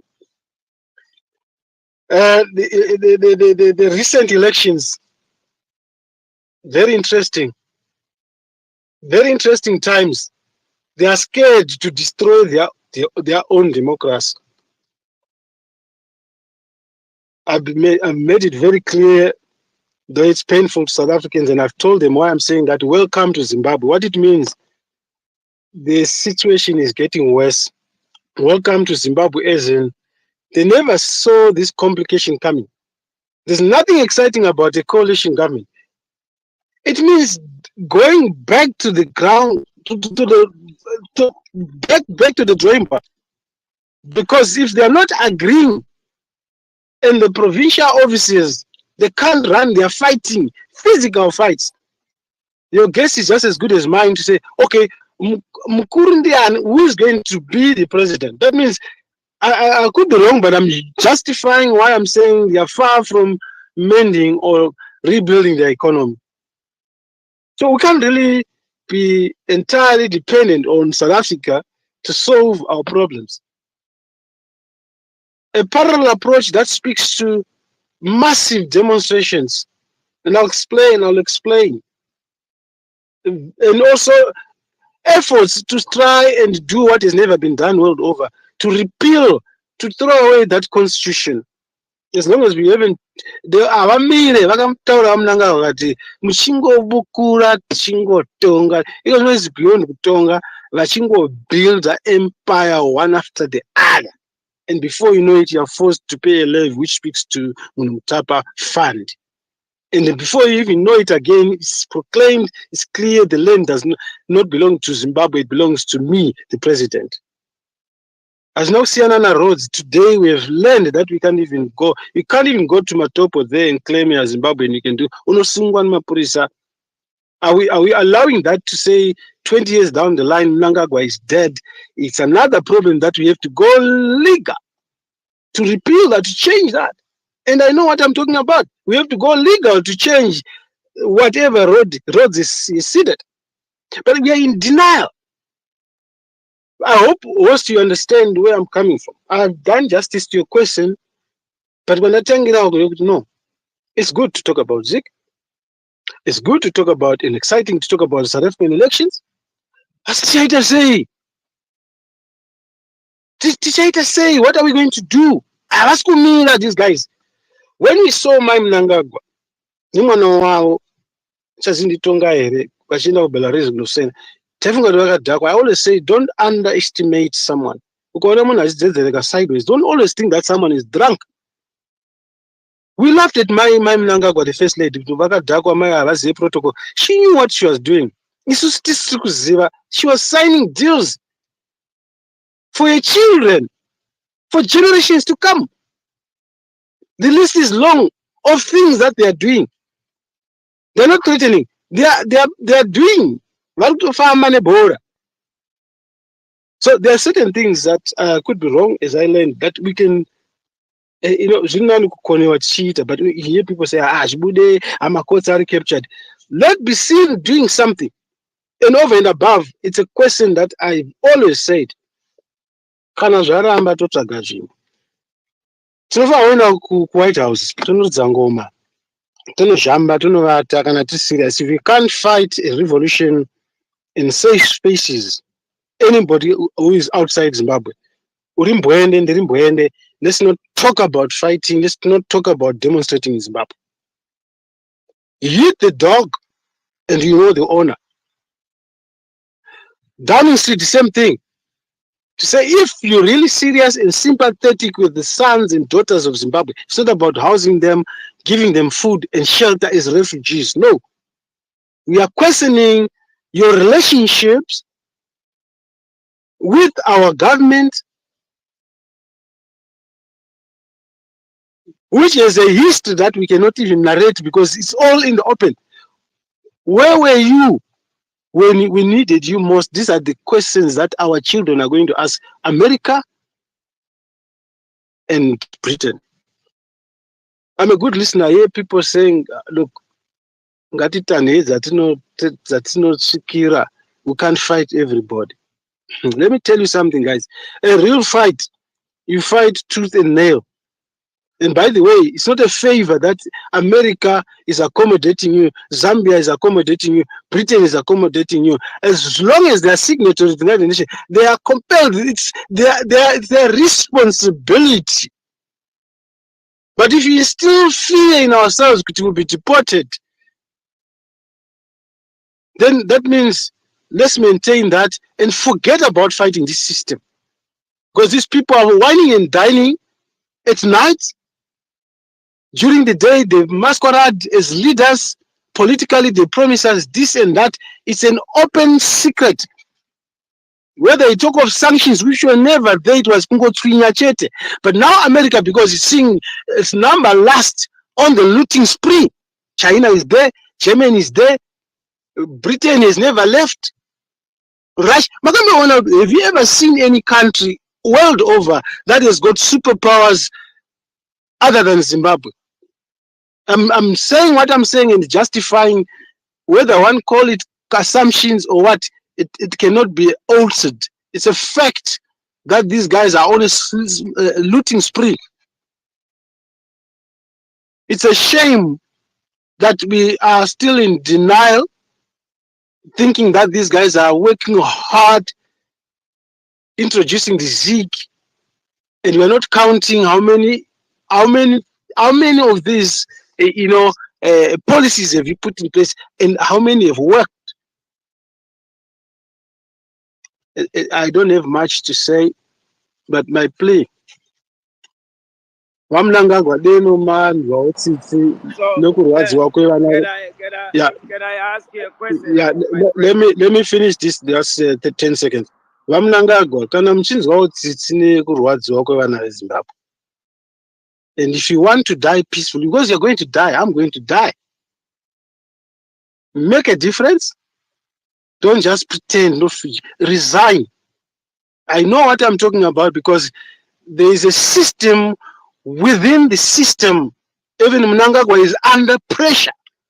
But you can always return that Chinchi community. You go back to others and say, guys, if there are conditions that are causing you to sell the heritage of Zimbabwe, well and good. Be a man, stand up and say, I'm resigning. You can go ahead and ask me a question, my brother. So you realize the fact that you have not proffered a solution. Yes, I like everything you say. I prefer the solution, and I'm asking you a question. Is it difficult to demonstrate White House? Is it difficult to demonstrate Downing Street as examples? Those are solutions, and answer me in the same line. Thank you. All right, okay, I'll give you that. But still, how do you propose that can be done? Obviously, it's difficult in Zimbabwe. I can answer you that it's difficult to demonstrate in Zimbabwe. The opposition leaders that do not want to do any demonstration in Zimbabwe, if you ask them to do that, they will not talk to you, they will block you, they will not even entertain you. They will never demonstrate in Zimbabwe against this regime, no matter what you do. So what is your other way? Are you going to pick a gun? Because that's not going to work. You got nowhere to launch it. So you can't go to war. That's just an old school system right now. It's not working for us, right? So you're not going to do that. So what is your solution? Because what you just proffered, it's not going to work. It's in Zimbabwe, they're not going to let it happen. The opposition won't let it happen. I would not say it's the ruling party because I've seen that they don't want to do it because the ruling party will never say yes. I don't care what they say. I want to demonstrate, and I want an opposition to lead it and tell me, let's go. I don't care whether they're going to shoot two tomorrow. I'm okay with it. I'll be in the front. So what is your solution? That's what I'm asking because Okay. the opposition is not going to offer you that. Listen to You this. know that. Listen to this, Marist brothers, boy. You know me a little bit. I have a military mind. So in the military, they talk of reconnaissance, strategy, and then you launch. You cannot proffer solutions if you cannot recognize the problem. The rest, I'm going to leave it with the host. Is what you've just said. You have deliberately, or maybe you didn't hear, you have left out my proposal, which is my last response to your question, that is it difficult to hit the dog, which is Washington and Downing Street as an example? But because maybe you didn't hear me, I'll ask the host if you heard me on the proposals that I put across. I don't think you heard me, or you are deliberately deciding not to point out to that. Host, thank you. Right. Gentlemen, we have to close and take a rest.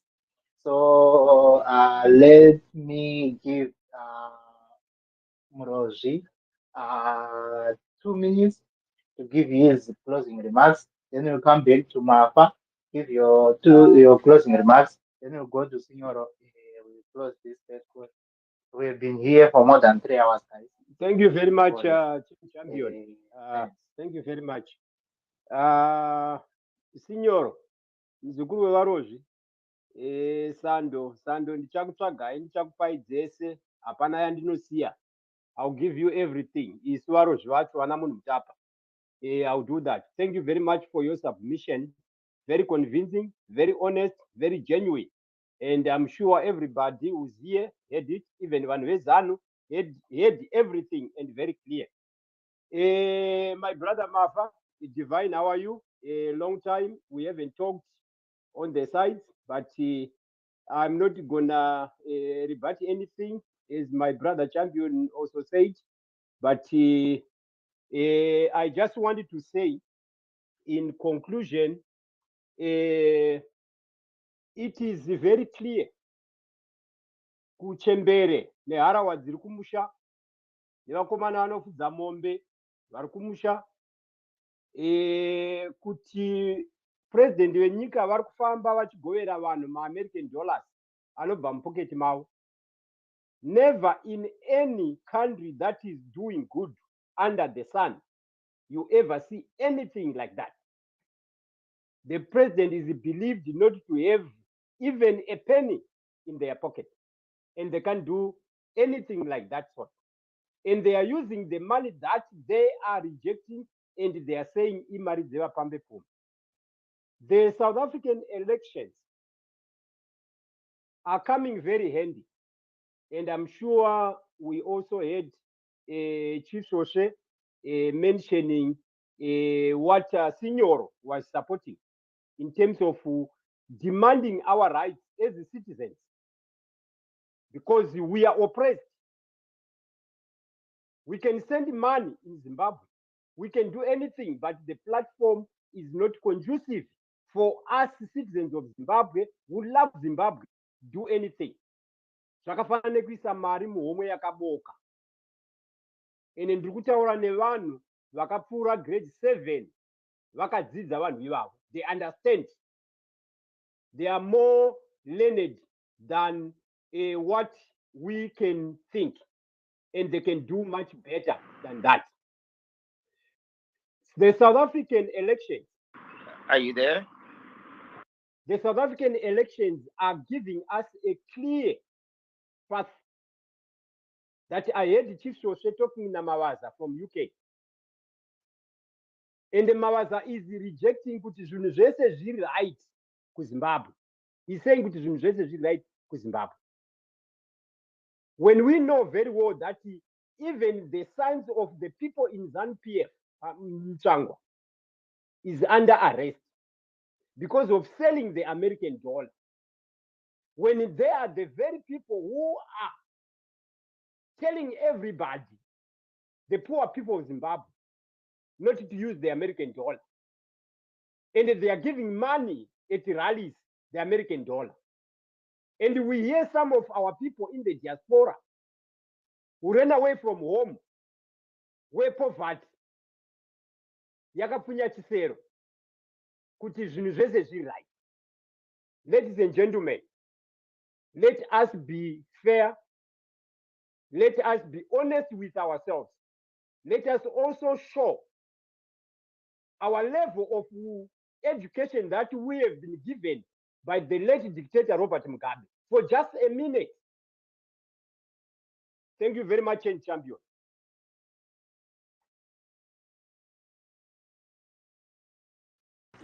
Thank you, Mroshi. We go to Senior. We are closing, guys, so you just give your closing remarks. And yeah, so we go to, we said Mafa, then Senior. Senior, then Mafa. Mafa, then Senior. Over to you, Mafa. Thank you, everyone. Just, I know I came in the middle, but I founded Zimbabwe Economic Movement in 2017, just before the coup happened. Zimbabwe Economic Movement is older than EFF Party. It was formed way before the economic fires in South Africa were founded. Was push of economic movement in Zimbabwe. to empower people so they can be well outside the realm of politics. Feel powerful because everybody is always sending money, try to start projects. Whether you are in opposition, you try to do something to feed your family. But how do we improve the amount of money people can make so they can eat better? They can at least reach better ability to send, to also even go to India and get medical care. Why not? Because there is no hospital in Zimbabwe that works. If you have kidney problems, you need to fly. We need people to have access to have passports, to be able to be empowered, to be mobile, so they are not landlocked in Zimbabwe. So our goal was very vital in terms of looking at community and Zimbabwe its core as a developmental project to help each other to make money to succeed. So now we have also been part of properly the idea of ZiG, but in a way where we collateralize the assets in the ground. And that means we can measure it. We can actually show it to the public, and everything is transparent. They are lacking abilities in the currency, and it's a very innovative product which has not been handled with care. And it is us that must demand that it works. By simply saying, well, we don't want it, it's there. It's there. You are not at the table. How do you negotiate from this place? And I know, I'm sorry, it's terrible when Chivayo comes out and says, well, you were not there to ask for a deal. I know it's terrible, but it's access. So the table is a place where even Russian president meets Putin. Putin meets the Ukrainian president, and they speak on the terms on how they can kill each other better, or at least something along those lines. So the idea is for us to continue to engage the government, whichever way, letters, demonstrations, or representatives to air the ideas that make ZiG become better, because it's needed regardless of what. We have to have a currency, no matter what, no matter whether we say somebody will have to put a currency that will have to work. Even China has a currency, but yet it's a despotic government. So is Russia, yet it's a despotic government.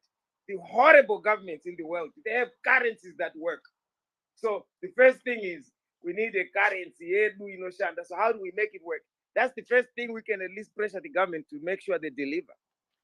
Those are the things that we can rise up and go out and demand to end up my streets a Zimbabwe economic movement. So these are tangible ideas. These are things that even my soldier, it's a problem. They agree with it because of Arutudo Marino Shanda. But uda change. Yes, that's the ultimate goal. But we need to take the pieces of the apple tichiona patokwanisa pa nima angles, just a strategy, like the senior says. Get on a strategy until ZANU-PF achieves 30% of its popular vote, maybe in 2028. So those are strategies. South Africa is showing up a blueprint. Now we're going to have internet. People say, what? The internet. But internet will allow even Mufudwe Mombi Angari Pana Terror spaces to discuss a ZiG for free. Simply because a community yoku area, they bought one satellite, cover that whole area.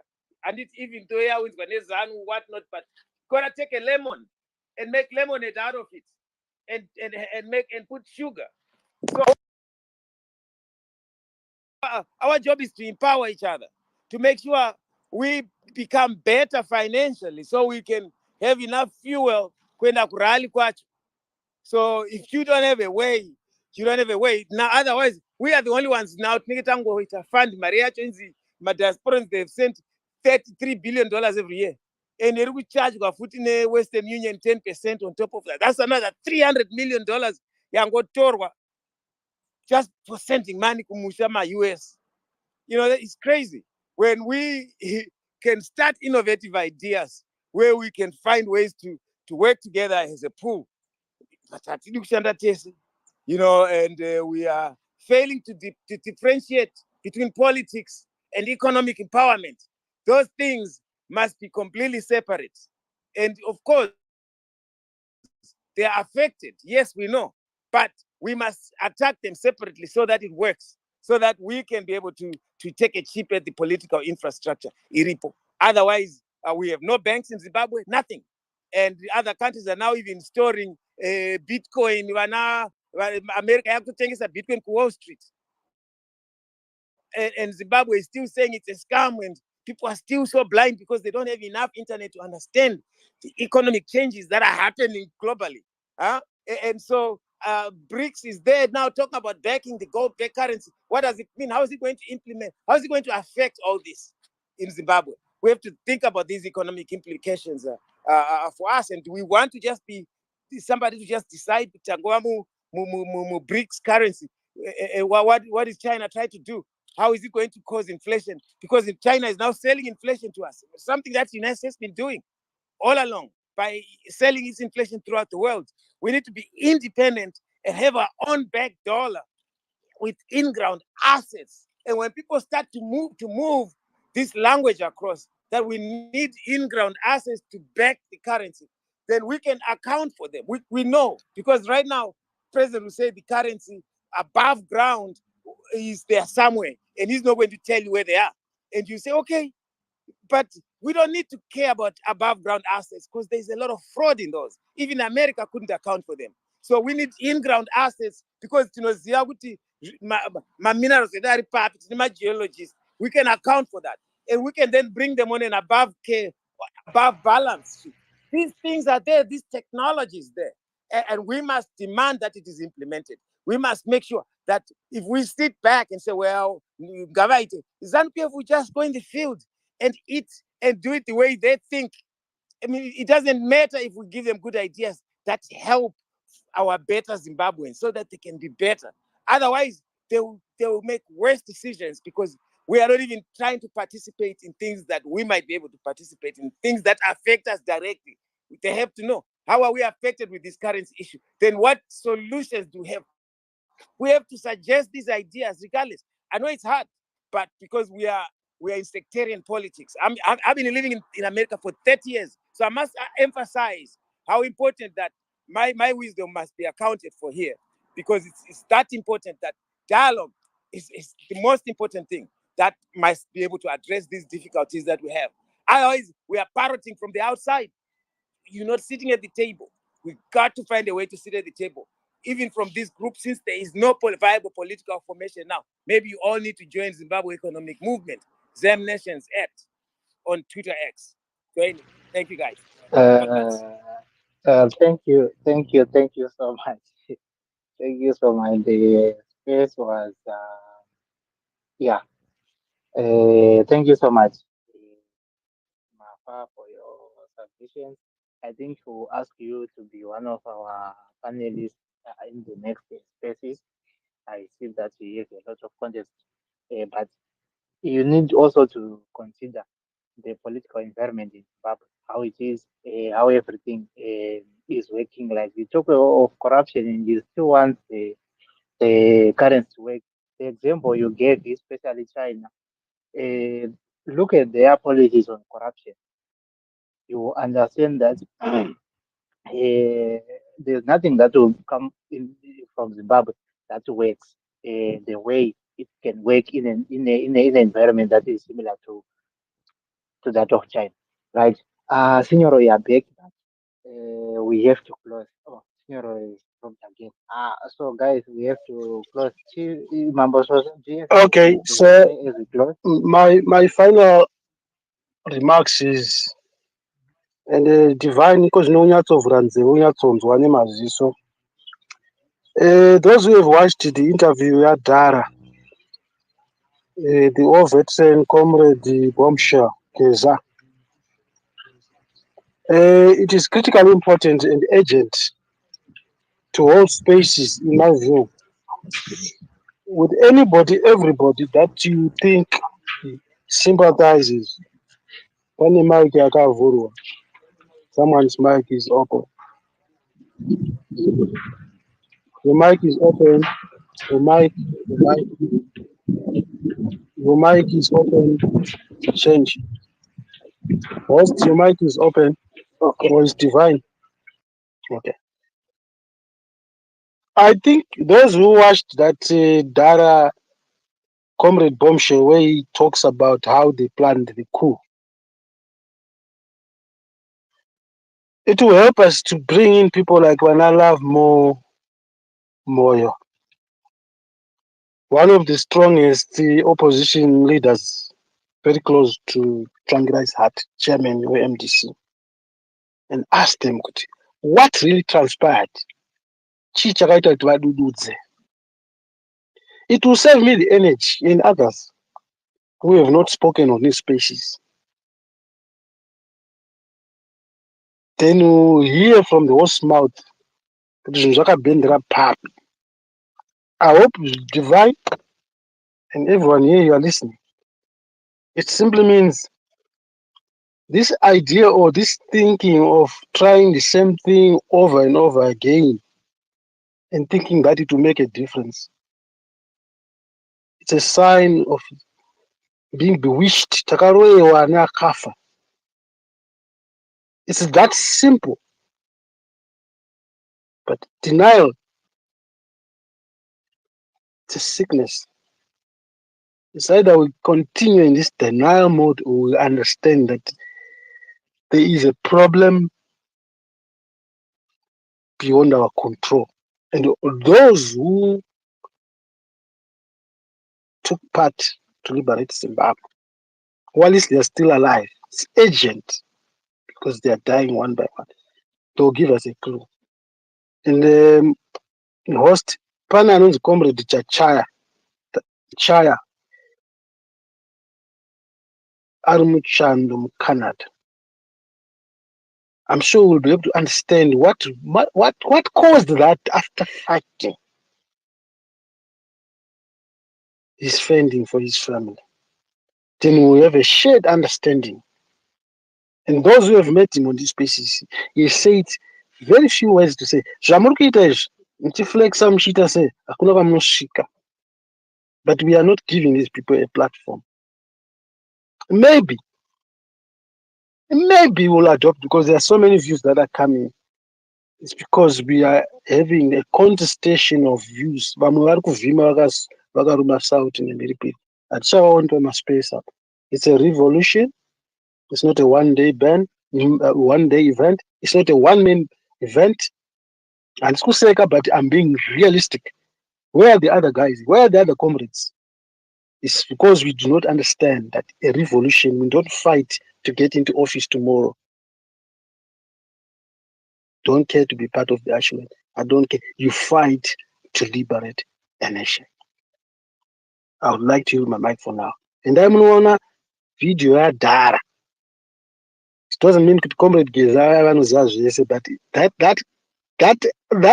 that generation, I can tell you and assure you, they may not give us the solutions, but they will shed light on exactly what is happening and probably be shocked that some people who are masquerading as comrades havana kurwa hondo yavo. And I want to know my president kuti vakarwa hondo kupi and vanga vari camp ipi vakatrainwa kupi. I did not say he did not. It's my right to know. Many thanks. Thank you so much. Guys, we have to plot one day. I promise you, one day we have a 24-hour space. People will come here and say all they have without limitation, without anything. I tell you for today, we have to close like been 5 hours here. We are now trying to fall asleep. We are Exchange Radio. We are also asking donations to support our correspondents. We are based in Zimbabwe with data and some little logistics. So up there we pin the link. You can click on that link and make a donation. Maybe you can also subscribe to make a donation every month. Thank you so much for coming Leo. to this space. My name is Leo. Okay, go ahead, Mama. All right, thank you, Change Radio. Let me take the opportunity. You never close the space without thanking the people that have made the space a success, the people that have been here for the past 3-4 hours. We want to thank you. We want to appreciate you for just by being here. It doesn't matter you contributed or you were a speaker or you asked a question. Your presence here is greatly appreciated. And the two gentlemen that spoke are the ones that caused me to want to say something as we close. My brother Signoro, what we have said is very true, and I've also said it. If we do not do something, and I think that's also what Professor Mayembe said, that if we do not do something on our own, let's forget about freedom. Freedom doesn't come cheap. Freedom is never voluntarily given by the oppressor. You know, those that are oppressed must demand it. We have to get to a situation so angry, become very angry that we are prepared to die. We are prepared to demand our freedom. And we have to get to that extent. SADC, as the professor said, SADC has done its part. They wrote a very good report that we may never see again. All we need to do now, and I'm speaking this, from a point of knowledge, because I speak to some of those people in SADC. All they are waiting for is for us to do something. Our report was not thrown away. Our report is still there, but it can only be acted upon if the people of Zimbabwe do something that seem to agree or that is closer to agreeing with what SADC wrote. Because what ED is telling people, is telling other SADC leaders when they get to these meetings, is the situation in Zimbabwe is normal, it's peaceful. We have done our elections. Yes, there were problems, but we have moved on. Zimbabweans have accepted the results and they are okay with that. Look at the peace that is prevailing in the country. And that's what SADC wants. That's what other leaders want. They want peace in the region. ED will threaten them, but he will also be telling them something that is